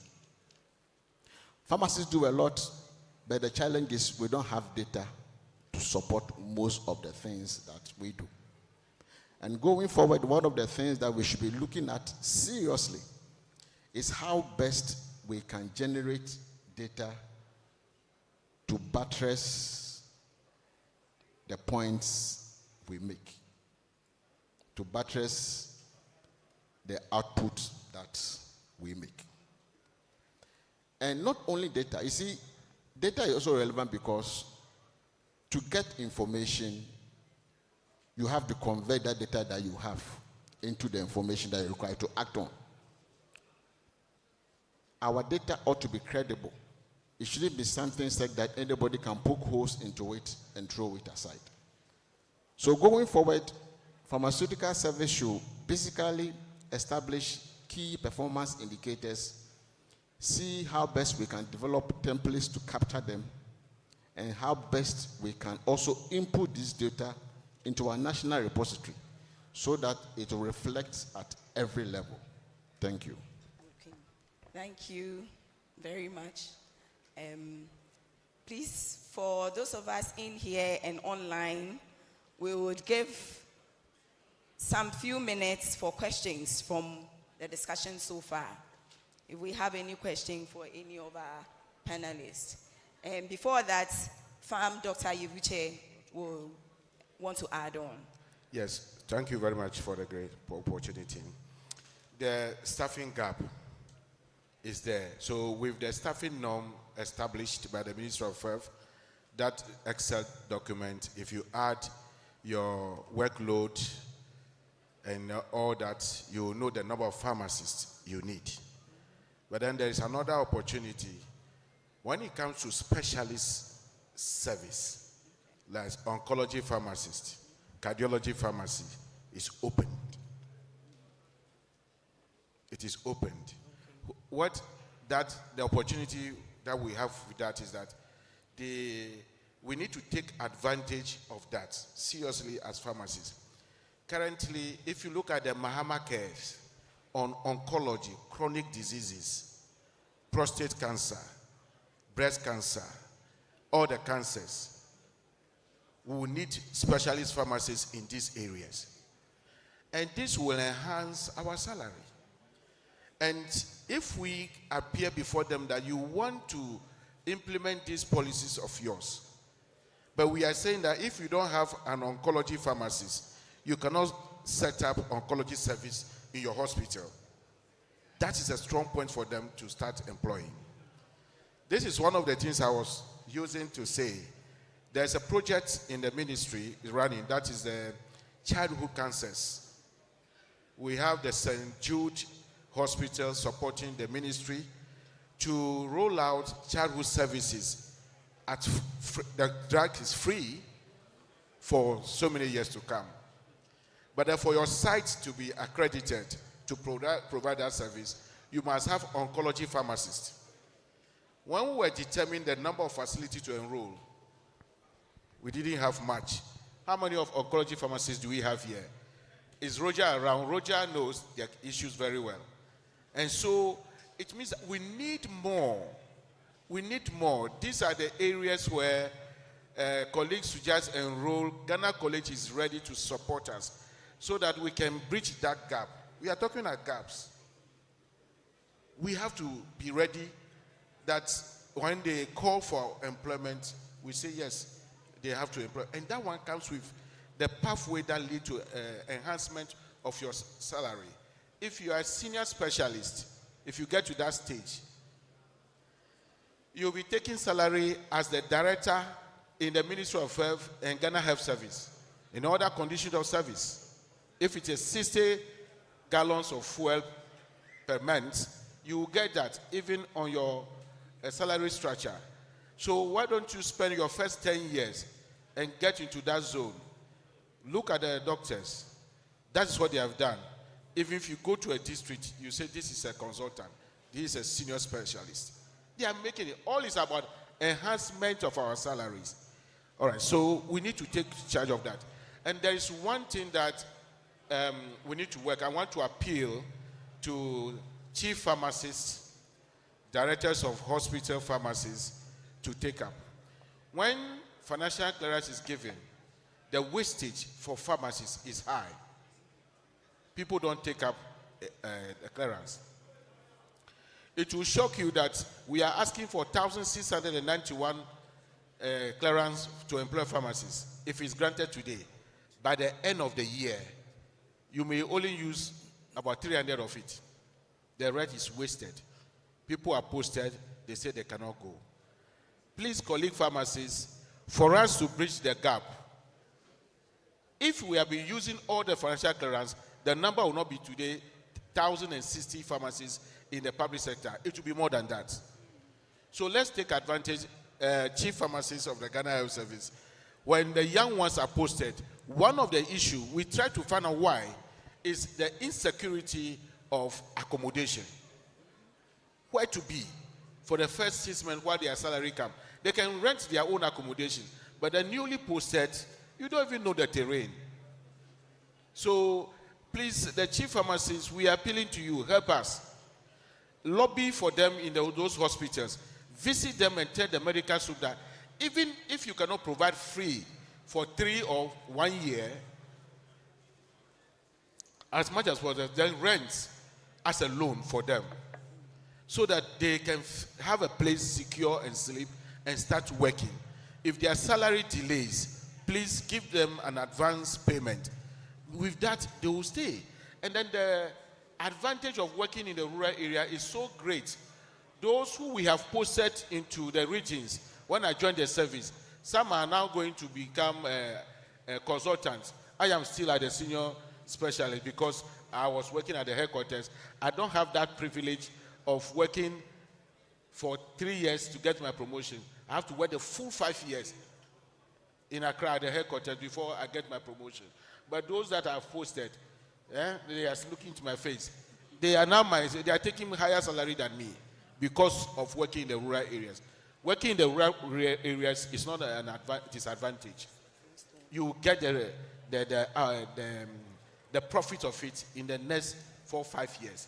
So, colleague chief pharmacists, please help us in this area. Other every day we'll be discussing the gap. Okay. Over.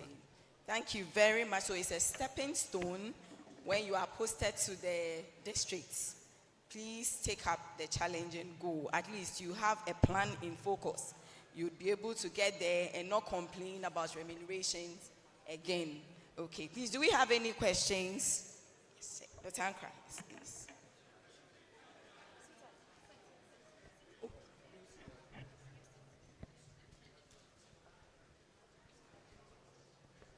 Thank you very much. Mine is an addition to what the Director of Pharmaceutical Services from the Ghana Health Service said. It's about data.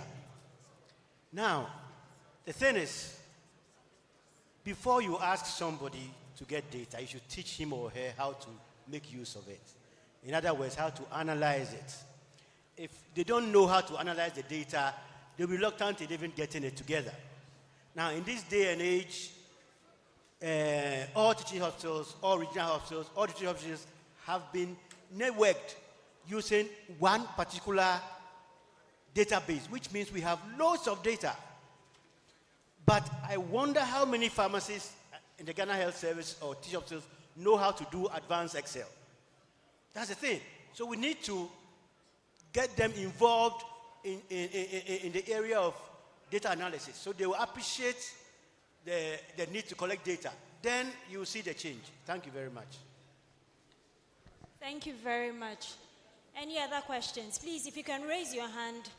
All right, I see 3 hands. We'll take the 3, and then we'll get the answers, and then move on. Yeah, thank you very much. I think mine is just an addition to my brother, Mr. Yebuche, and then the director. You see, the current government has prioritized where it wants its money to go. Within the policies of the government is prioritizing the primary health care concept. It was a manifesto promise, and the government have decided that that is where they want to focus. Our concern is how pharmacists understand the primary health care concept and our readiness to take advantage of what it comes with, so that all the remuneration and the recognition that we want can be realized in a short time. The primary health care concept was initiated by Ama Ata in 1978 by WHO and UNICEF. What it seeks to do is to bring healthcare to the remote areas, communities, broaden access, make it easier, have the most qualified personnel to be there to man it. Pharmacists would have to position ourselves to set up areas in CHIPS compounds. Are we ready to go there? We must have our presence there. We must set up pharmacy desks, pharmacovigilance desks, and then integrate ourselves to primary health care or public health concepts at that level. Make sure that we have our teams in the public health teams within the regions, because they are the people that are directly involved in the primary health care concept. And the focus of the government is there with its money and budget. The director just mentioned that a lot of areas you go there and the pharmacists are not there. We all want to be in the cities. If we don't strategize and sit down, understand the government's concept, and push our colleagues, especially the young ones, and ensure that specialists, like the director said, you go to Pram Pram, you go to Afram Plains, the medical doctors there, they are all specialists. Luckily enough, I'm humbled to be in the same committee with Honorable former Minister, Honorable Joseph Ilechre. When this manifesto of allowing pharmacists to be able to do certain things under the primary health care was enacted and was proposed and discussed, myself and him were in the committee. We were the only 2 people who said yes, pharmacists deserve to be in those positions, because the government is saying that for the primary health concept to be successful, pharmacists must be made partners. They must be allowed to diagnose certain diseases, do certain prescriptions, treat, and report accordingly. Some of our colleagues I don't want to mention said no. And some of them even said pharmacists were only trained to sell drugs.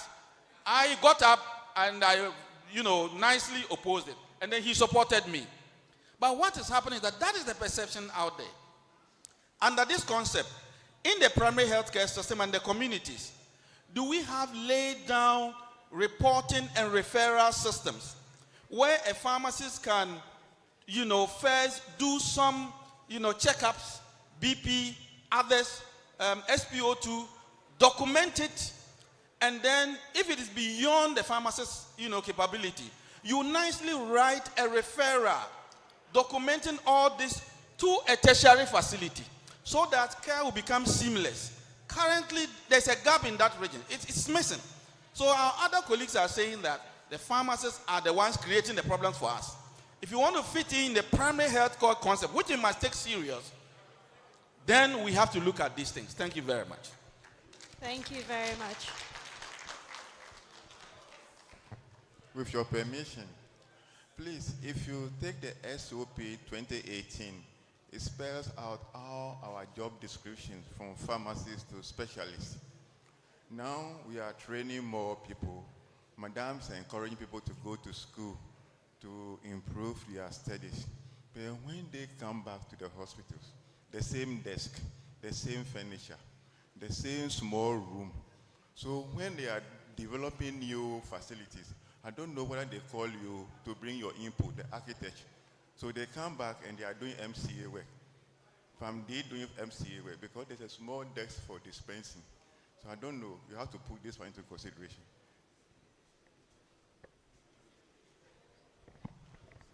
Thank you.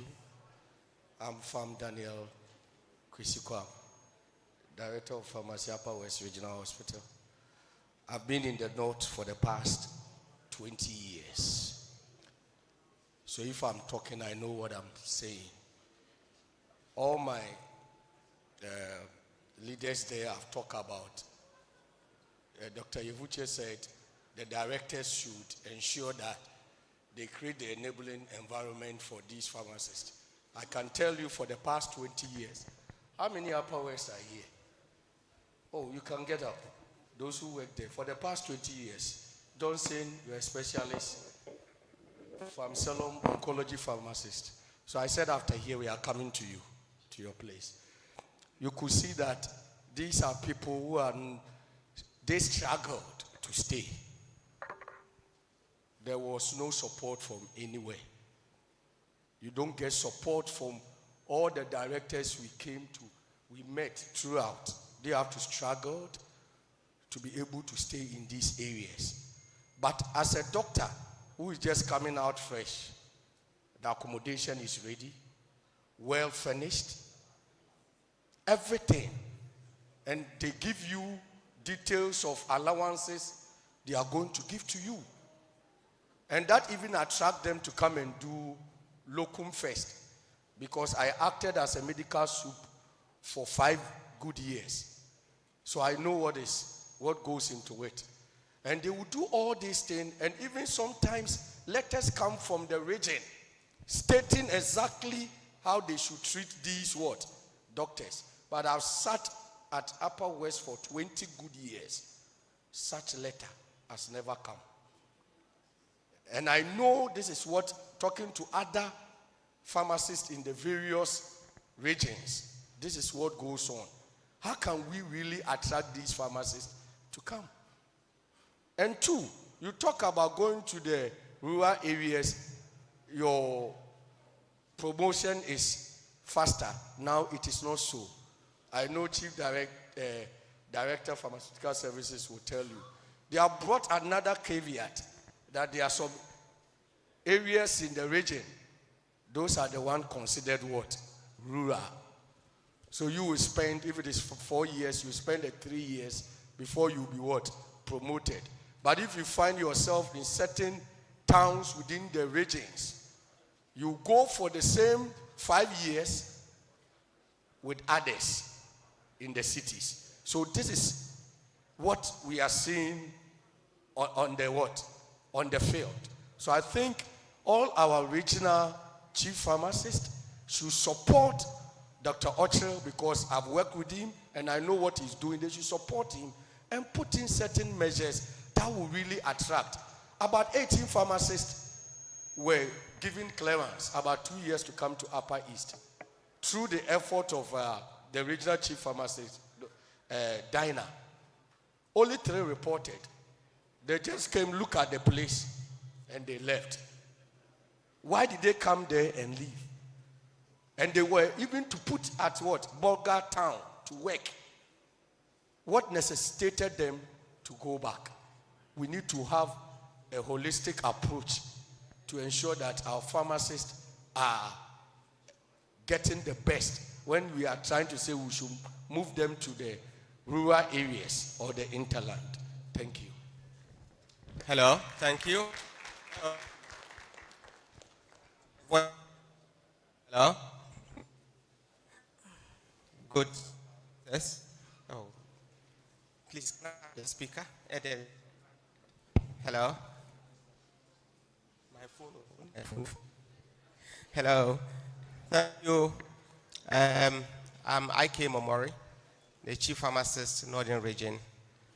I want to add my voice to the issues being discussed. I think that I would want to go back.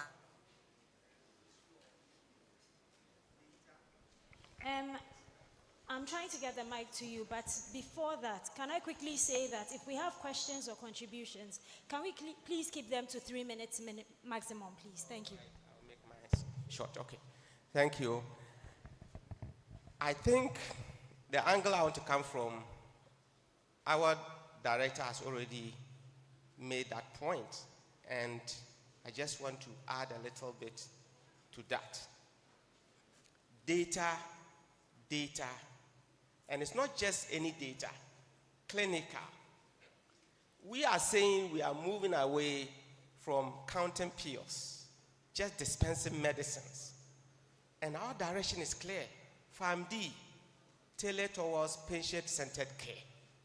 So, how can we convince anybody that that is the direction we are going without generating the data, clinical data for that matter, to support where we stand?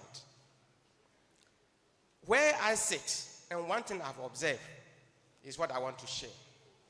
Please, Ghana Health Service policies are clear. And if we want to go far, we have to identify where we fit in and make sure we make all the necessary effort to get there. Today, we have GLMIS, logistics management, in place. We have LIMS in place. And you ask yourself, how many pharmacists are well vexed with these tools? LIMS across our facilities, hospitals. From where I sit, I ask people to generate data. And some pharmacists are struggling. Because when they came to install the LIMS, they didn't bother. So they don't even know how to go in there and generate relevant data. But even before we get to that, the question is, I have looked at the LIMS, the inputs there. Is it okay for pharmacists? Is it okay for us? That is the big question that we haven't answered.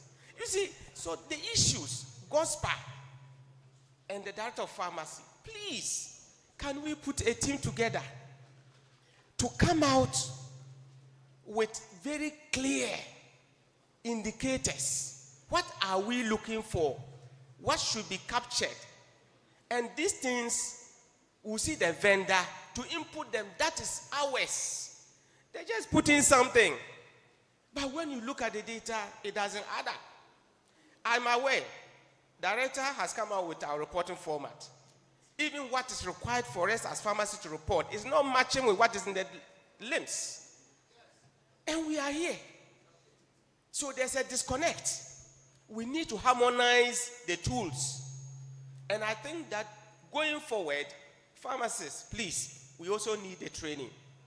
When these things are done, we need to be part of the training and even understand it better so that we can use the tools to do our work. That is my contribution. Other than that, this data will elude us. And as boss said, even at the Regional Health Directorate, look, if you do not make inputs in terms of data, nobody will mind you. That is a key. Thank you. Thank you very much. Thank you very much. I'll take it back to the moderator at this time. But before I do, I have a quick one. My question is, what is the role of our regulator in ensuring that pharmacists that are needed to work in the public sector are there? Because if we continue as it is, certain facilities, one pharmacist, what kind of pharmaceutical care is being given? What is the regulator doing? Thank you.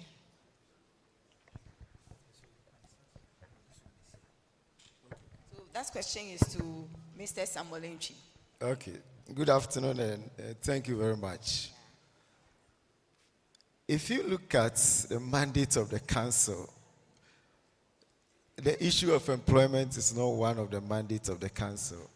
But notwithstanding that, there are various tools that we use to draw government's attention to the gaps.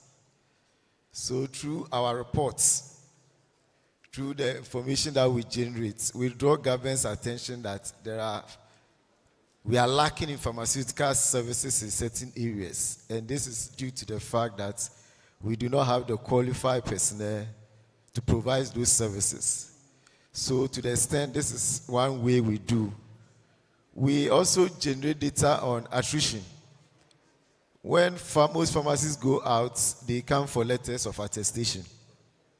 And so through our reports, again, we provide such information to policymakers that these are the increasing gaps that we are having in the health sector. The question is, do you go on with enforcement? And I think one issue that has come up is when we post pharmacists to these facilities, and it has been said here, most of us do not take up the offer. So that is one angle. The second angle is, even where we take the offers, what is our impact? What is our contribution? Are we on the ground to, as it were, work the way we are expected to work? So when you engage policymakers, you see, the policymakers are mostly politicians. And for the politician, he's not looking at the interests of individual professionals. They are looking at the interests of the public. And so if you would not, as it were, do things that will enhance your own value, or they don't see the value of you as a profession, they will put others there. So we are increasingly, for instance, seeing in the hospitals that they are using medicine counter assistants. Why are hospitals employing medicine counter assistants who are not qualified to handle medicines? So that is the stage we are. But as a regulator and within our mandate, we only provide or do advocacy in the background to draw government's attention to gaps in pharmaceutical services. So for now, that's where we are. Thank you. Thank you very much. And please put the case across as you have heard. Thank you very much. We have Okay. to add on. Yeah. So first and foremost, I want to, use this occasion to plead with our regional chiefs to also, create the enabling environment to receive new recruits, as has been suggested.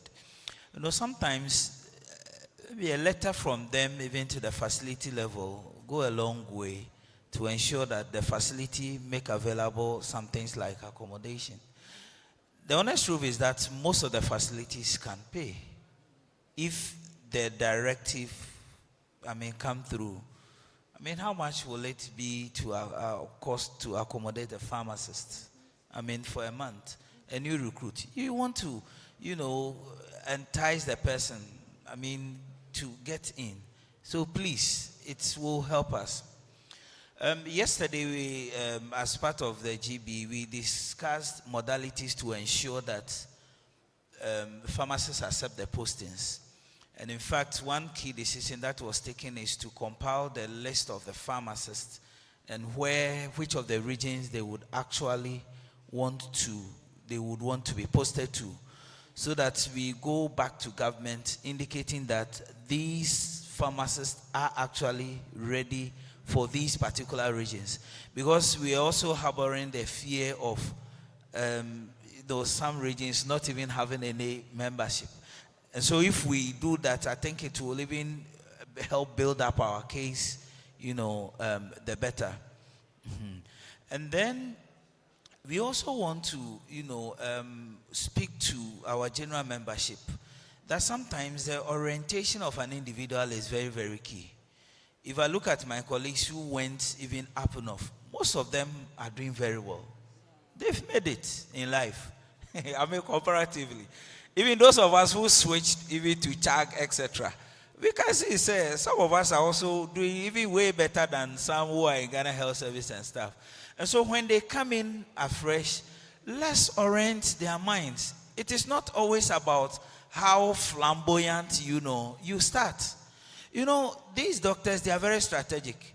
They can go 1 month, 2 months, then they go and make a case for improved condition of service. They will liaise with the district. The district will make available, even from the district common fund, some accommodation for you. Sometimes they will get a land for you to farm. And before you realize, they can even get, a wife or a husband for you if you want. And so we can do some of these things to also encourage our junior colleagues so that it will help in their, in their retention. Thank you. Thank you very much. Our directors would want to touch you to talk about the disparity between what is requested of us to churn out as a report and what LIMS or the electronic management systems are able to bring out. Because then you tend to do a lot of manual work even though you have the electronic system. So how do we marry the two? Or are we in the process of putting the required data in the system so that it can easily be generated, like Dr. Ankra said, with advanced Excel?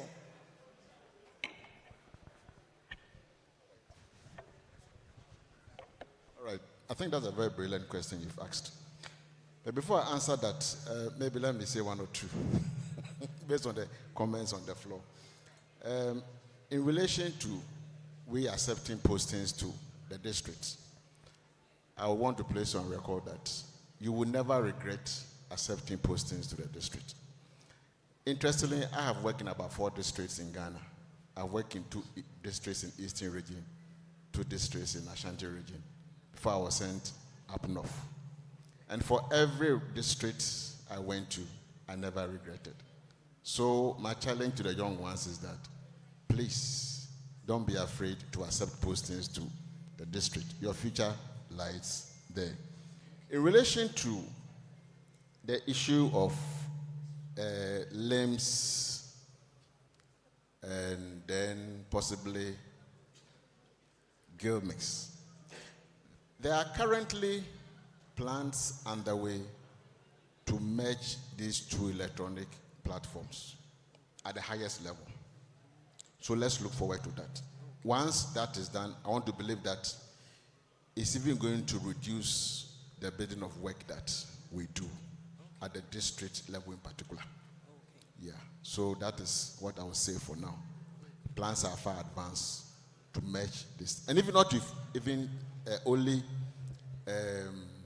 GAMES, even with Claimit, with the Claimit software, so that these 3 electronic platforms can be interoperable. Right. Okay. Thank you very much. Yes, just to add a bit to that. I think the LIMS may not give us the fine details to describe exactly what we spend our time on, to some extent to do, but not the much detail. Let me give you an example. If they ask you, what do you do on the ward as a ward pharmacist? You say you check medication errors. The LIMS cannot give you data on medication errors. But this is something that you spend your time on, asking questions. What happened to you? How did you try to investigate how the error came about to fill the form? So I want us to take it, the 2 of us, together with the directors of teaching hospital pharmacies. Let's make it our project. From now till the next time we meet again, and come out with a data collection tool to address the activities that we do according to our standard for pharmaceutical care booklet. What is expected, our standard, so that we even transform it into mobile application. If you are on the ward, how many patients have you seen? How many discharge counseling have you done? You don't have to come back. That is not in the LIMS. But you don't have to come back to come and fill a form. We need to use the application with your phone. The number of patients you've counseled, discharge counseling, issues you identify, medication errors quickly. The moment you say press, the data is aggregating somewhere. That will constitute your annual report in the hospital to show that apart from the LIMS data, which give you the number of prescriptions you have dispensed in a day, and then you have, this one will also give you the fine details that actually take your time. During the Winston, I went through the region training pharmacists on this some time ago. The nurses, those who marry nurses, you can ask them. They ask them, what do you do? They say they clean the patient. I turn the patient to the left, 2 minutes. I turn the patient to the right, 2 minutes. I raise the patient to sit on the floor of it. I give medication. By the time they listed, that's why they score marks nearly close to us. So we were advised to do similar thing. If you say you dispense counseling, state the details of what you do and the time you spend. Let us use the application so that you don't spend the time writing in books, then later come and analyze before writing the report. This is what we need to take. And then we continue. There, or even if we are there, we don't pay much attention to it. If we can capture such a data and publish that, okay, community pharmacists are doing A, B, C, D, S, Y, Z, and this is the evidence of it, I believe it can go a long way in also enhancing our value as pharmacists. So, like I said, pharmacy council is in engagement to do something in that direction. And then when we have the full modalities, I think we'll do further consultation with everyone, and then we'll move it forward. Thank you very much. Okay. Thank you very much. And I hope with this, Pharmacy Council is going to allow GHOSPA members to still superintend their pharmacy so that we can generate this data for all of us. Thank you very much, Pharmacy Council. Okay. So I have 2 inputs. I think that from our discussion, those of us on the field have a lot of information on what we need to better our profession, especially in the hospital and then clinical setting. So whatever the need is, I think we should now have a meeting with the schools, the universities, to feed them with the relevant inputs so that our graduates will come out and they already know the Excel, how to use it. They already know how to do a little bit of research and put some data together to speak for the work that we do. So from time to time, we need to do that. And then to our directors, the programs that the government seeks to push, maybe we need to inform our directors in the hospitals so that with that knowledge, even before it comes to bear or to the public, they would be able to identify certain people who are ready to go and study those programs and then be useful for the hospitals and then the other institutions. So maybe we need to collaborate more as professionals and then directors to be able to put our profession up there. The next question is that the agencies in Ministry of Health and then Ghana Health Service, I know that we are aware that there's a huge disproportion in the staffing. Now, because of that, the IGF is dwindling because some of them are employing people to help and using IGF to remunerate them. So the question is that what are we doing to protect the revolving drug fund? Because this is what is used to pay the supporting staff who are recruited. That's the question to our directors. Yes, so this issue about IGF, the revolving drug account, is coming up strongly these days. Our last meeting with the local manufacturers at the ministry, it came up. The issue is that they supply the medications, we consume the medications, but we don't pay the suppliers. First, we used to say that the NHI is holding our money. Now, NHIS will say, I am paying you promptly, according to the regulations. But the money is still not in the account. And earlier work done, studies done on the revolving account shows that there is so much leakage, not stealing. Leakage means the account has been abused. Abuse means it wasn't used according to the policy. It will shock you some of the things we saw. Drug accounts are used for birthday celebrations. We saw drug accounts being used to buy coffins. Not too bad. And so many other things. But now the issue about shortage of medicines in the hospital is coming. The tracer drug availability is also down. And when this thing happens, they don't go for the carpenter at the hospital. They don't go for the supply chain manager at the hospital. It's the pharmacist. In the past, we used to have pharmacists being the mandatory signatory to the revolving drug account. But with the new Treasury Act, it's no longer. They need 3 signatories. If 2 are able to sign, they blow it.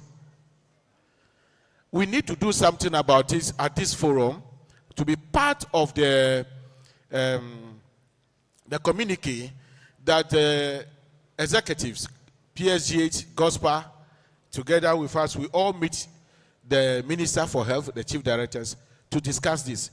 If truly they want the primary health care to succeed.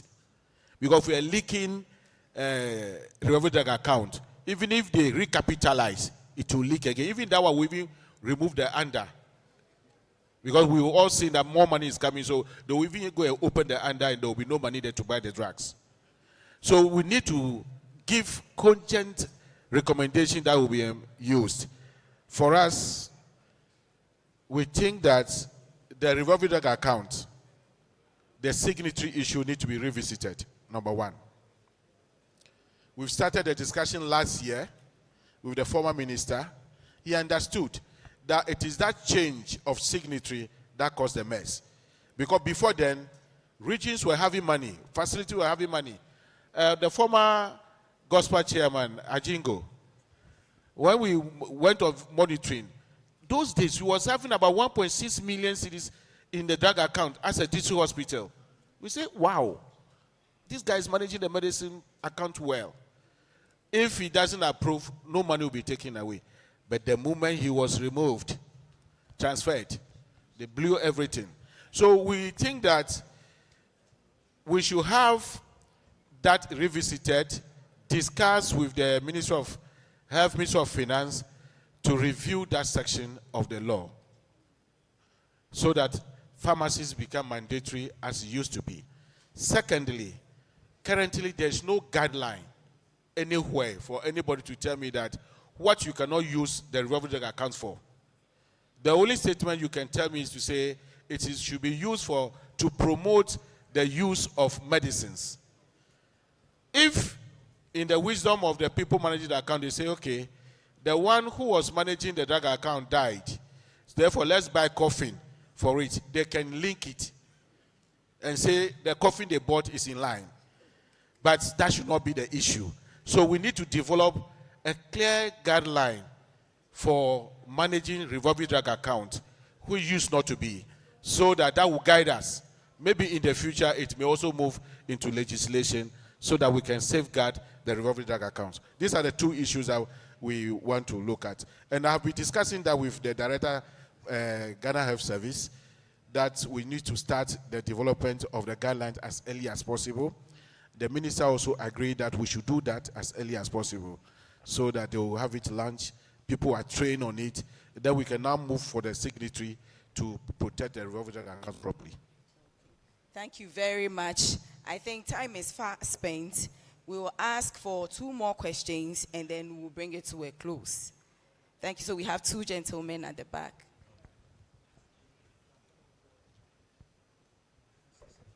Please, we would request that if when the questions are coming, please summarize for us. Thank you. Come, please come. Yeah, thank you very much. My name is George Riapinti. the acting chief pharmacist, Western Region. I want to bring us back to the issue of the recruitment.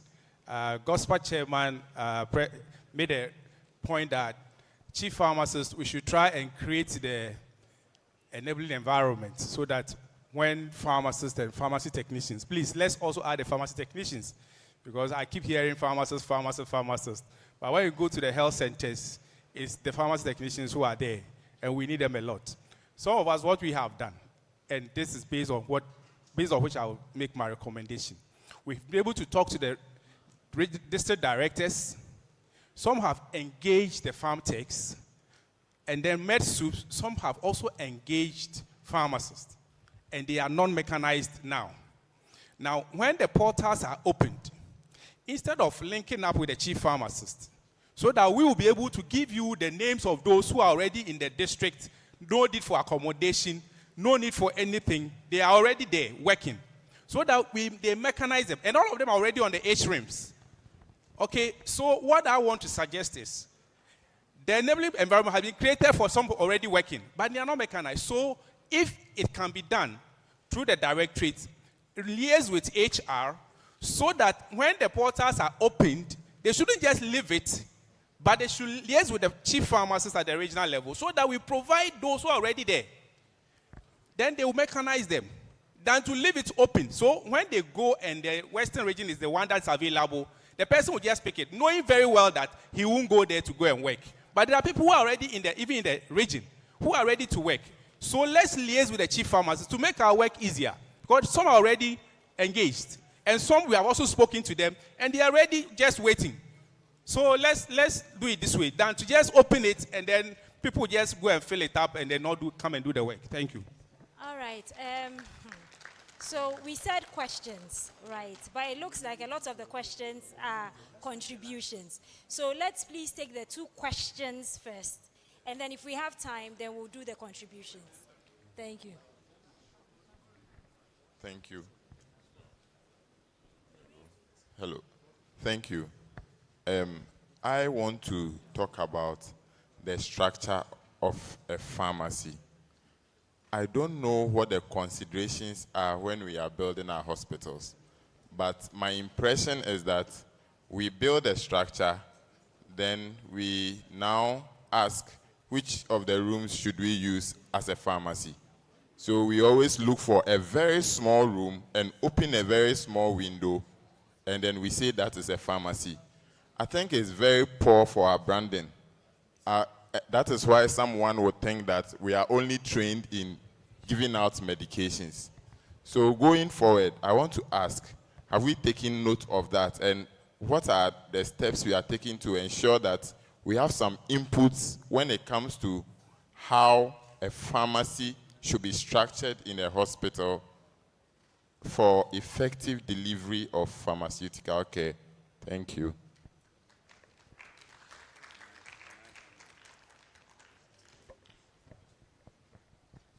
Thank you very much.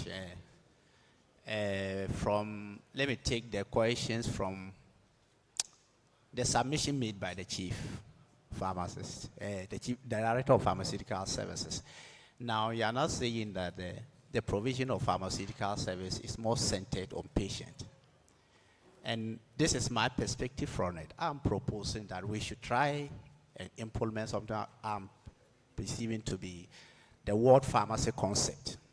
What do I mean by that? Each ward in every hospital should have at least 1 pharmacy per shift so that they can rotate. This one is based on my observation during my training as a specialist in Kolebo. You go to the ward round and you realize that some of the medication they say they have charted, they chart, but in actual fact the medication is not given to the patient. Some of the doses are mixed. The medication are there, but the nurse doesn't know that that is it. A typical example, for instance, the doctor wrote Finegant, and what is having there is generic with the name Promethazine. The nurse there doesn't know Promethazine is the same thing as Finegant, so she wrote nil. And there are even instances, you go there when they are giving a treatment. The most serious case is the case of antibiotics. They will chart that they have given, but in actual fact, this thing wasn't given. And this is happening, and most of this are leading to treatment failures. You are leading to treatment failures. So I'm proposing that from now onwards, I'm very happy that the Director of Chief Pharmacy is saying that they are reviewing the policy.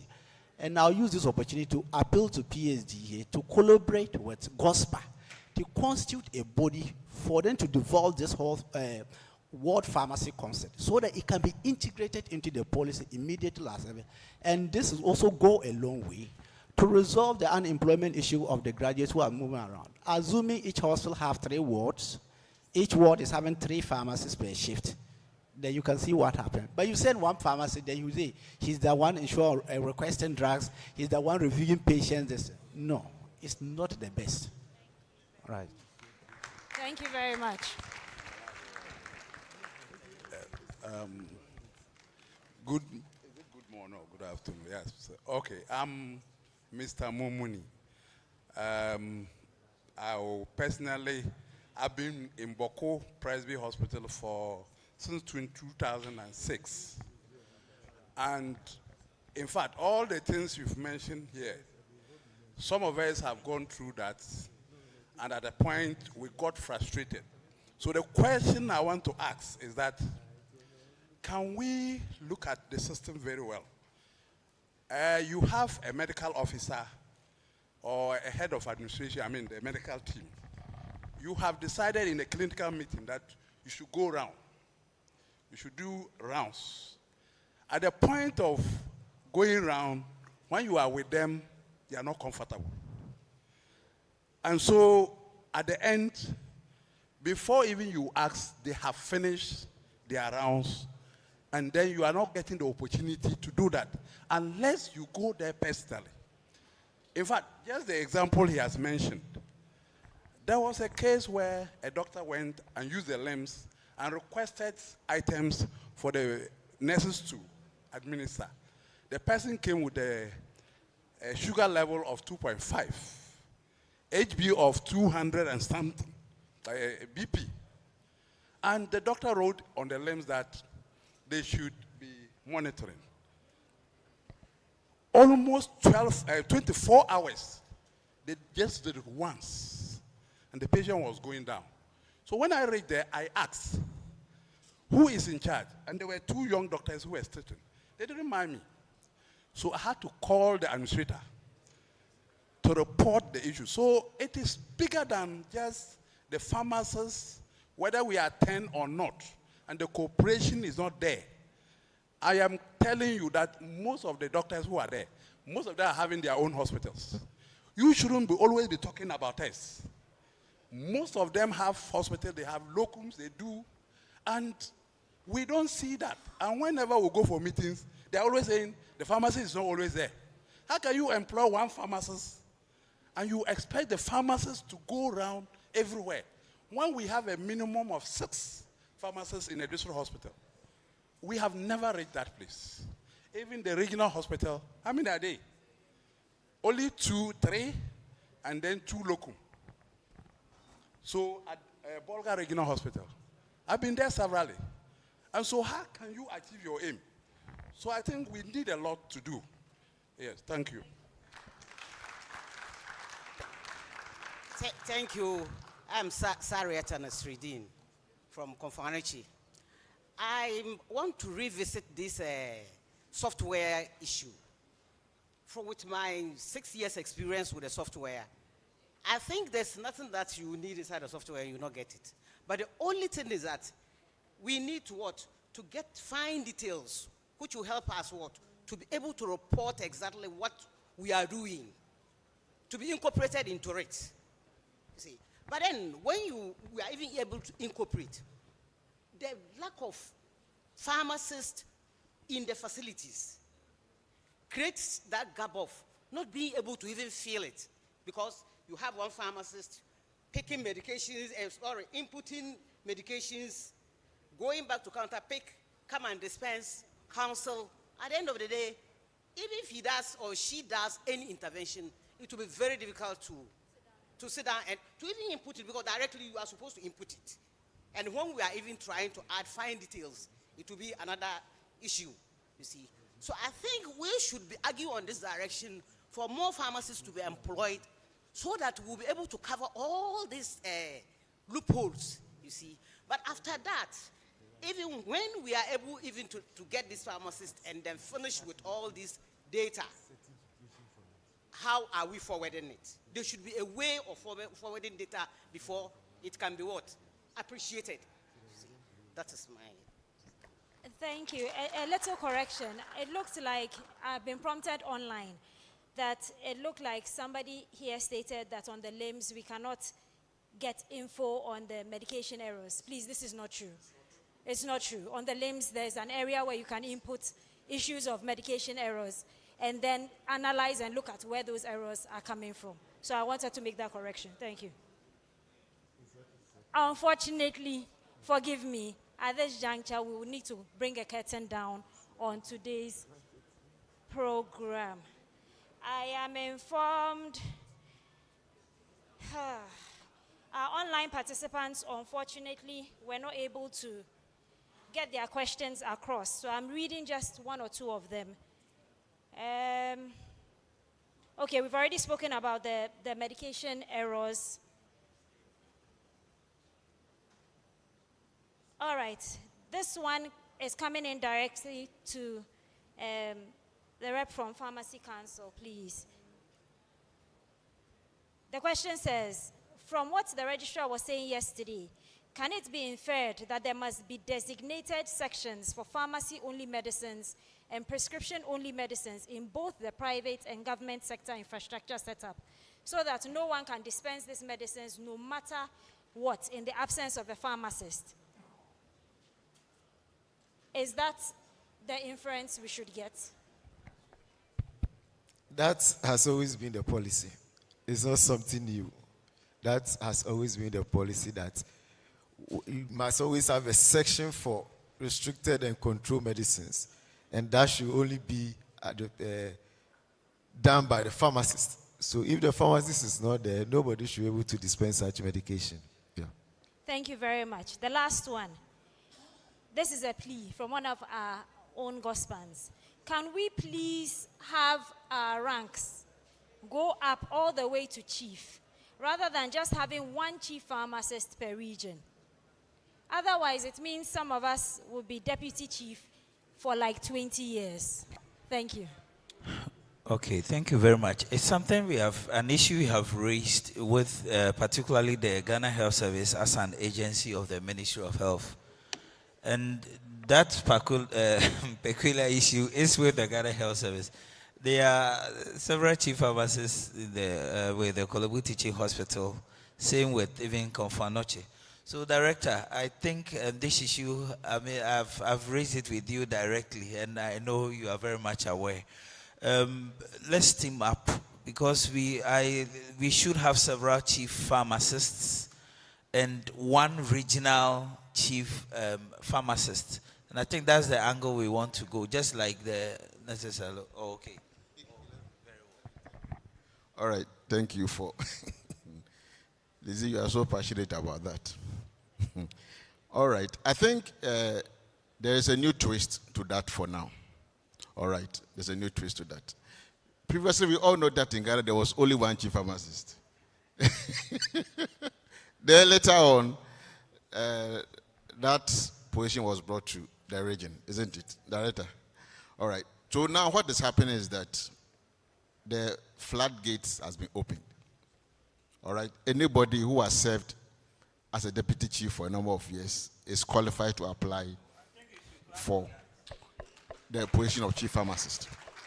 All right, so now we're going to have more than one chief pharmacist in the region, okay? The senior most heads the region. But we are going beyond that. We are also working towards having the regional office established as a deputy director position. All right, so that we can have various chiefs as technical grades at the various hospitals, but one regional head who is a deputy director of pharmaceutical services. Because for me, the gap between the director of pharmaceutical service at headquarters and the next in command, who is the chief at the region, is too wide. You get me? So that gap ought to be bridged. And when that opportunity is there, we must take advantage thereof. So that is where we are headed towards.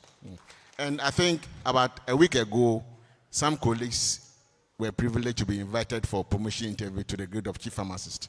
Some will be kept at the regional level, and some will be maintained in their facilities. So be rest assured, we have moved on. Thank you. Thank you very much. This has been a very interesting, insightful session.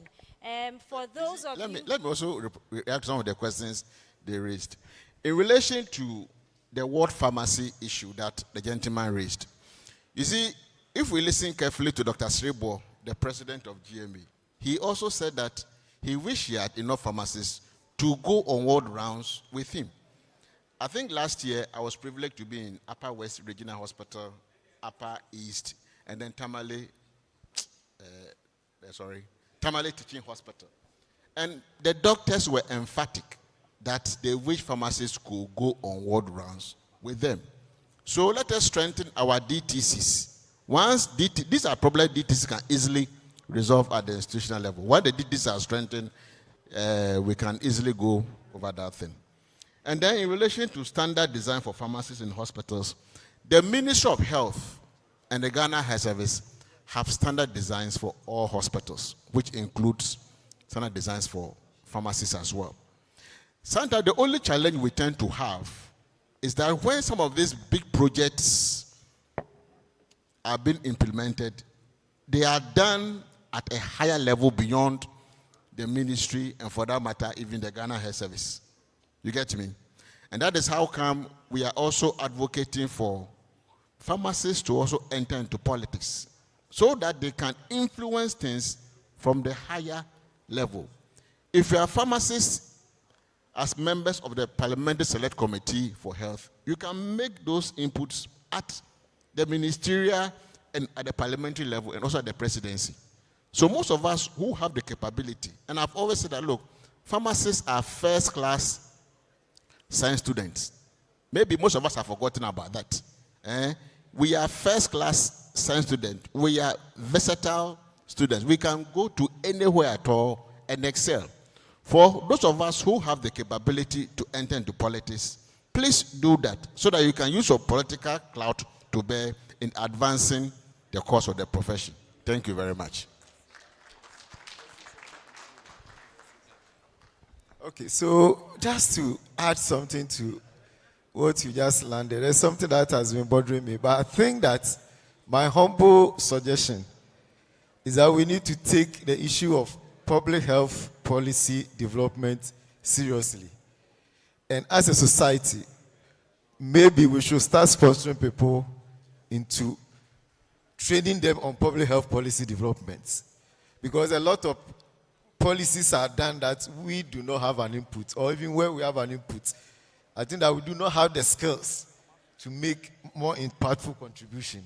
And it's an area that we should focus on so that when these issues start up, we have the knowledge and the skills to go in there and make our impact felt. Thank you very much. Thank you very much. Yes, please. 30 seconds. Yes, please. Mine will be that my closing remark. Sometimes people finish with a college and converting them to the specialist grade. Ghana Health Service says, we don't know much about this grade, this course, this specialty area. There are a lot of issues. I have even seen some petitions. I want to appeal to the regulator. What the regulator says to our employer, that is what matters. And there's another stage from there. So if we can work with the Ghana College, the courses that we have mentioned, and things that are coming up in anticipation of what is coming, please let's list them. So then you people write to the Ghana Health Service, the Ministry of Health. From there, they now go and do the establishment in a civil service system so that they will open the space. Because currently, if you take some of the titles, you go there, they are not in the system. So they will tell you no vacancy. So let's work on that. Just to add, I think you are perfectly right. Just recently, they wrote to us about someone who presented a certificate in supply chain management, and they wanted our input. And we provided the input that, yes, a specialist course, so they should So we accept what you are saying and work on it. Thank you.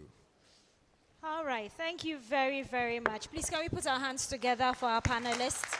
We have had Farm Dr. Xavier Yevuched, Farm Dr. Dominic Ochre, Farm Dr. Emmanuel Uriafe, and then Dr. Samuel Kwakwa on the panel. Thank you very much, Farm Doctor as well. Thank you very much for taking your time out to be with us at this time. And thank you everyone for sitting this long with us. Thank you. Over to Vice. Oh, let's put our hands together to our beautiful ladies for bringing us thus far.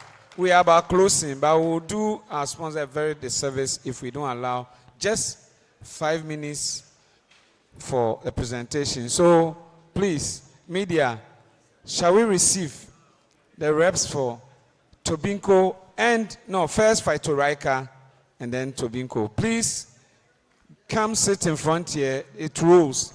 You won't exceed. It is exactly 5 minutes and we are done. Please. We're craving your indulgence, seniors.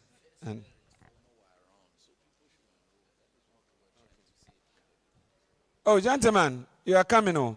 So we just want to make this announcement. All those who have already subscribed to our first merit, the Provident Fund that we are on, your certificates are ready with me. So when you close, come and see me for your certificate. And we want to encourage more of you to enroll on it for your own future. Thank you. Good afternoon. Yes, we are pleased with the opportunity given us to highlight on Phytorhica's brand of Tadalafil, Ricaron 5. So I'll begin this presentation by sharing a brief profile on Phytorhica GHOSPA Pharmaceuticals. Yes.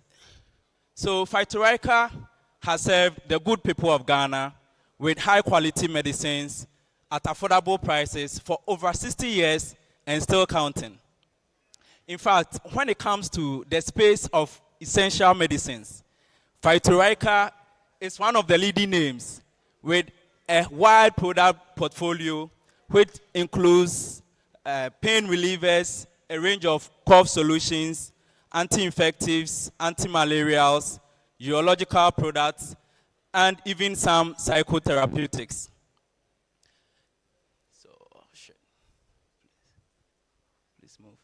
Yes, so Ricaron 5, as I mentioned earlier, is Phytorhica's own brand of Tadalafil 5 milligrams. And it's your high quality and cost effective daily low dose therapy for managing erectile dysfunction and the symptoms of BPH. Oh, Charlie, move.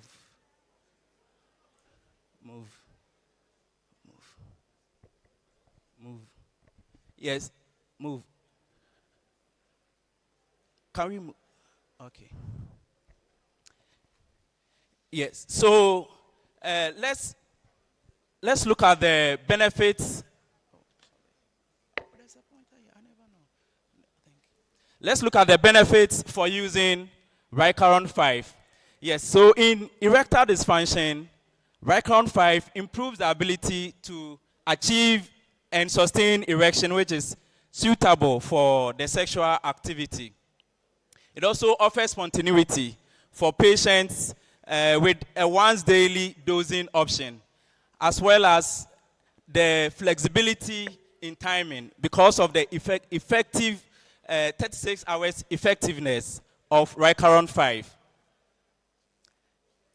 In patients with BPH, Ricaron 5 relieves symptoms such as the difficulty in urinating, weak stream, frequent or urgent urination, which includes nocturia. And then in patients with both ED and BPH, Ricaron 5 offers or improves the quality of life of patients because of the dual indication that Ricaron 5 is offering. Now, this This chart here represents in vitro comparative analysis studies, which was carried on Vicaron 5 as against the local market leader. So this was on their rate of dissolution in 0.1 molar HCl. So the market leader is the red over there, and Vicaron 5 is the blue. So these are the features of Vicaron 5, the key features. One, it's rapidly absorbed and so suited for once daily dosing. The blister pack comes in 30 tablets, which caters for a full month supply. Tablets easy to swallow for compliance. And on top of it, Vicaron 5 has a very attractive packaging. So why should you choose Vicaron 5? So Vicaron is offering unmatched flexibility with the daily dosing, and it has a unique dual indication. So this is addressing the two common conditions in aging men with one single tablet. And again, it's a cost-effective alternative that offers patients the affordable solution without compromising quality. Then it's also offering convenience because Vicaron can be taken with or without food. So indeed, Vicaron 5 is simply your choice that lingers on. Thank you very much. Okay, you can have your seat now. Please, let's get the Tobinco one quickly, and we are done. Good afternoon, everyone. So my name is Dr. Idwedain from Tobinco. Just to highlight some of my products, because our time is fast spent, so quick one. So what does Tobinco mean to you? So when it comes to potency, when it comes to reliability, when it comes to health-wise, Tobinco, we are there for you. So quick one, just to highlight some of our products. So we have a wide range of antibiotics just to reduce the level of antimicrobial resistance we have in the market. So our brand of azithromycin is what we call the azirocin. We have the tablets and the suspension.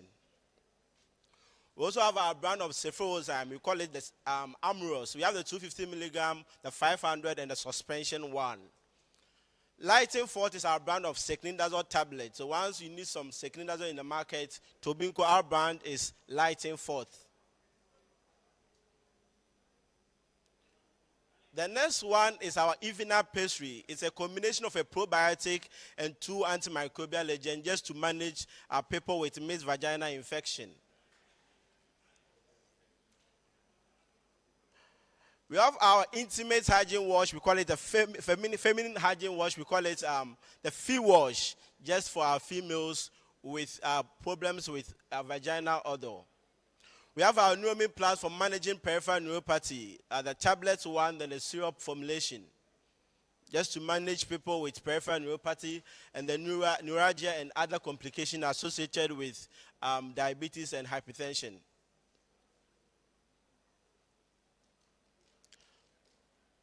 Because I want to jump and then quickly, so that I will be out of here. These are pain gels. We have our diclo gels, the ones with menthol, the ones with capsaicin, just to manage people with moderate to severe pain. We have creams for skin infection. We have the zinc oxide cream. We call it the Enrash. We have the myzin cream. It's a combination of miconazole plus zinc oxide to manage cases of infected skin infections. We also have our brand of Entrimar, that's clotrimazole 1% and 2% formulation. These are a combination of our products, our ointments and gels. We have a chlorhexidine 7.1% gel. We have our triple action cream.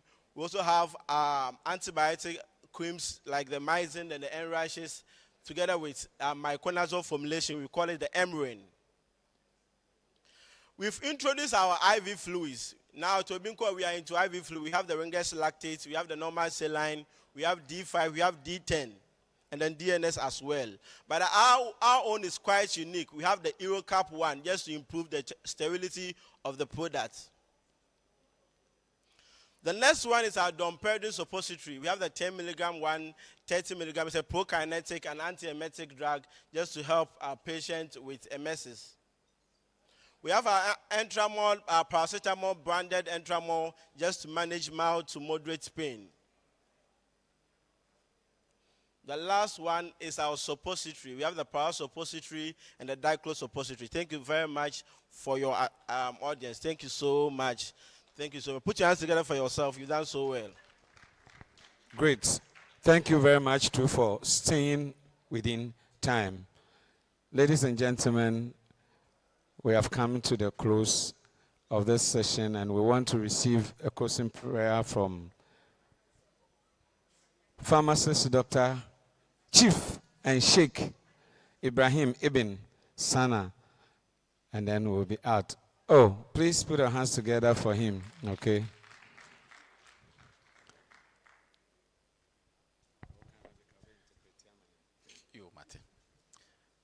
We thank God for bringing the section successfully to a close. We adore him, we glorify him. We are most grateful for our lives for today and the lives of the leaders who came here and spoke. We ask him to illuminate our minds, to lighten our paths, give us clear thoughts and vision to be able to accomplish all that we have discussed here. I pray to Almighty God, a lot of us as pharmacists, we need treatment within, character-wise, backbiting, cutting our legs, each other's legs, pulling ourselves down, dragging pharmacists who want to make forward movements backwards. A lot of the colleagues are complaining, Almighty God, we ask for a renewal of our vision as a profession. A young man who has established a $2 million production factory is here. His own colleague pharmacist said he should be mistreated because he established a $2 million factory to employ specialist pharmacists. This was not done by a medical doctor, but it was done by a colleague pharmacist. Envy. How will the profession grow? Almighty God, we need healing. We need direction. I pray that our director from the ministries, the two of them who are here, our former minister of health who is here, the leadership of the profession pharmacy needs a salvation. We pray for the leaders that anywhere they go with our issues, doors will be open for them. We pray that God sends his angels before them, that when they go to the Minister of Health, he will listen to them and act on their requests. We ask that chief directors, presidency, chief of staff, anywhere the leaders of pharmacy go, they should be listened to and then acted upon. Those that are in the hinterlands, that want special conditions of service, accommodation, and all that to be addressed so that they stay there, may their issue be heard from the heavens and acted upon on earth. Ya Ahya Sharahaya Adonai Sabaoth El Shaddai Subhana Rabbika Rabbil Izzati Amma Yasifun Wassalatu wassalamu ala jami'il anbiya'i wal mursalin walhamdulillahi Rabbil Alameen. Assalamu alaikum. Thank you very much, Sheikh. Thank you, all our dignitaries, for sitting through. In fact, we are most grateful. We are most grateful. We are most grateful. We are most grateful. Well, especially if you want to take pictures. Hey, my dear.